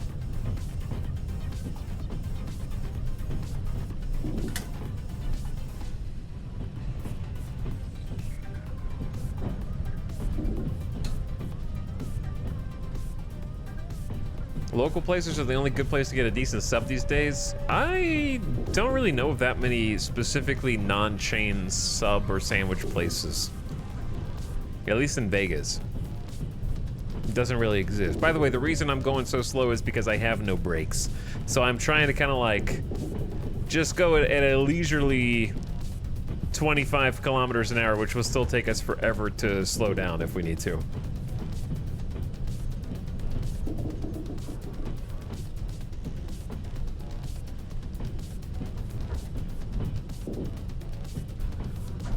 Firehouse seems more affordable to me. Well, you haven't been to Firehouse in a long time then. I'm not joking. A large sub from Firehouse is at least $18, often upwards of $20 after tax. That's what we're talking about right now. Subway is definitely cheaper than Firehouse, but they also taste terrible. I don't know how expensive Jimmy John's is these days. But Jimmy John's is at least tastes pretty good.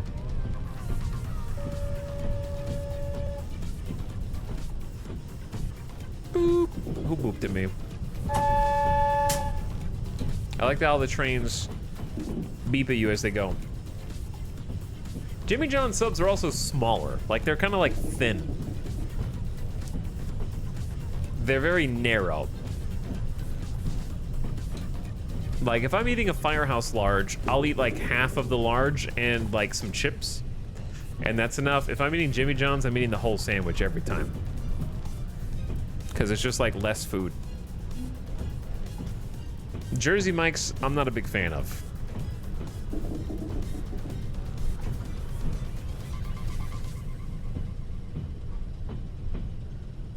Why no brakes? Because I didn't know that we weren't going to be able to buy them for a while, and they broke. So I didn't buy extras. They broke, man. Are you on a delay? Why did it take you so long to ask that question? My compressors are out. So I'm just trying to like sneak on in here to the hangar 4.6 kilometers away.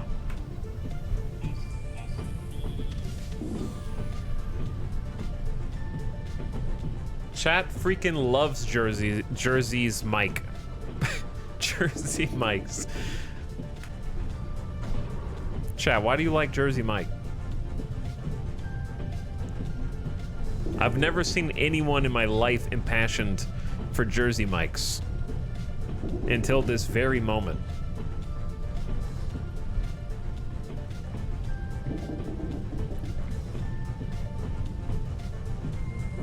Danny DeVito broke me down.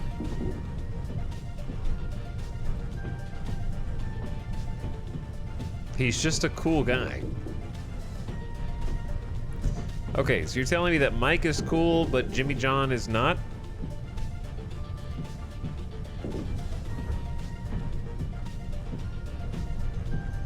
Is it because he has two first names?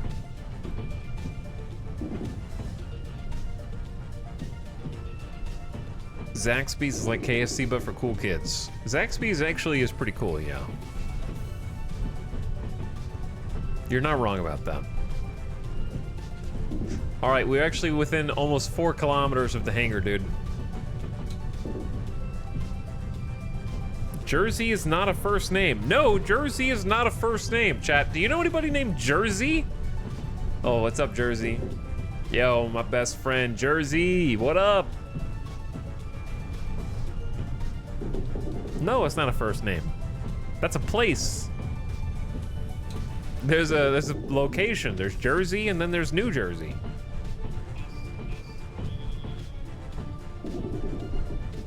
Suddenly chat's like, it wouldn't be the weirdest thing. Okay, that's not what I asked. I asked, do you know, have you ever heard of anyone named that? The answer is no. You can't sidestep and be like, I refuse to answer that question definitively. I will simply say, it's not so weird.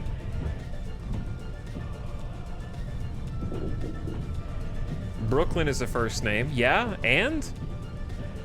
Chat, do you guys understand how logical fallacies work? Just because one name that you can think of is also a place does not mean anyone who uses a place as a name.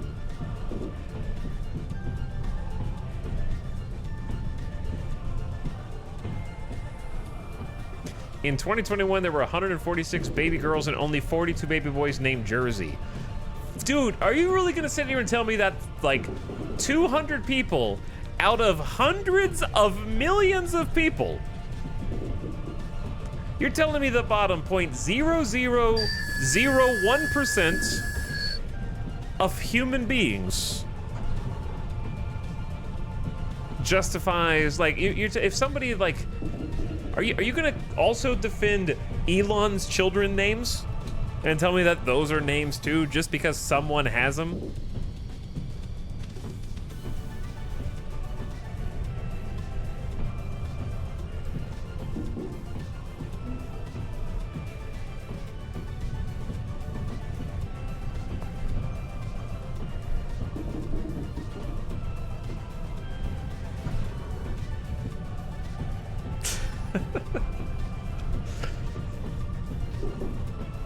Almost 3 kilometers away. We can do this. We're gonna make it, dude. We just have to go really slow so we don't slam into another train. We're going like 21 kilometers an hour.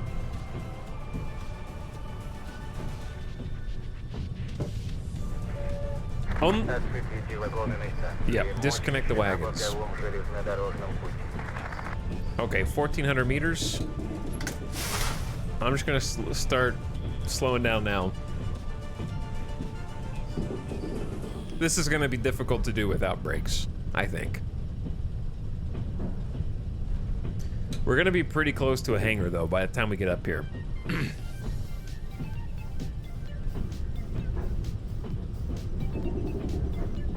One viewer named Jersey left the stream sad.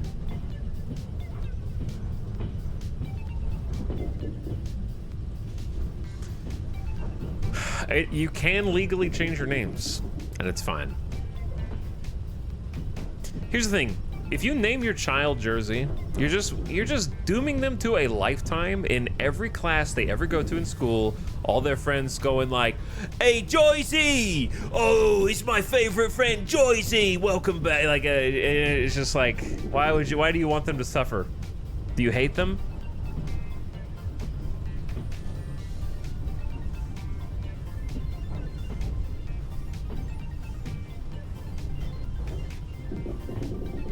800 meters. We're going slow, dude. Oh, look, Dovahkiin's brother. How many children are named Dovahkiin? Probably not as many as are named Khaleesi. At least one. I'm sure there's at least one.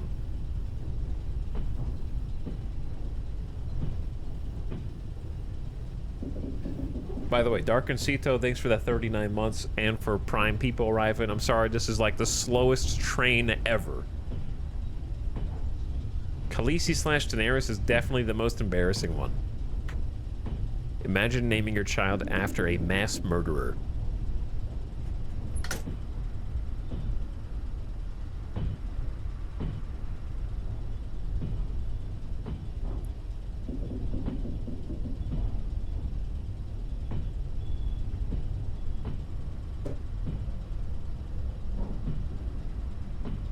Khaleesi is worse since it's more of a title. It's like, yeah, Khaleesi is like the name of a pet. Like, you would name a dog king, but you would never name a person king. Right? A last name, yes, but like a first name, no. That's just your last name. You would never, like, that's... Oh, hang on, there's deer. You would never, like, do a first name queen. Okay, you might do first name prince, that exists, I guess. But barely. One famous person. Doesn't count.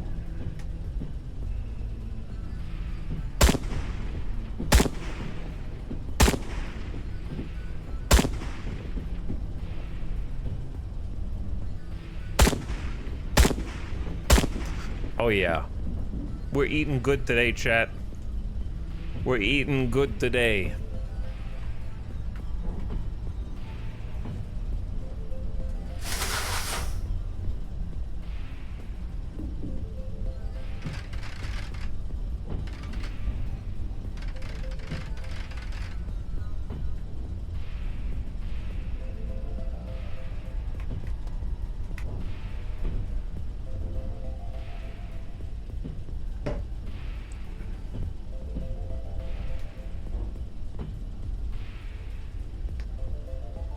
It's like naming your human child Princess. Yeah, Princess is not a great person name.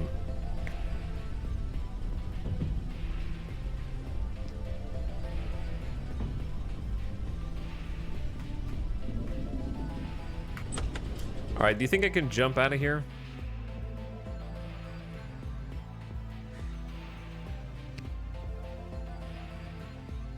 Without dying.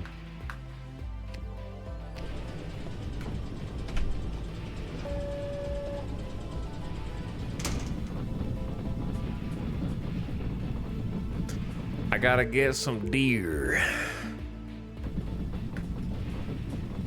This is actually gonna be kind of difficult.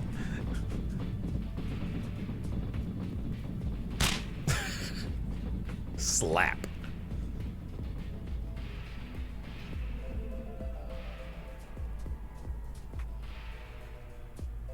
Where'd the rest of them go?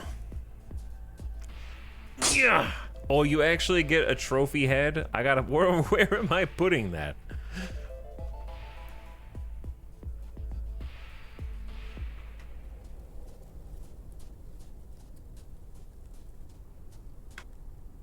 Good bang for your buck. I see what you did there. Slap.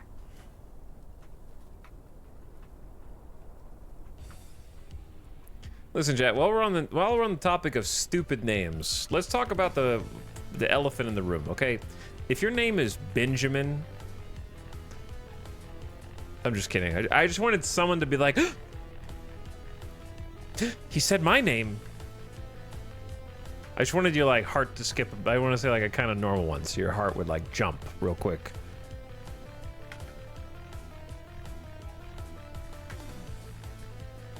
Statistically, at least one of you is named like Jessica, or there's got to be at least one Bob in here, or Eric.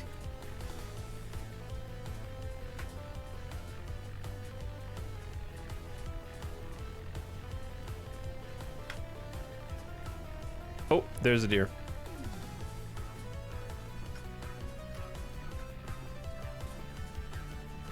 Bob is now a rare name. What about Bobby? Please. My dad is Bob. I'm Bobby.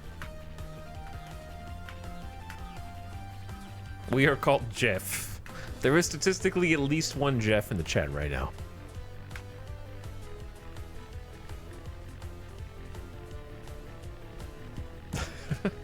See, that tells you how much of a nerd I am, that when I think of Bobby, I don't think of King of the Hill. I think of The Expanse. I think of Bobby Draper. That's the first thing I think of.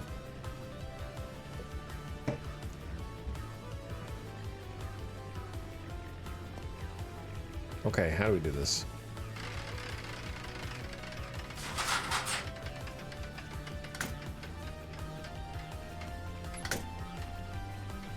We gotta pick up speed again. We're still 2 kilometers out from the hangar, which is unfortunate because the railway disconnect area is only in like half a kilometer.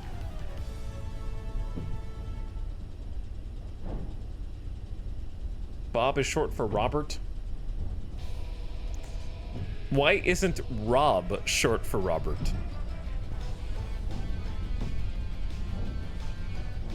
Why did they just put a B instead of an R there?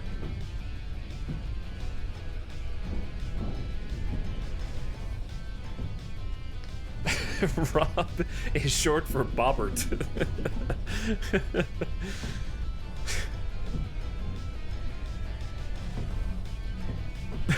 They're just like flipped for no reason.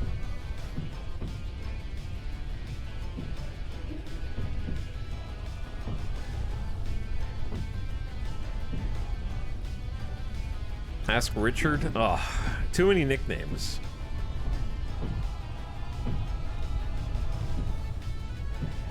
You don't even get to choose them most of the time.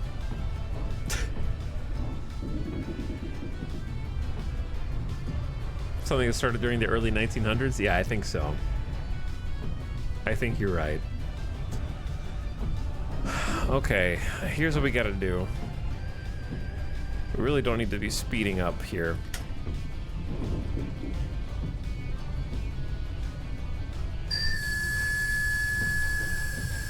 I'm awake! Also, I apologize to these vehicles. Oh man, dude, I'm the problem. Sorry, everyone. I know you're already late for work. I'm about to make you later.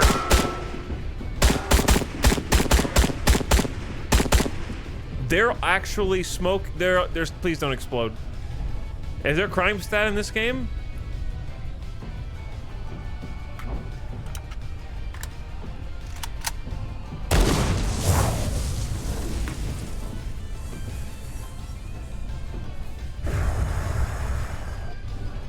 Oh, you're supposed to go in this way. No!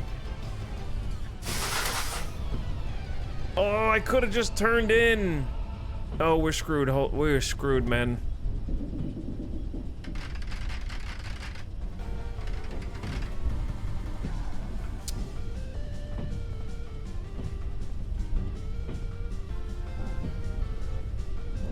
Full reverse. I'm too scared to change to reverse while still going forward, however slowly.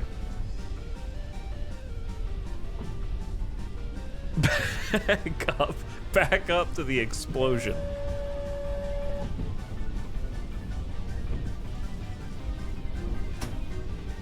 I'm gonna throw the transmission out, dude.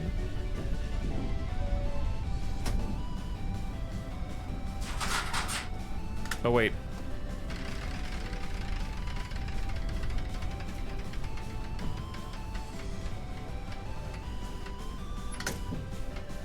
Etal never honks back.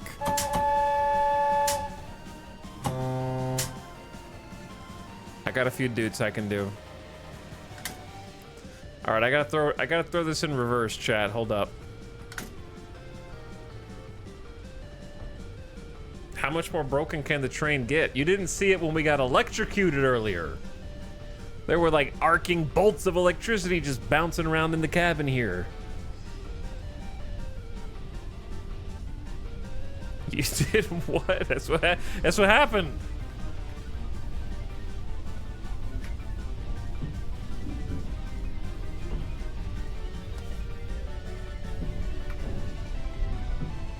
Okay, we just gotta back up to before the railroad switch.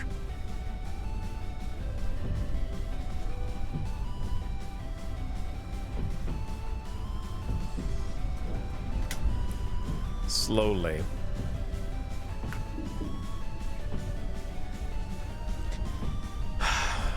I wish there was a thing that lets you zoom in and see if you're supposed to go past and back up. I guess I haven't had to back up for a delivery like this yet.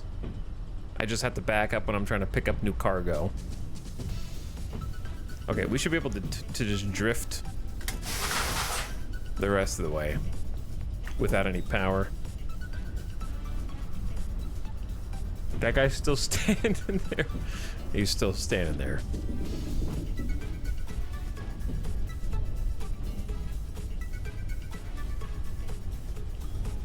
Okay, oops. We should be good to just throw on this brake. The only brake I got.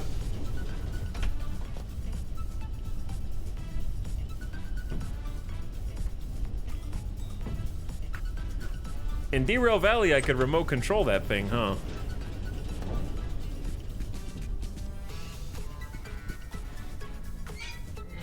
There we go.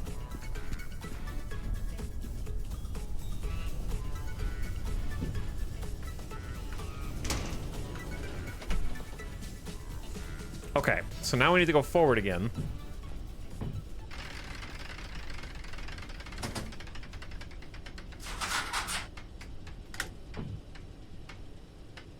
Slow down. Slow it down.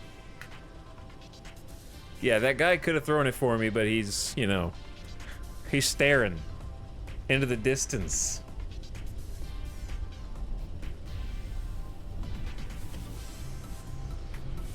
Try this one more time. I'm surprised we actually made it there. I honestly thought I was gonna have to walk 9 kilometers in the snow, uphill,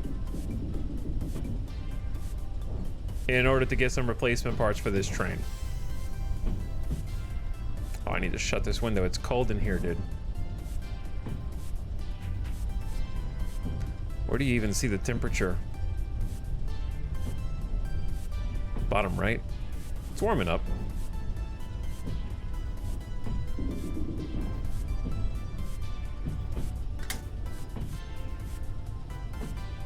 Okay. We're going the right way, chat.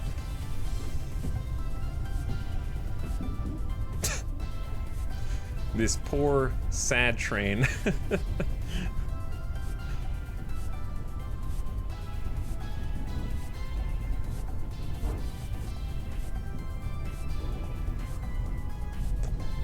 It's been put through the ringer a little bit.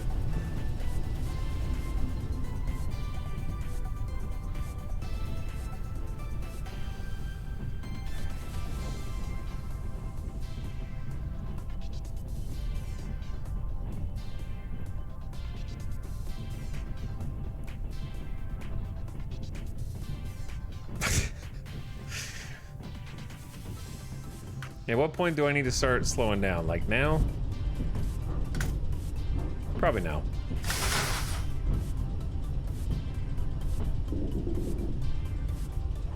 Because we're already going like almost 14 kilometers an hour. It's too fast. GTA character? I can see it. I can see it.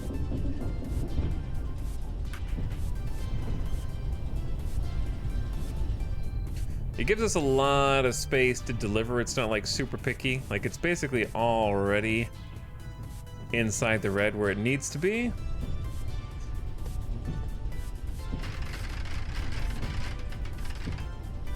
I need to make sure this actually stops.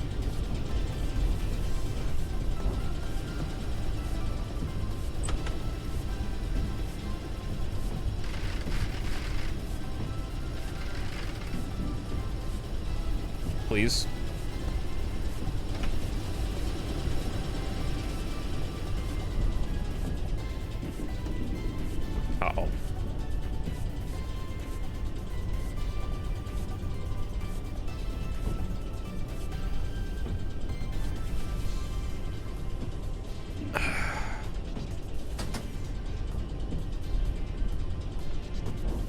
Please stop.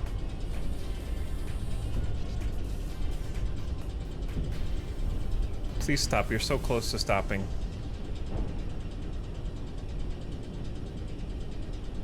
Are we gonna have to back it up? Having no brakes is hard, man. Come on, dude.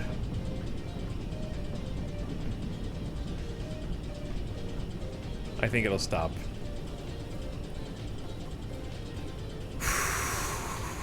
Barely. Like one car length. Okay, good job. Good job, everyone. We freaking made it.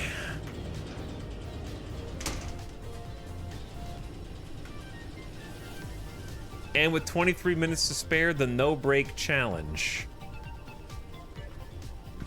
I need to be over there.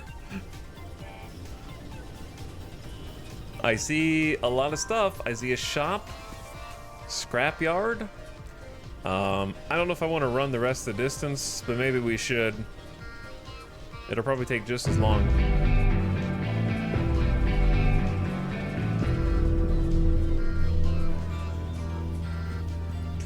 Here's the thing. Let's take inventory of what we need to buy, and I'll probably just run because we're like 1.4 kilometers. It's not that far.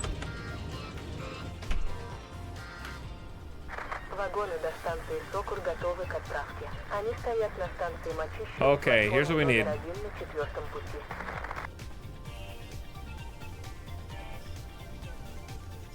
A lot of stuff. Definitely 2 heaters. Right? Definitely 2 heaters.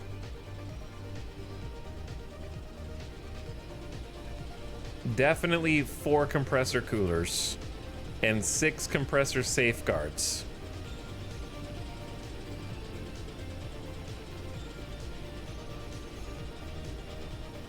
I still feel like that's enough for now. I don't know how the speedometers are breaking. Could buy other stuff and just have it if you have the money. All right, let's go ahead and like kind of shut this thing down.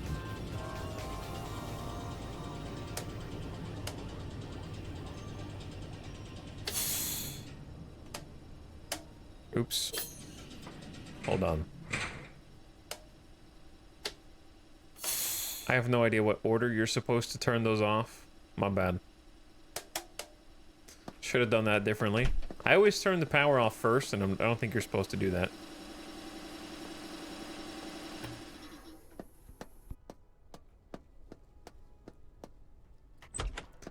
And then this guy up here. Okay. Now we go get some parts.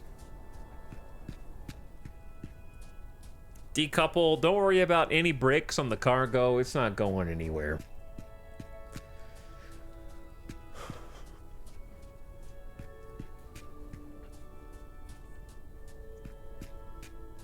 This is a very different vibe from Derail Valley.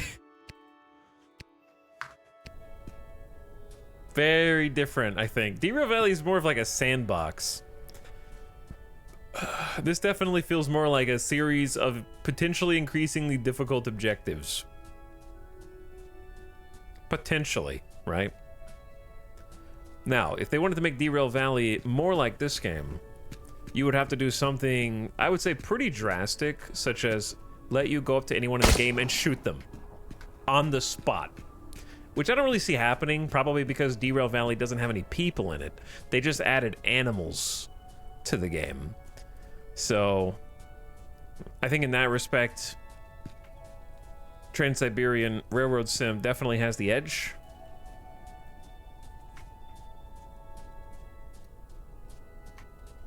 Definitely an advantage. He knows. He saw. A witness.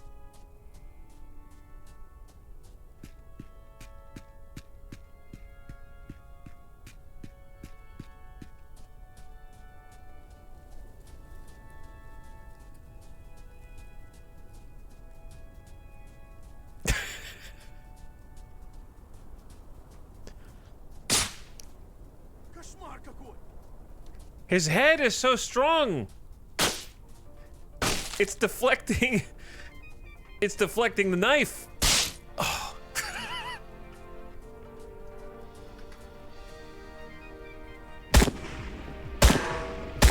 Wow, I am the movie villain. Hold on, I'm the movie villain. I just shot like, I was trying to shoot a guy who has no cover, but all of my shots just went like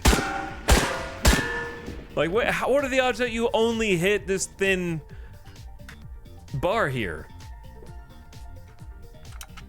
when you're shooting at a target? But that's what happens in all the action movies. All right, chat, I'm gonna need you to pretend like you didn't see me do that for the purpose of good role play, okay?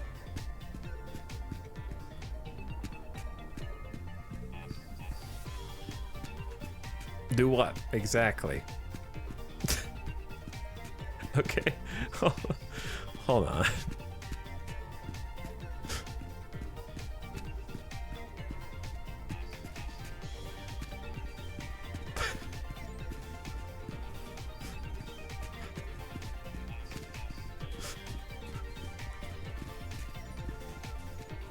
Bro. Okay, is the only guy here that has this run animation. Oh, no, there's two of them. There's two of them. He shit his pants for sure. Oh yeah, this is absolutely the don't think you have what it takes to make it to the bathroom run. This is one step away from like physically holding your bum to try to keep it in. They were mid-poop. I'm honestly impressed that there wasn't like a train coming the other direction at these dudes. The hangar! We're saved. We might be saved. Toddler sprint. It's a good identifier also.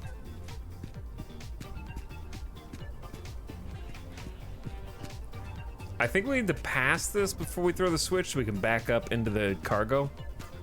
You are leaving the area, pick up the mine from Maxim. Dude.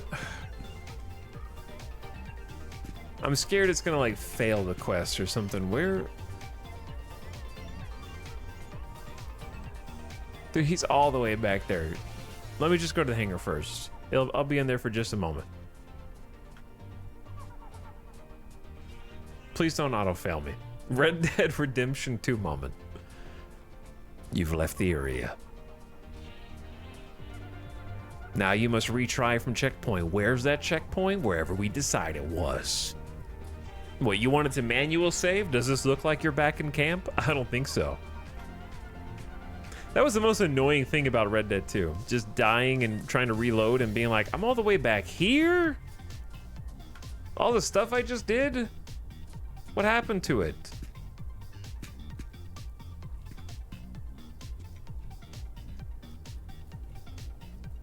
There's a lot more components here than I thought there were.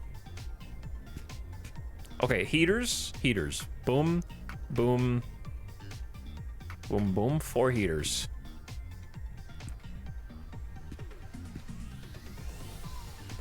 Okay, we're looking for...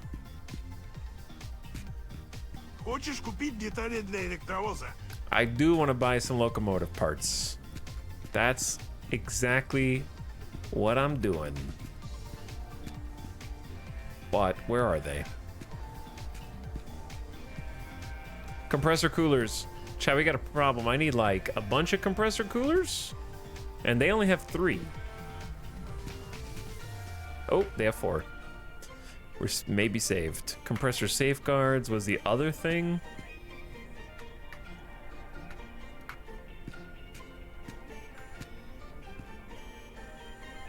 Okay, I feel like that's all of it. We spent like all of our money on that. I don't think we can afford more. I don't think this speedometer is broken. It's just yellow. It's like 50-something%. I literally just have a hanger full of spare parts slapped down on tables. Yeah. That's the farmer's market for trains. You gotta show up early on Saturday, bringing in the fresh produce. All these spare compressors and compressor safeties. And much more besides.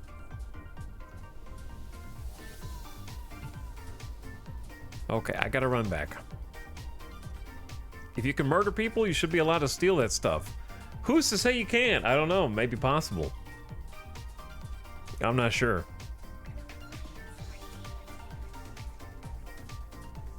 Okay, this is the cargo we need to pick up. I gotta sprint past that to get to what I need. Chat, what's the next video game that's coming out besides Don't Say Elden Ring DLC that you're excited about?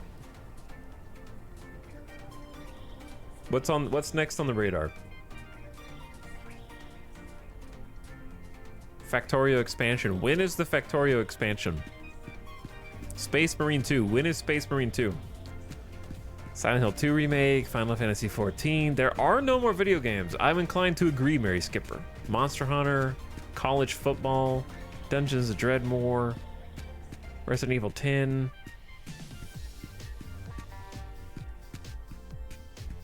Satisfactory 1.0, kind of true though. Rose 2? Oh yeah, I played the first one on YouTube. I remember that. Frostpunk 2. Microsoft Flight Sim 2024. Yep, I am excited about that one.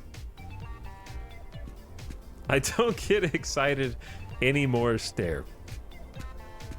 Yeah, I don't really get excited about stuff that hasn't come out yet. I get excited about stuff that did just come out.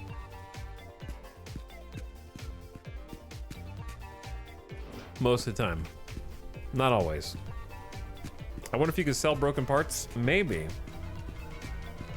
Maxim, I need a mine? Yeah, I need a mine. I'm gonna blow somebody up. Всему, что связано с минами, нужно относиться максимально серьезно и профессионально. Настало время для твоего задания. Make sure the mine is used in the right Чтобы way. мина использовалась правильно и по назначению.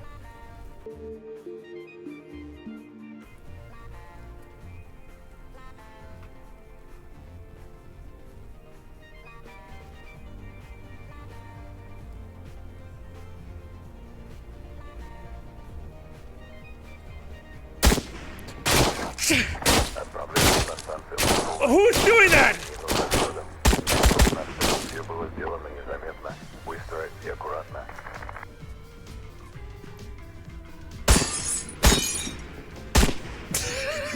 Bulletproof.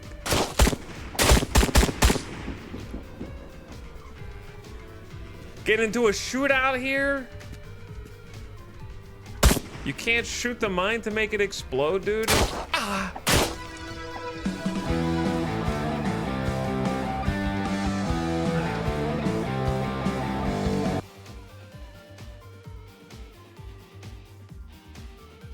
I thought this was a train sim. It is.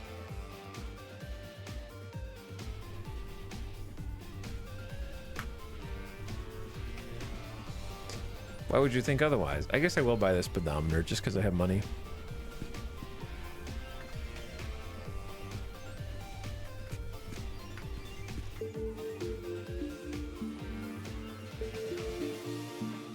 Okay, I think I have enough compressor coolers, but one short on the other thing.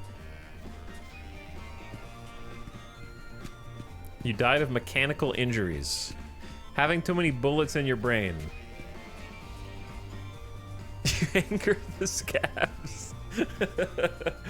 That's true.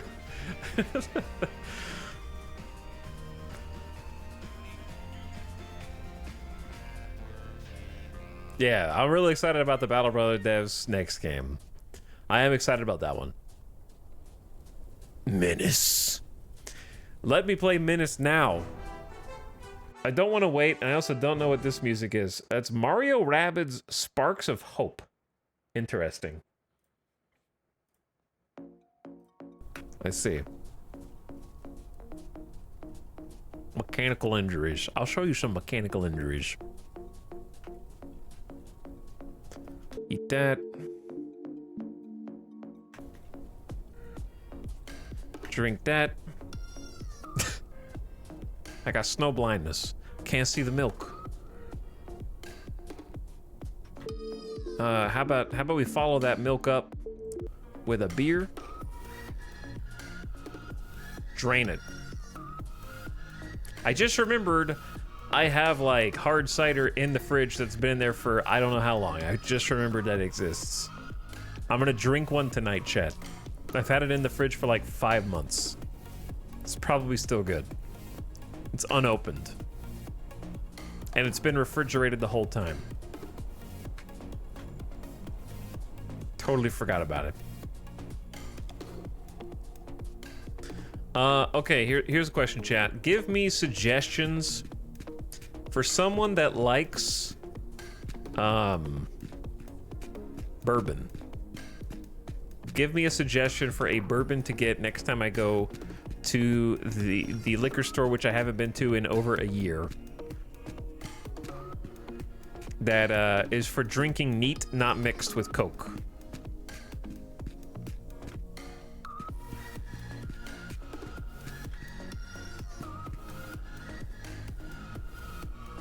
Chat, some of chat is suggesting scotches. So they don't know what bourbon is. That's okay. Maker's Mark, 100% neat.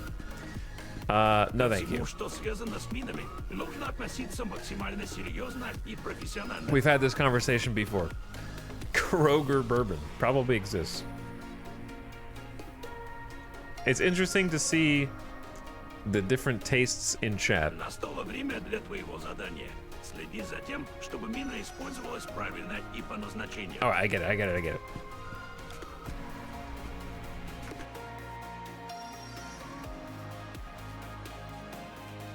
Two people said Angel's Envy. I've never heard of it.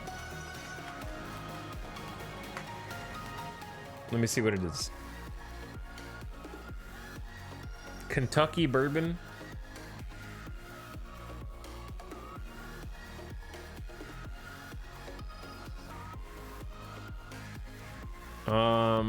According to the internet, in Vegas, it's like somewhere between $36 and $40.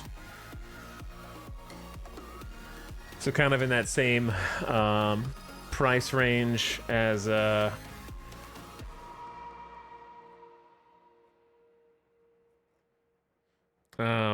other one that I always forget the name of. Chat, I like how I'm gonna ask chat, what whiskey do I like? How would you know?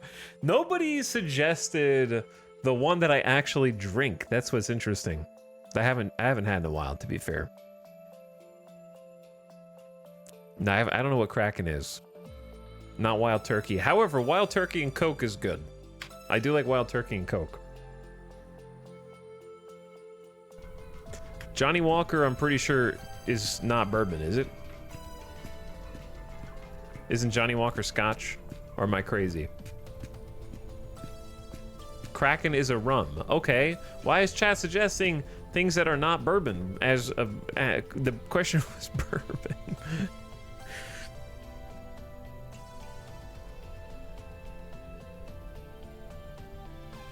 I love bourbon and cream soda mix. I don't know if I've ever had it with cream soda.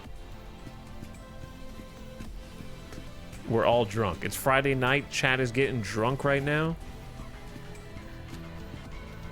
The only right answer is Bullet. I don't know if I've ever had just Bullet neat, but Bullet's kind of dry, isn't it?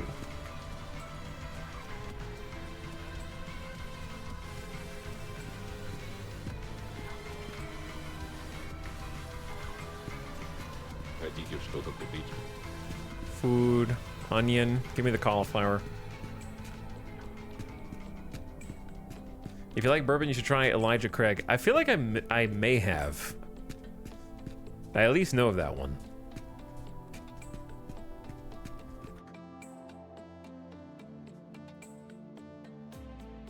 Let's see.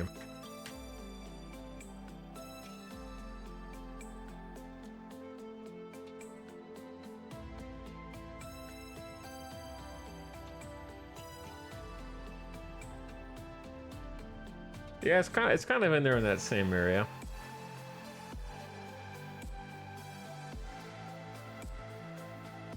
Iron Smoke is a nice one. See, the thing is, it has the word smoke in it. So if it tastes smoky, I won't like it.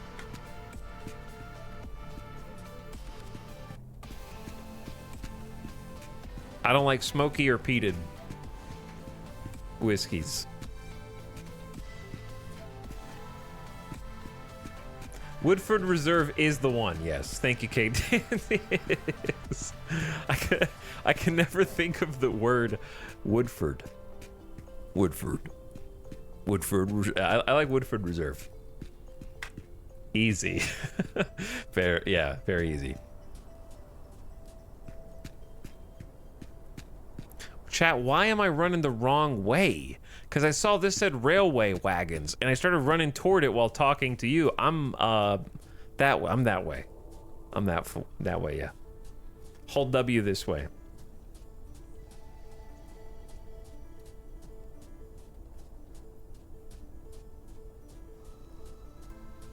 Iron Smoke is just the name of the distillery.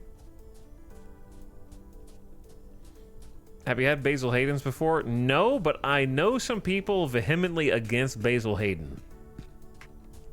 Chat, did I just make that up, or is Basil Hayden besmirched? Really? Yeah, I have. Because a lot of, like... Am I crazy?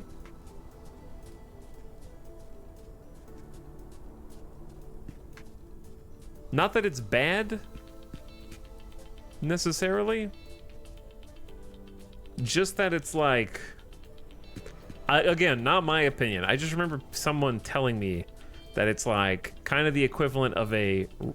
It's like a red cup whiskey. Does that make sense?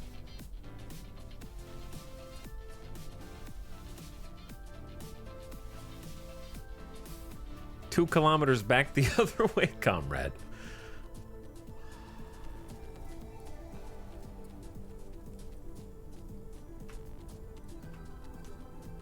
What about Crystal Skull vodka? I don't know anything about vodka.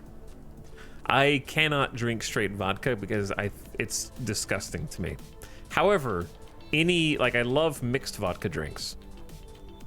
Straight vodka, I'll pass. If there's literally anything else in it, then I'm down.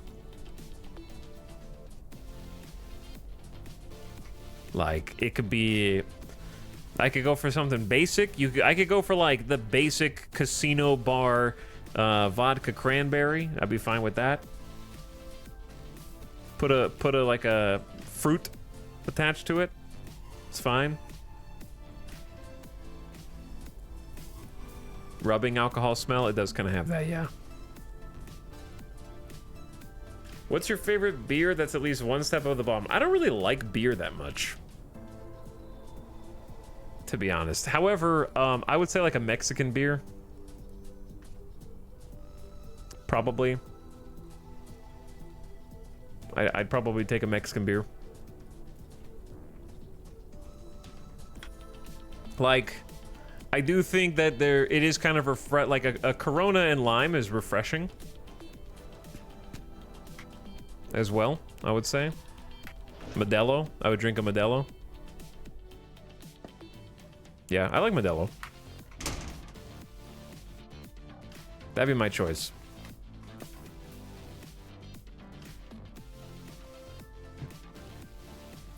Vodka pineapple? Yeah, vodka pineapples are good.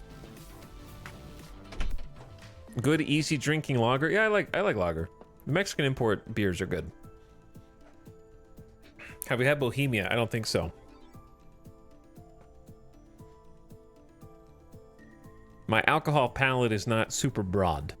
I also just hate IPAs. I'm not an IPA guy at all. But I'm also not a huge beer fan. Have you had Sapporo? Yeah, Japanese beer is pretty good. Mexican and Japanese beer, I would say, for me. Those would be my top twos. Alright, how fix anything? I know how to fix it. Let's go. We finally have what we need, man. Finally.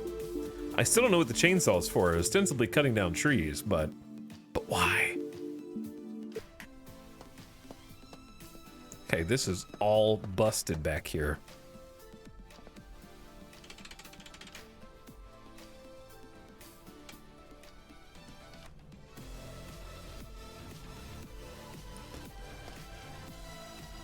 How do you drop it? Compressor added to inventory. That's a 1%. Let me over here.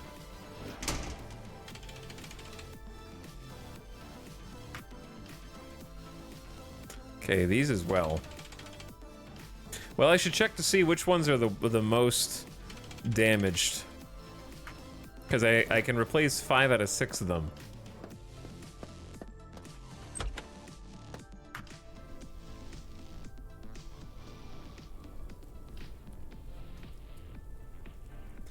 All right, and this car, I would say the middle one at 61%, so we don't need to replace all of them. The first one that we pass in this car, and then the first one that we pass in the second car, and we can actually just keep the rest. That's not too bad.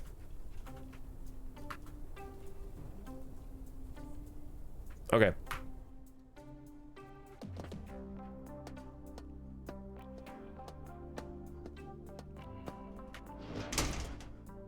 So, you come with me. How do I reach that?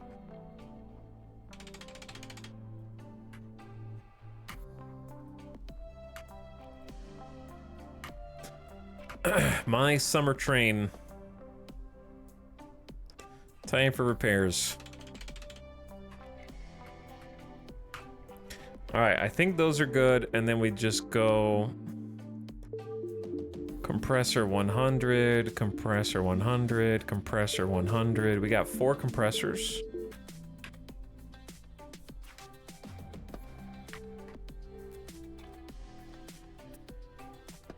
I gotta screw them in still. I wish there was a way to sort this inventory, but it's fine. Boom. Boom. Boom. Okay, sick. Now we have 2 compressor safeguards and we got a bunch more spare.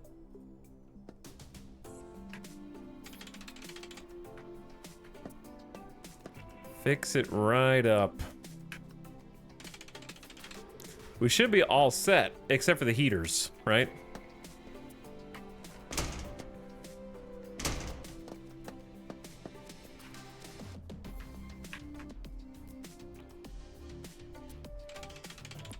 Which has some screws. I love that we're taking these screws out with a wrench.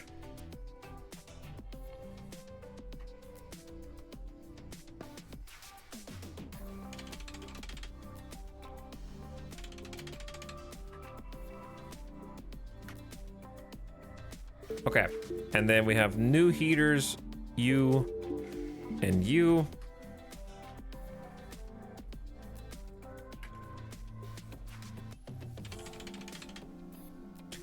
And it's that easy. Okay, let's take a look.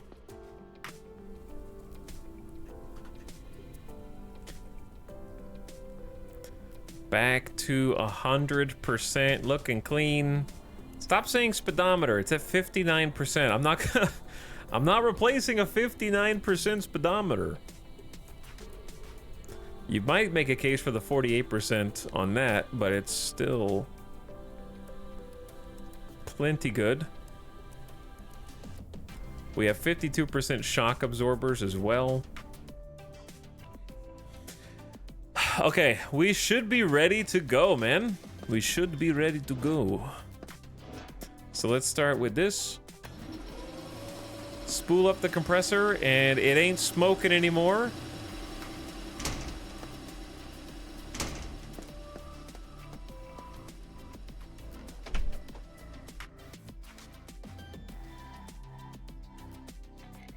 Okay, pantograph, power, then 1 and 2, then heaters, then compressors. Okay, got it. So pantograph power first. Pantograph 1. Pantograph 2. Get the heaters on. Get the compressor on. Let the reservoir start to fill. Oh wait, that's way too much.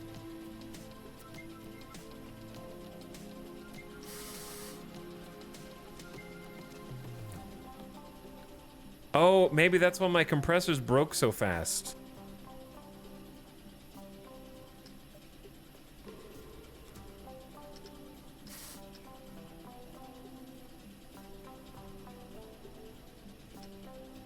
Because I was letting them just fill all the way back up instead of going back to like 4.5, and they were overfilled and taking way too much damage. It's probably what it was. What are you supposed to be hauling with the train? Right now, I'm supposed to be getting some wagons, and then I'm supposed to blow up another train. Effectively. Okay, let's get KVC on. Flip the breaker to release it. BV1 on. Breaker release. And we need engine cooling for low speed in there as well.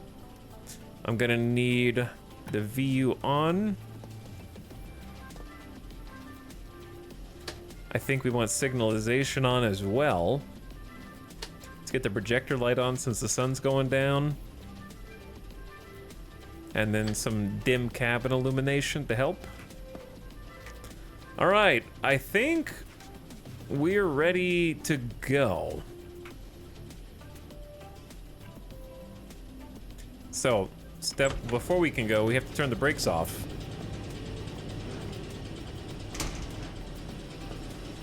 Okay, I think we have these guys on.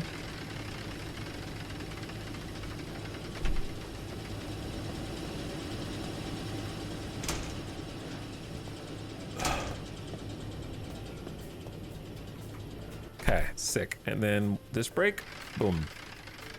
Let's get out of here. Playing derail. Oops, no. Just service. It's really difficult to not go all the way up on that. I think you can use the mouse wheel when you have this. Yeah, you can use the mouse wheel. That'll make it easier. Put it in forward.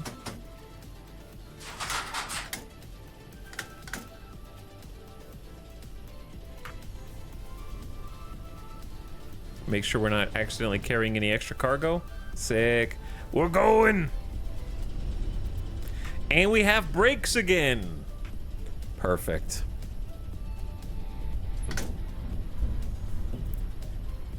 That guy scared me.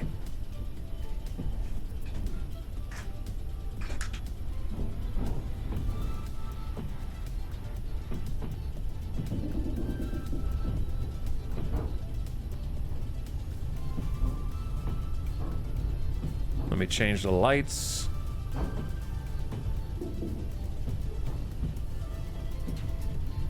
There we go. Fixed. Yo, I'm really actually kind of happy that we were able to get back on this horse. I thought I was gonna have to walk 9 kilometers. I was getting worried.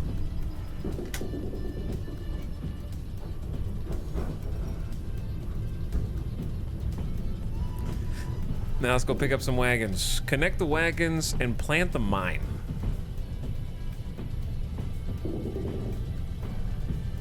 So for the wagons, we need to go past them and then kind of back up into them.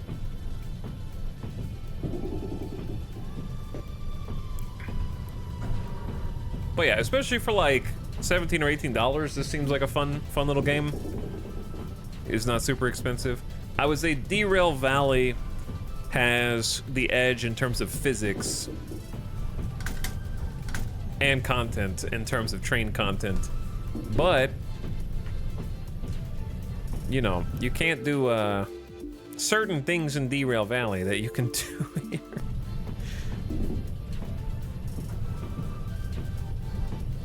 Such as hunt out of the driver window. How do you make money in this game? This is just kind of like a silly story campaign where you do what the Mafia says. It's not like a sandbox like Derail.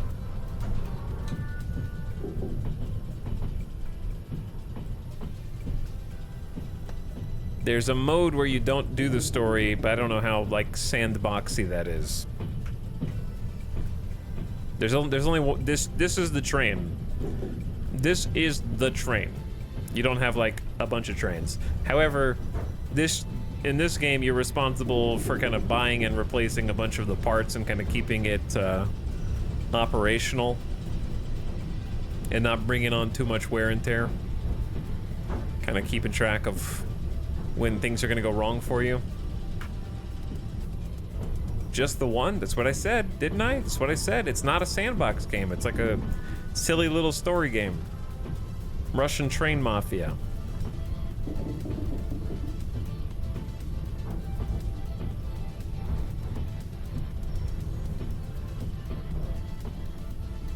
My Winter Train. It is like a My Winter Train game.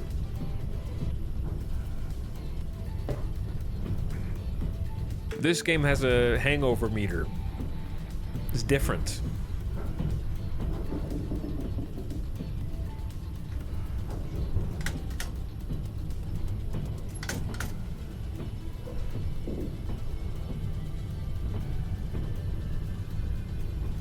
Okay, I'm just gonna kind of let this coast at its current speed, and then I need to jump out and flip the switch. And then throw it in reverse. Back it up.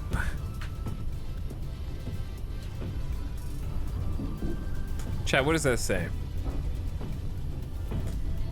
Something 10. What does that say? What letter is that?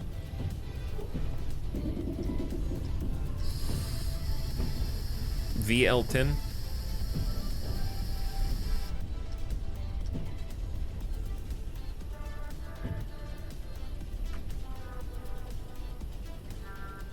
Okay, we need to go a little further. I may have thrown on the brake too soon.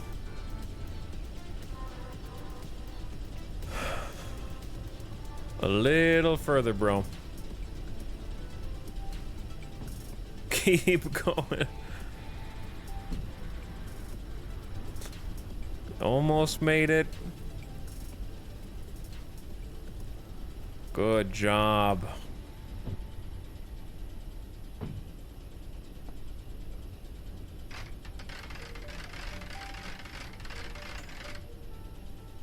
Okay, that should be good.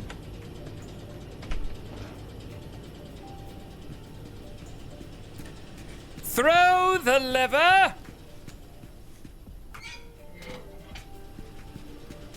Wrong lever!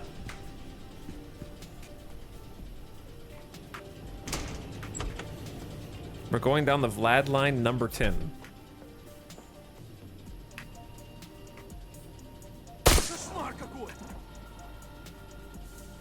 Too close to my train, bro.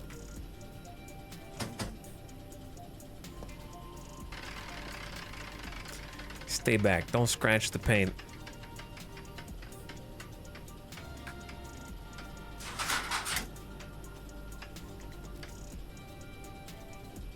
They should allow you to shoot the switch in order to flip it remotely. That'd be funny.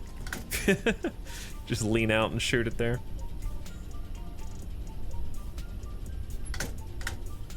Okay, we want to be going pretty slow here. Maybe not. Maybe not that slow. Let's do like 3.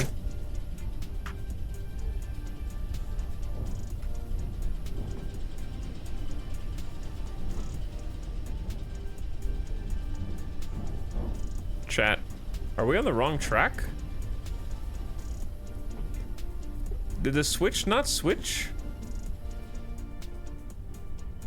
No, we're on the right track. We're on the right track.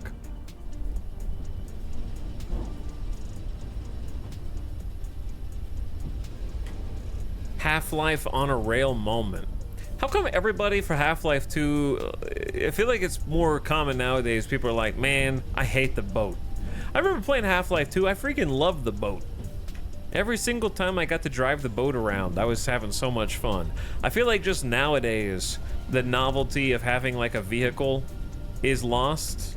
We have a lot more games with vehicles that are sort of attached to you. That was one of the first ones I can ever remember playing. And the fact that you had this awesome like physics boat that was like your companion for a large chunk of the game. It was almost like a relief when I was done with areas like Ravenholm and some of the other kind of more stressful spots where I got to hop back in the boat and I was like, yeah, time for the fun part. I also really enjoyed that aspect of Metro, like Last Light and stuff, where you actually get to like hop on a rail, like a minecart or something like that.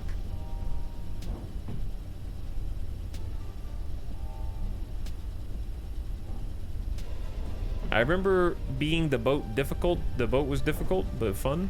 I'm not looking at how fast we're going. I think it's fine though. All right, we should be connected.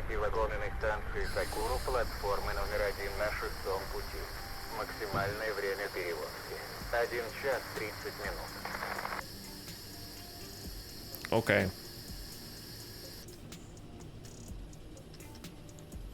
Go back to service.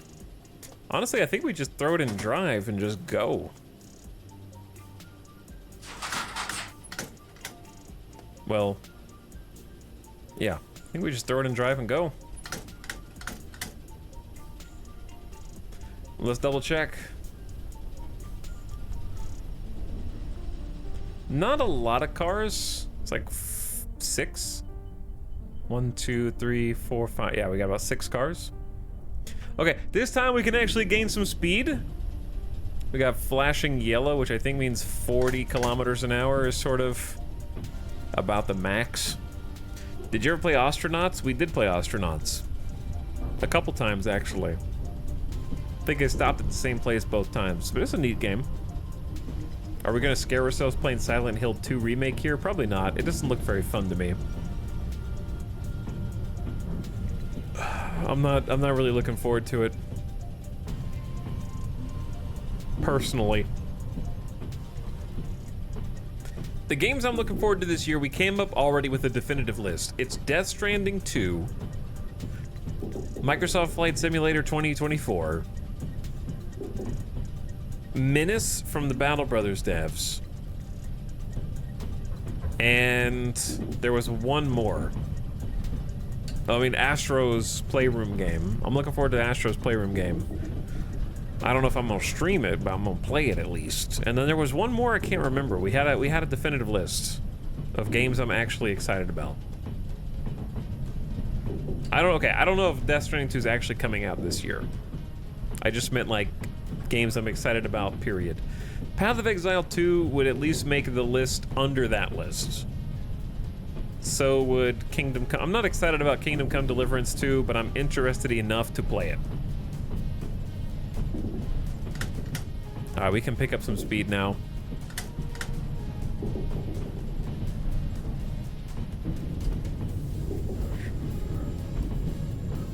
We looked them all up, but it's gonna bother me. I can't remember what the last one was. Slow down? Well, why is the green light? Why is the green light green?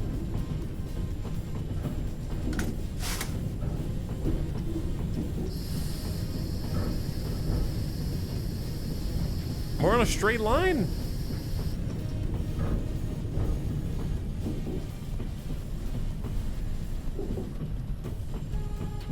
Henry's come to see us.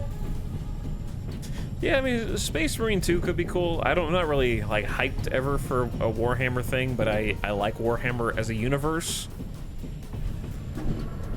Sad Stellaris sounds. Stellaris.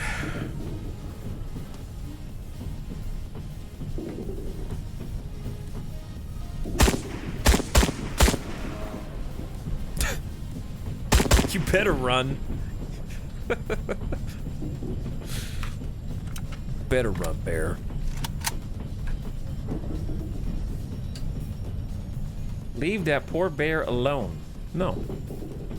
Beginning of a dangerous place. It looks like a straight line to me. I'm not really sure what's dangerous about this.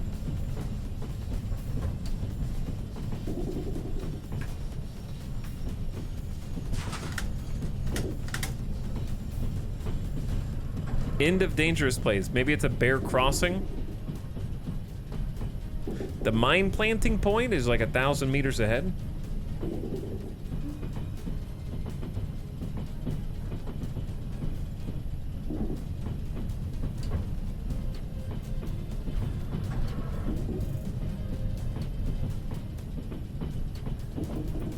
What are you guys talking about?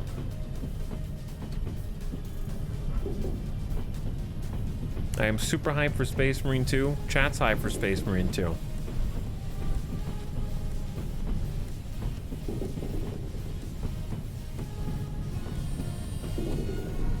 Oh, they're beeping at me.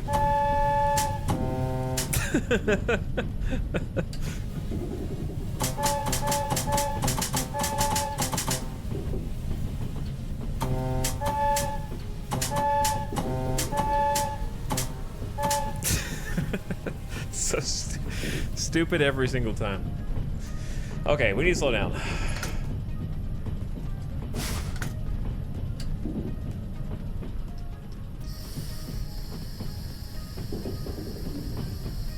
Also, this is a hill. This is like a slope, so you might want to ride the brake. At least a little bit. Level 1 is the gentlest brake. The easiest one. Not too much pressure. Not grinding the rails.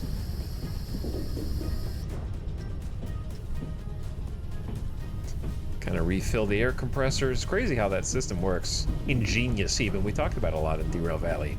I feel like in this game, the slopes aren't really increasing our speed in the way you expect. I think we're on a downslope. It's almost like there's not really like a hill-based physics system. I could be wrong. Which is one thing that Derail Valley really excels at.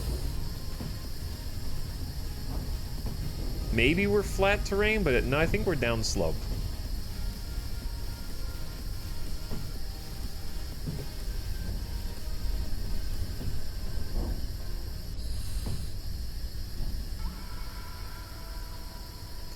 Okay, coming to a stop, because I really haven't had any problem with, like, the handbrake or needing to sand the rails.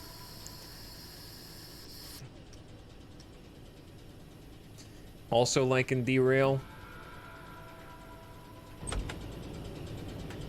You're making me want to play Derail again. It's good. Derail's a good game. It's a good game.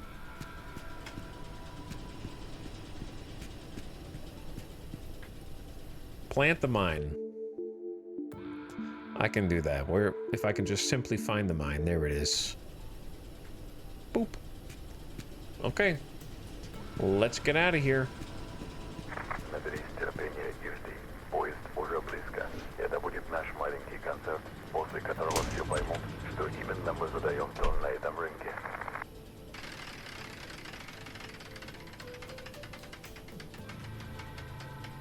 Look at that beautiful sunset.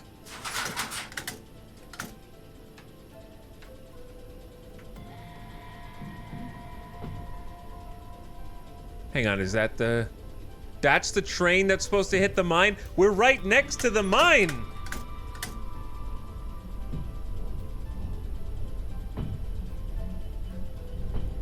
You gotta go faster, dude. We've only got like 10... It's going too fast!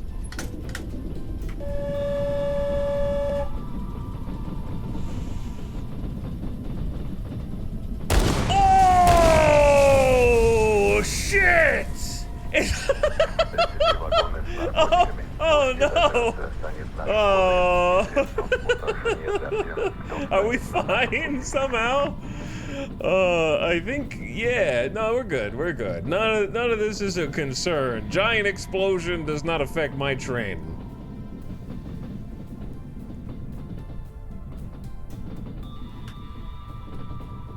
Wait. Yeah, no, we have all the cars. We have all the cars.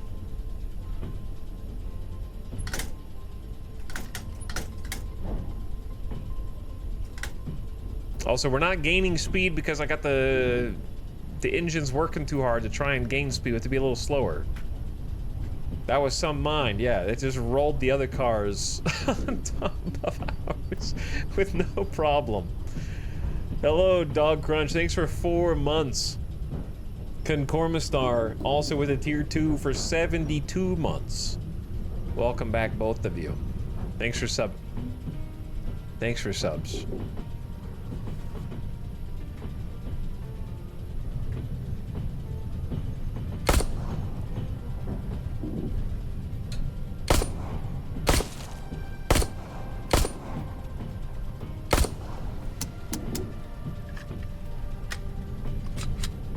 I'm just making, listen, he'll survive 1 bullet. I'm just making sure he doesn't run in front of the train. E-Tel, I looked it up. S tier was Anomaly, DS2 Menace, Microsoft Flight Sim. A tier was Stalker 2. B tier was Homeworld 3. Go ahead and demote Homeworld 3 to D tier. I don't think even Homeworld fans really liked Homeworld 3.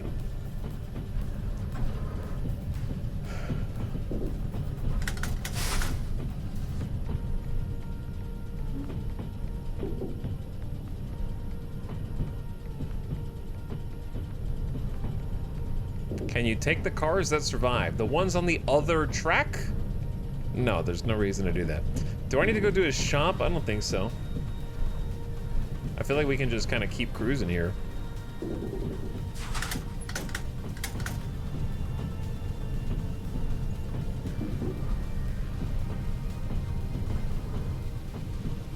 Oh wait, I'm supposed to get them? Wait, what? No, drugs are bad. Delivering the... I wasn't looking at what the text said on the screen. Delivering the drug wagons. How do I get on that rail?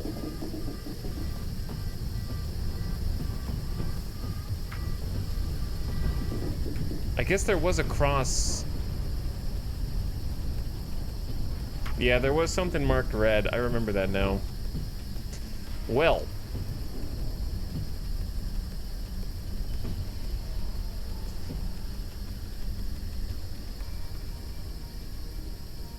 Pain, dude. Pain.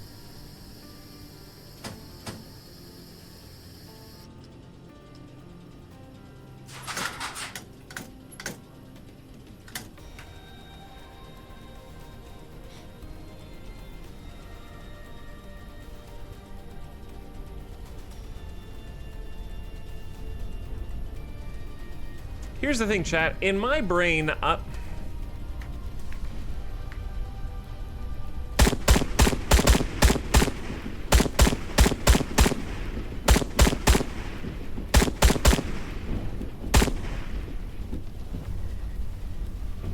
anyway, as I was saying, in my brain, I thought, oh, I'm blowing up this train to take out the competition. And of course, it's going to detonate the train and all the train cars are going to get derailed. So it never even occurred to me that I need to take the train cars, because why would they still be loose on the track for me to be able to simply go get? But I forgot that this is video game. This is video game. And in Soviet Union, video game requires you to do things that are not possible ordinarily.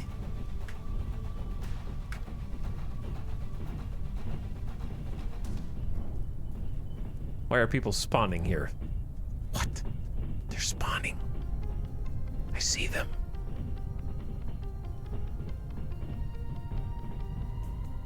But yes, I see the red railroad switch 800 meters now. But some of the cars had plot armor. Yes, correct. Some of the cars have plot armor.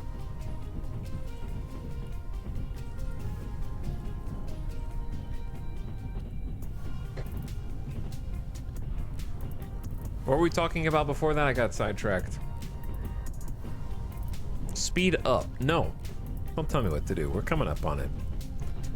I gotta make sure I don't pass the switch, and then we have to pull forward and then stop. Homeworld? Yeah. Yeah, Homeworld's definitely not on the list. It didn't turn out too good. Games you hate. I don't really have a lot of games I hate.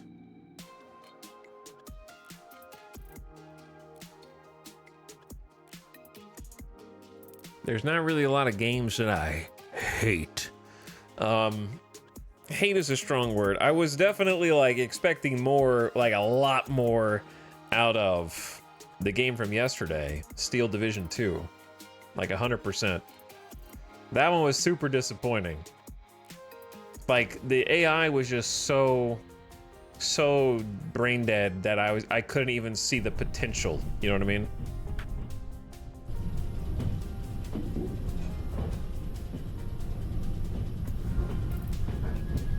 Bro. All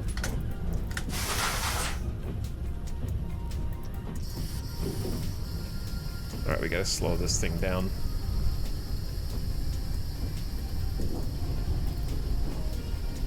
Before we get to the switch.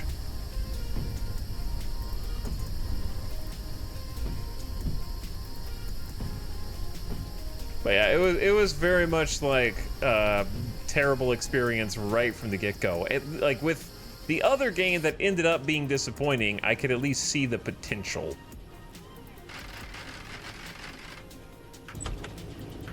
In the boat game, but unfortunately the potential was not realized, and it took the rest of the stream to figure that out.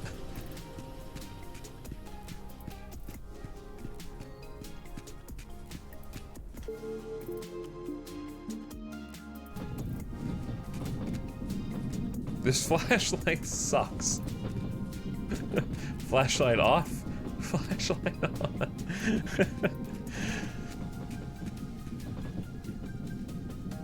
Why does it still sound like the train's moving? It's making the train bumping down the track noises.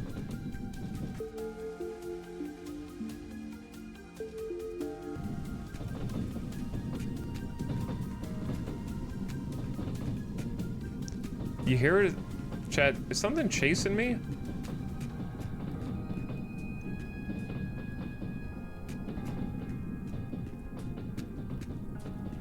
I think so. Hold on, I'm gonna give it some milk.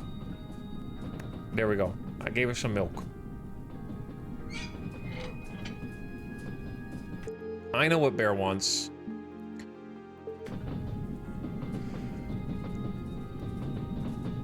I bring an offering. You should have taken my offering.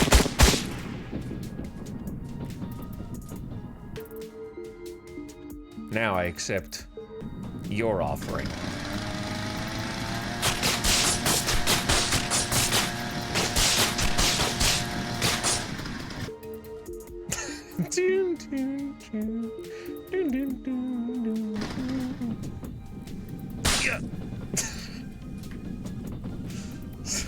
I don't even know what to do with this. What do you do with all the bear meat? Is there literally one thing to do with this? Psycho streamer.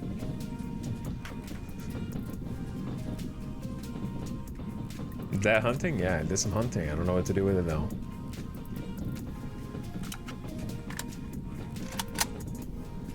Gotta chamber another round just in case.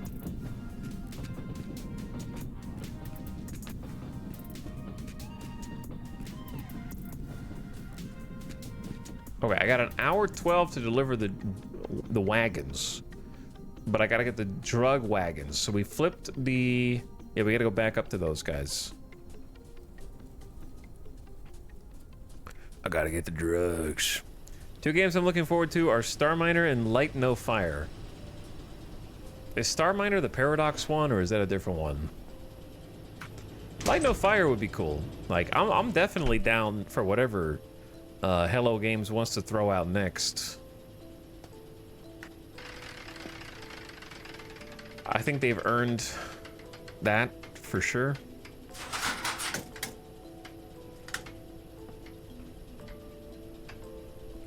Paradox Arc publisher. Yeah, I'm not excited about the Star Miner game. Because at this point, like, you can't just keep throwing stuff at the board and see what sticks. Eventually Paradox has to make or publish a good game again without caveats. Like, there can't be a, this game, oh, this is an interesting game, but it might be good in 6 years after 4 DLCs. Like, no, they need to make at least one or publish at least one game that's just good. And then the rest will be kind of like earned back. Because right now there's way too many conditions.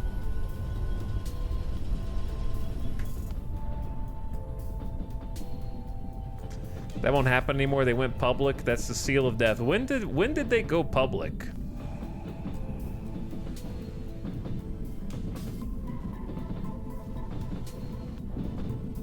(2016) Yeah, but that wasn't like the start of a decline, I don't think. I guess it took a few years to shake out. When was the last good game?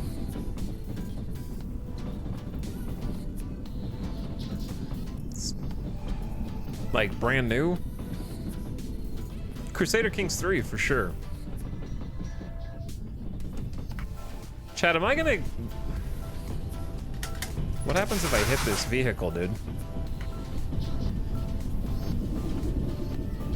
Local chatter thinks that City Skylines 2 was the last really good game that Paradox put out. Should we tell them? Oh, you were just kidding. Okay.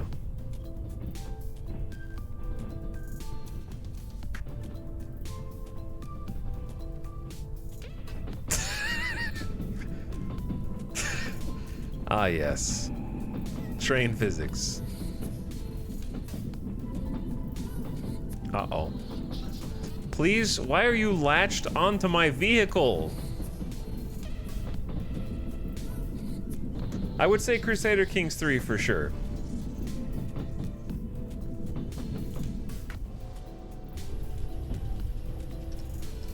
Wait, not that break.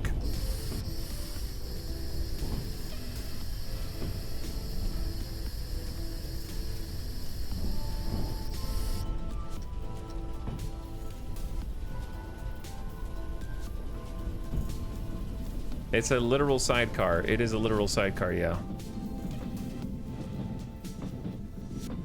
Now it's just like an obstruction for anyone else that comes through. Click. Okay, we got more.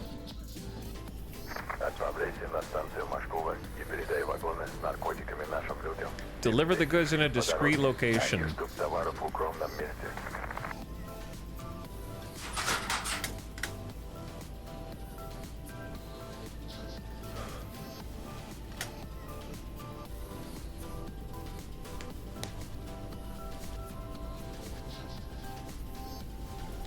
I opened Crusader Kings 3, played the tutorial, and got so overwhelmed I have yet to try the game again. And yeah, that's the easiest Paradox game to get into by most accounts.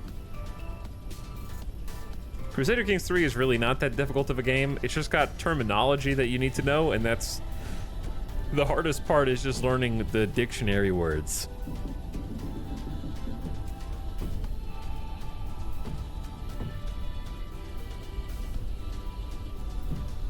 Thought Stellaris was the easiest. You thought wrong. Stellaris is the second easiest. Crusader Kings 3 is definitely easier. Crusader Kings 3, you can literally play through an entire campaign just by unpausing and responding to events and not doing anything else.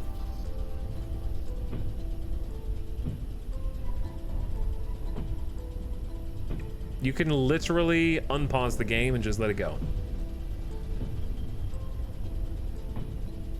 Stellaris, you cannot. You have to make conscious decisions. And you have to make strategic decisions. And you have to... You really, like, don't have to do... I would say there's more politics in Stellaris than there are in Crusader Kings 3. With federations. Which is crazy to say, but that's just the way it is. worst part of CK is learning inheritance laws from 1,000 years ago. Yeah, but once you know where to look, you don't even have to learn. It just tells you what's going to happen when they die. That's pretty much it. What's the most difficult Paradox title? I would say easily probably Victoria 1. Victoria 2, Victoria 3, Victoria 2. Hearts of Iron 1. I'm just kidding.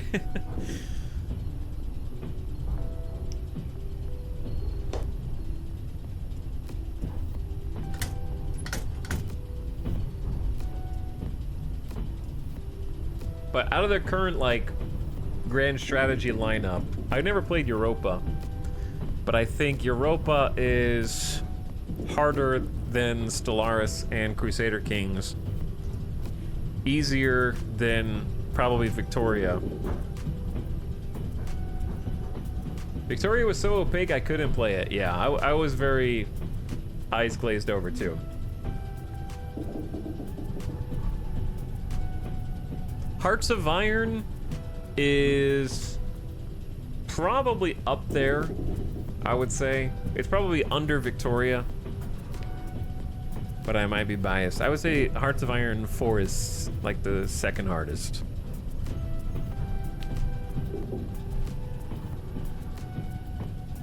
It's actually quite challenging even on regular difficulties to consistently win unless you pick the same factions every single time.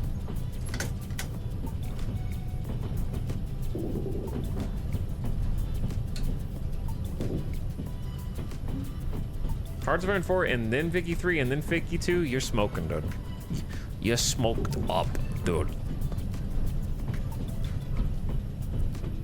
Incorrect. Ain't no way you just told me that Victoria 2 is easier than Victoria 3 and Hearts of Iron.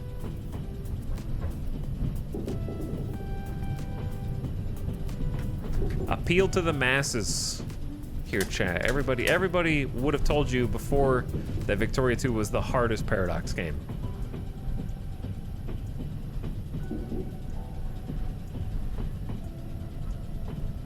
Got any cool vacations planned for this year? I was saying it was the hardest. What?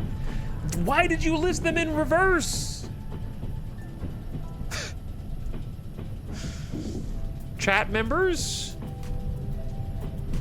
You literally wrote Hearts of Iron 4, then Vicky 3, then Vicky 2, which more than implies, nay, outright states. Never mind. Never mind. Let's just move on.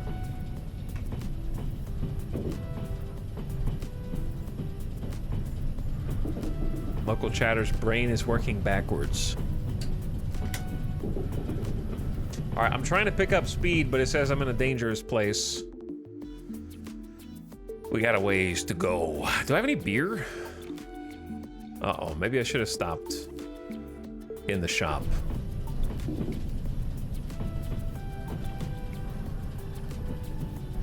Sokur is like 10 kilometers away. Might need a beer.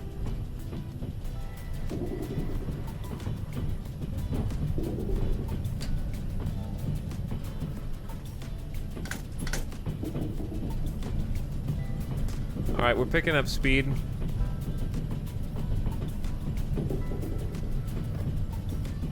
I think things are looking pretty good. Speed up, you got it. Say no more. We got the green light, chat.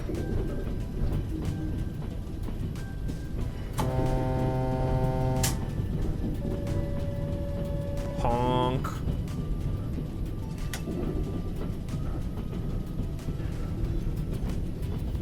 What's a good restaurant that you recommend? I think it starts with a C. Carson Kitchen.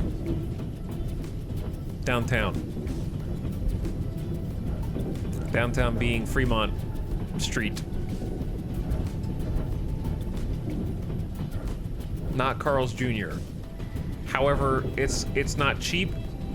It's not Gordon Ramsay steak expensive, but it's kind of expensive. If that is a problem. That's like a place to go for like a birthday dinner. Or you're visiting and you want some good food.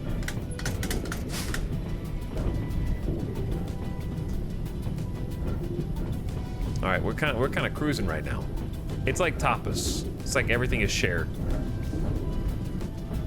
So you kind of just order a bunch of different plates, and they just start slamming out plates. Like you start putting in the orders, and they just come back, and they're just like boom plate, boom plate, boom plate, and you just kind of like eat off of all the small plates. So depending on how many people you go with, like if you go with 2 people, we usually order like at least 5 or 6 things and kind of overstuff ourselves. If you're going with like 4 people, you got to get more because the plates are small. But it is good. It is good.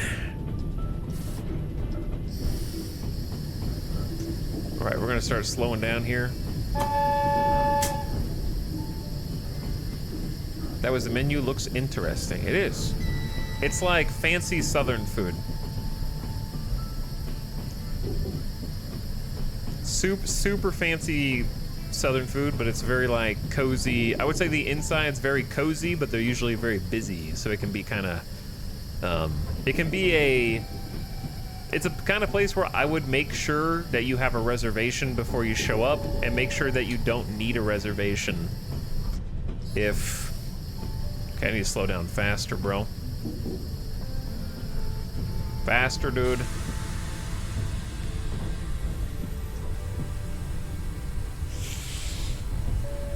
Come on, man. Come on. Oh.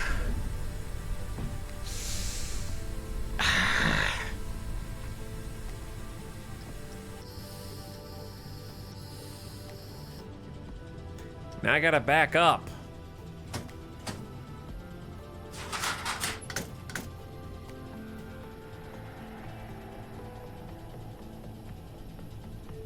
But yeah, I would make sure that you either like book a table online. I think last time I went there, I think I booked the table through like Google Maps or something.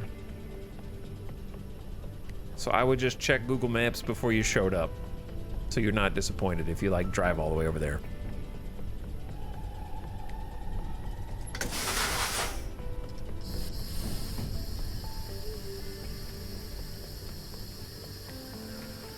Okay, boom. Boom. Put it back to service. Flip the switch. Gotta leave the drug wagons here. Hot dog burnt ends is something I never thought I'd see on an ice menu. Oh, that was one of the best ones. Yeah, no, we loved the hot dog burnt ends. Like they were I'm dead serious. They were really good. Let me see the menu. I can get it from your message.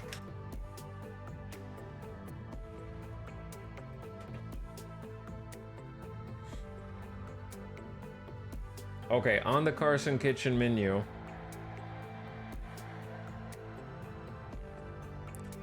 If you go to Carson Kitchen, you definitely need to get the hot dog burn-ins. And I'm dead serious. They are incredibly good. I know that anybody can make deviled eggs, and I'm not the kind of person that's pinky up caviar, but their deviled eggs are really good. They have caviar on the deviled eggs. I don't even like caviar, and those are some damn good deviled eggs. I told you it was fancy. Fancy Southern. I think the pork belly was good. I don't remember if we had that or not. They changed the menu up too, so I don't recognize some of these things. Yeah, they changed the menu. I don't remember them having like a Cuban sandwich or a jerk turkey burger.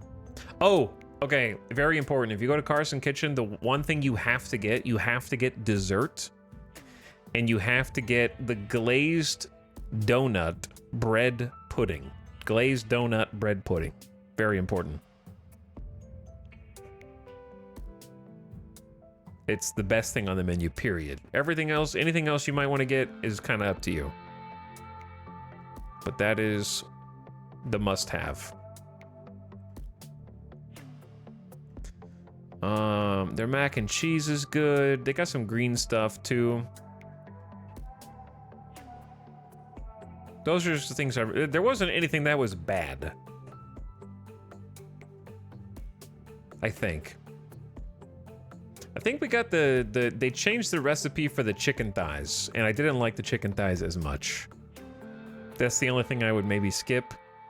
Maybe grab the short rib steak instead, I would say. Who put all these words together in one dessert? Yeah, the glazed donut bread pudding features 3 rum caramel and vanilla creme anglaise. It's very good. Probably the best dessert I've ever had. I would say it's at least tied with Gordon. It's tied with Gordon Ramsay's sticky toffee pudding for sure. It's like an award-winning dessert.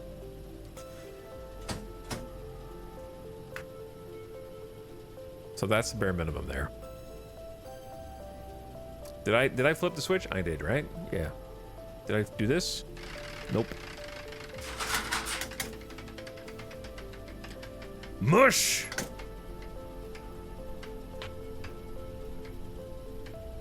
Is cream of chicken a dessert or a meal? TPC, please. You classify it as a dessert soup. How is cream of chicken? What do you mean dessert soup? First of all. What does that mean? Chicken dessert. Yeah, what?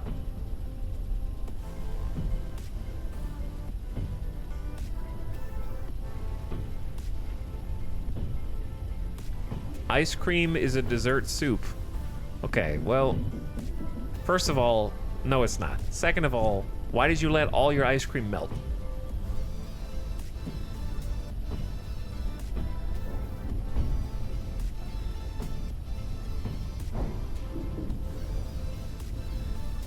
It means you have your meal in a fatty soup with cream in it.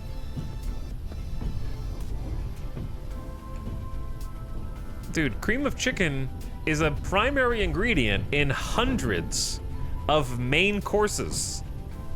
That doesn't make those foods a dessert. Do you know? What are you talking about? Just like, what are you talking about?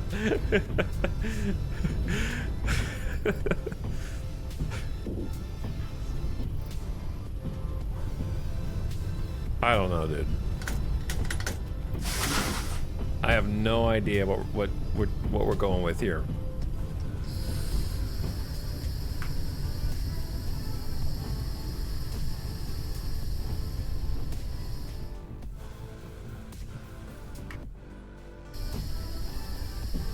Okay, we're inside the red where we need to be.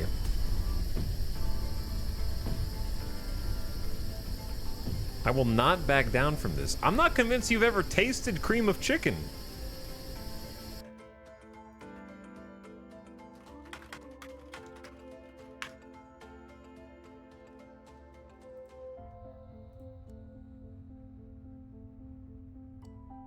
Like, in your entire life.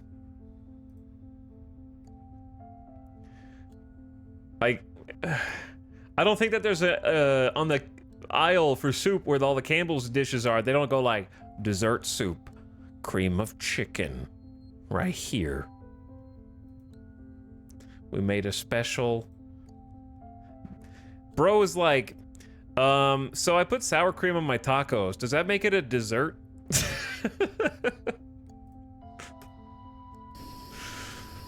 Like, wait, what? Is creamed corn a dessert soup? Dude is trying to create the new hot dog sandwich argument. It ain't gonna work.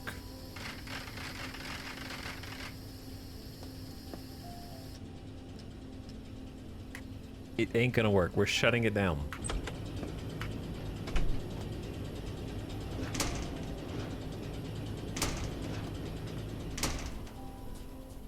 Oh, are these the scary dudes who we're giving the cargo to? I guess so.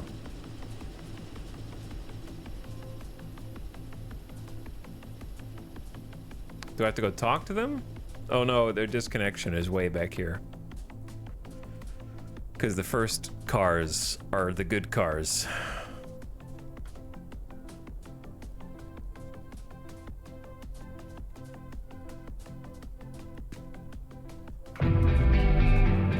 $500.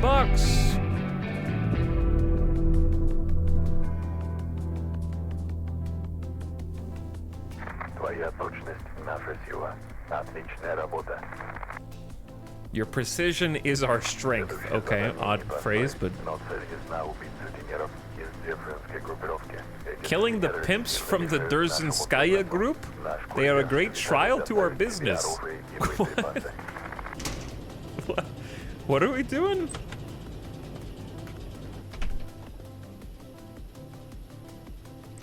I don't know what we're doing anymore.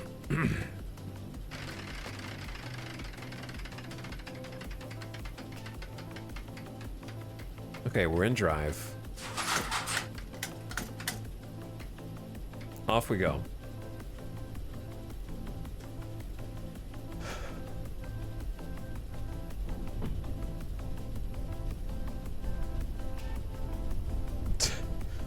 Drumstick ice cream cone equals chicken dessert.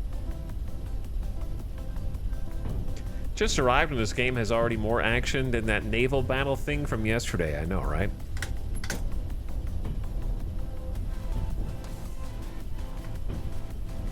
You want to see action? I can give you some action here.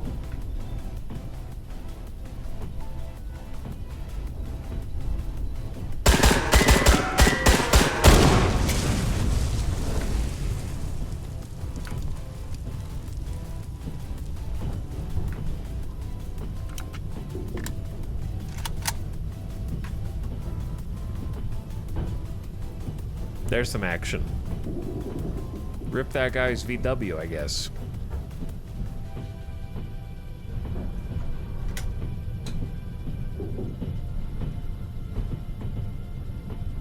Prepare to lower the pantographs. Oh, okay, I'm ready. Pantographs are the little things that gather electricity from the wire on top of our train. Pantograph 1, pantograph 2, power. I don't know if we have enough speed, but hopefully we do. Oh, I forgot to lower the handle to 0. Oops. I need to do that.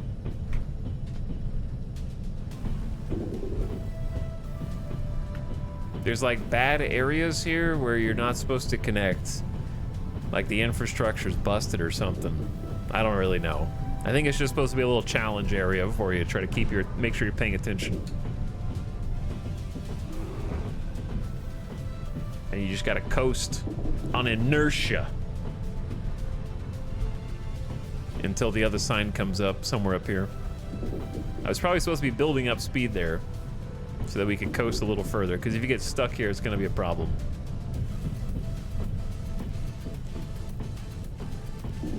We're slowing down a little bit too fast, in my opinion, but we should make it. We're down to 25 kilometers an hour.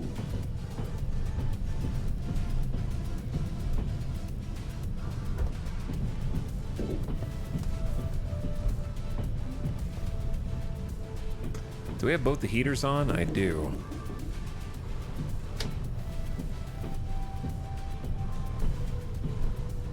And it's, oh, because the electricity's off, so it's getting colder. That makes sense.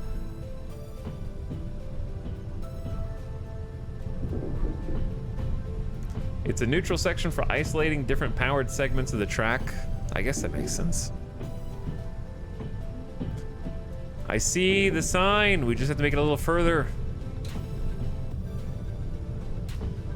And then we can speed up because we got another 6 kilometers to go. You know, I got 47 minutes. Raise the pantographs. All right, power. 1, 2. And we need to flip the breaker for KVC and BB1. And then we are good to go.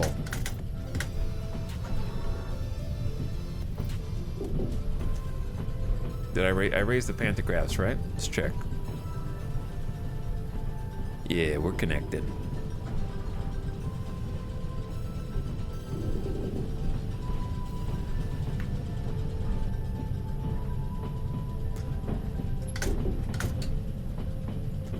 All right, are we good on speed? Yeah, we're green. Up to 60 kilometers an hour then. soundtrack is this? Haven. The Haven soundtrack. That way we don't have to ride in complete silence.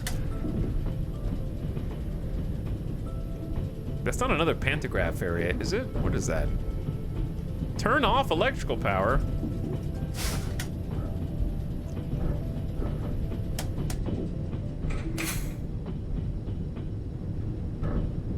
It's like a little straight face, you know what I mean? Like a little face just like unhappy.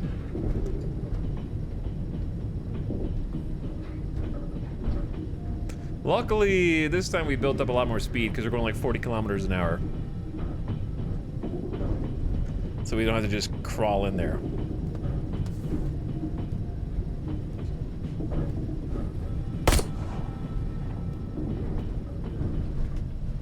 Trying to protect people who might be walking along the rails.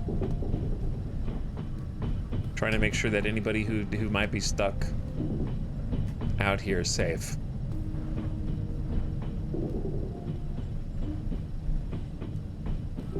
I don't know why the meter goes to 150 kilometers an hour. We were asking that earlier. I was trying to figure it out. All right, electric back on. Boom, boom, boom. Release 1, release 2.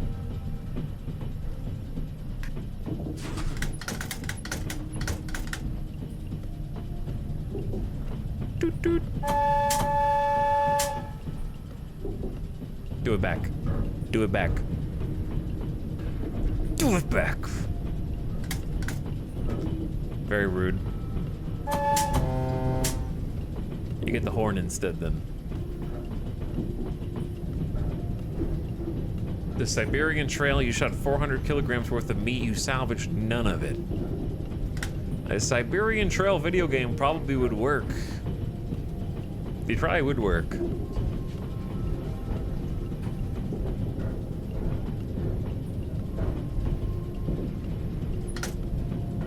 Is that another pantograph sign? Dude.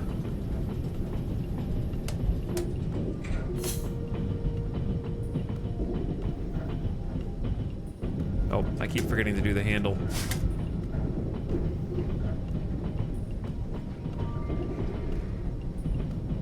Okay, that's the actual, like, you gotta lower it before then. If you've gotta lower your pantographs, then what's this guy doing? His train should be completely dead. How's he getting through here? This is the pantograph trail. Yeah, this is like the pantograph challenge trail. Okay, raise him.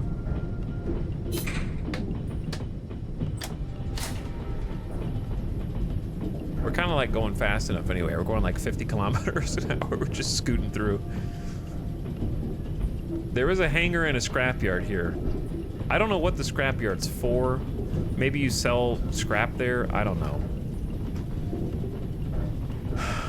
Speedometer's got 40% durability. I mean, realistically, I probably should stop and get some parts. Shock absorbers are down to 28%.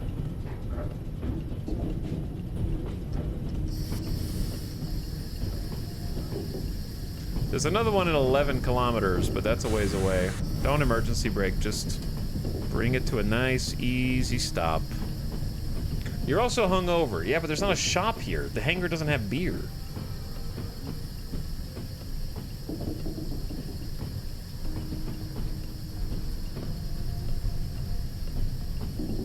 Kind of want to just go see what it does.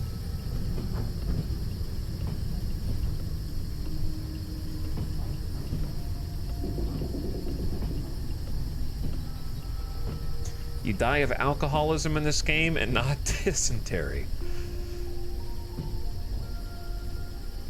We might actually die of alcoholism at this rate.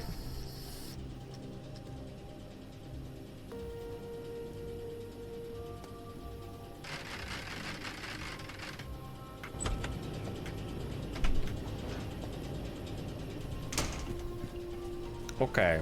I want to check the scrapyard first because I want to see what you can do with it. If anything. Do you see what I see, chat? Did I see something or did I just hallucinate it? I might be imagining things. Thought I saw a bear. You guys got any beer? Did you guys notice that our little, like, attention thing never, like, it stopped going off? У тебя есть металл на продажу? Did you notice that, like, the little snooze button alarm just stopped? That is the saddest sounding horn.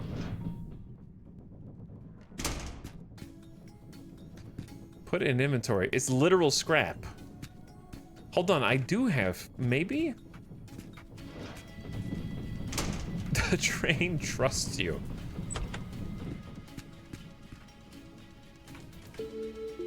Hold up. Is that how you get rid of this stuff? Yeah, it is. Yeah, it is. They give you money for the parts.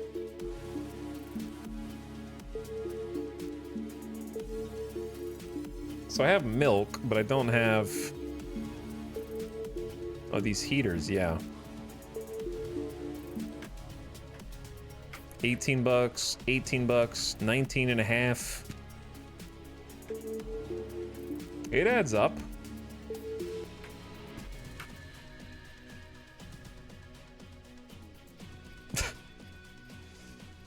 Is there a stove you can install? Not that I know of. Hunger and thirst. I can do hunger as well. We bought food, but not much else. Take that. Up to 700 bucks, dude.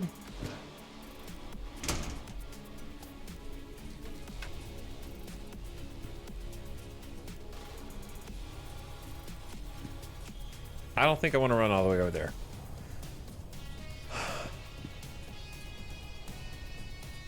In fact, chat, I think we're gonna call it there today and do like a short stream, like I said. I think the only other thing that we were getting ready, we were gonna have to do like 2 more missions just to be able to shoot some dudes with the guns. I feel like I've seen pretty much everything that there is to see. I think that they need to change the missions up from just pantograph raising and lowering. It seems like there's like a kind of a constant like back and forth between just pick up the cargo, go forward, pick up the cargo, go forward. So a little more complexity there. Like, this is fun. Like, I enjoy all of this stuff and being able to go boop, boop. Turn off all these. I think that the detail on this is nice. Having like heating to deal with. The lights. Like, I think the actual train itself is quite nice and rendered well, and I think having all the distinct parts is a good idea, and having to like manage them and take care of them and whatnot. But since it's a campaign and not a sandbox, once again we kind of had that issue. It seems like it's about impossible for you to make a bad decision. Like, you just look at what is the most damaged and buy those things, right? There's a little bit of agency there, but it has to be balanced in such a way that you can't ever actually run out. So they kind of like have to feed you like $500 for the last mission and stuff like that. You know what I mean? But yeah, it's a cool game for like 17 bucks or whatever it was. Definitely more fun than what we played yesterday. I think that the silliness of it is good. I think it could use some more action, actually, because you have the AK, and we're getting ready to pick up weapon and ammo from Vitali. But I already have. So, like, having a little bit more action on the rails, I wouldn't mind. You know what I mean? Because I'm just, like, itching to... I'm looking at wolves and bears and deer, and I'm just, like, ready to go. You know? Auto-aim! They've got auto-aim. From across the world!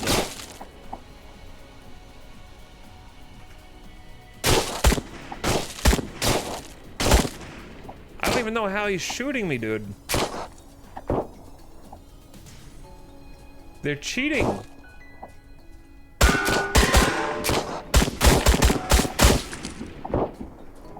They're shooting me like through stuff. I can't shoot them.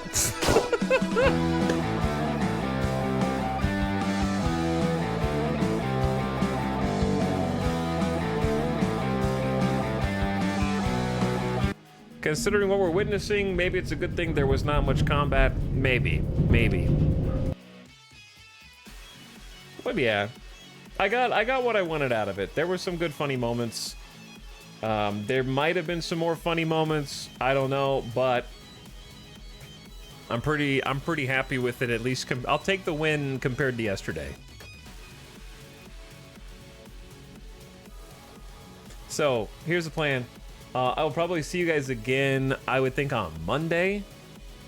And I don't know if we'll start this on Monday or like later in the week, but my plan is to start Star Citizen up again. I'm hoping that they do a patch early next week that moves, it's already on the test servers, to kind of fix a couple of things, especially the duping glitch, which I'm wondering if that'll make the servers run better or if they'll do a server restart for it.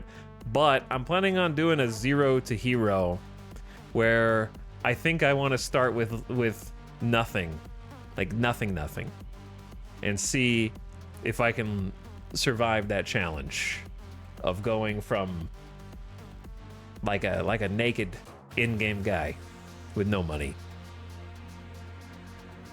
He's doing the shipless start run. Yeah, I kind of want to try the shipless run. I just don't know how to get rid of my ships without crunching them. But I feel like the challenge might be entertaining. We'll see how it goes. But it sounds fun to me. So I feel like I want to start like I want a reason to play Star Citizen. I need to make my own goals. It's a sandbox. So I feel like that would be more compelling now that Free Fly is over than just kind of like, ooh, what's this ship do? We'll fly around in that for an hour. What's that ship do? We'll fly around in that. Kind of aimless. Like, it was fun checking out all the things, but I feel like directing toward a goal and having an actual, like, tangible progress toward achieving that goal. I jumped in and did a little mining. It was fun and chill. Yeah, the mining is pretty fun and chill. So is the salvaging.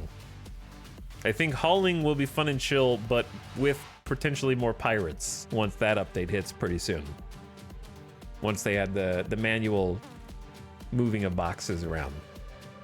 But thanks for watching, everybody. I hope you had fun doing something different these last couple of days. I wanted to give you guys a little bit of a breath of air. I don't know if it was fresh. Hopefully it was. Do a little variety, try some different things.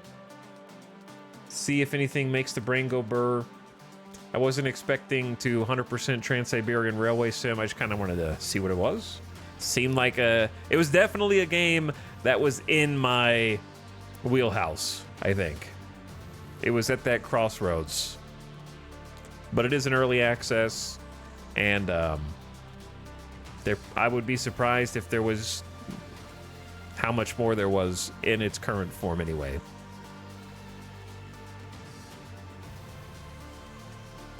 A detailed list of features can be found in the About section. I wouldn't be surprised if there were just a few more missions for now.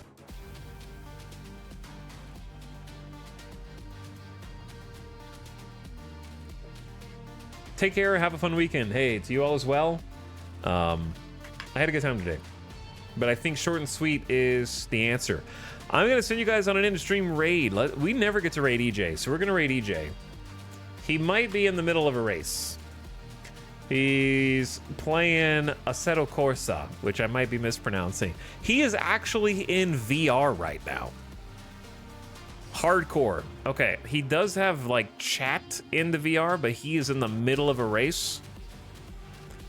So give him a nice strong raid for when he pokes out and sees what you guys are doing, okay? He might take him a minute, though. So don't get discouraged if he doesn't acknowledge you immediately. Yeah, go and distract him.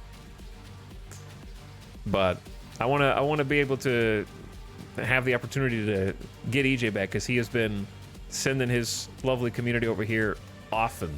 And I also love to check in on him pretty much daily before I'm getting started on my stream. He's usually streaming, so I'll hang out in there. So highly recommend you check him out. Like I said, he might not see you at first because he's doing laps right now in VR. But I'm gonna send you guys over there. I'll see you in a couple days. Thanks again for watching this week. We'll do some Star Citizen. We'll do some other things. I realize that there are impassioned gamers opposed to Star Citizen. All I can say is I'm sorry, but I'm having fun. And until there's something that's more fun, I'm probably gonna play more.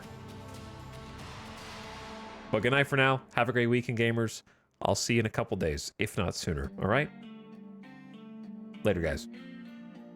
Get out of here.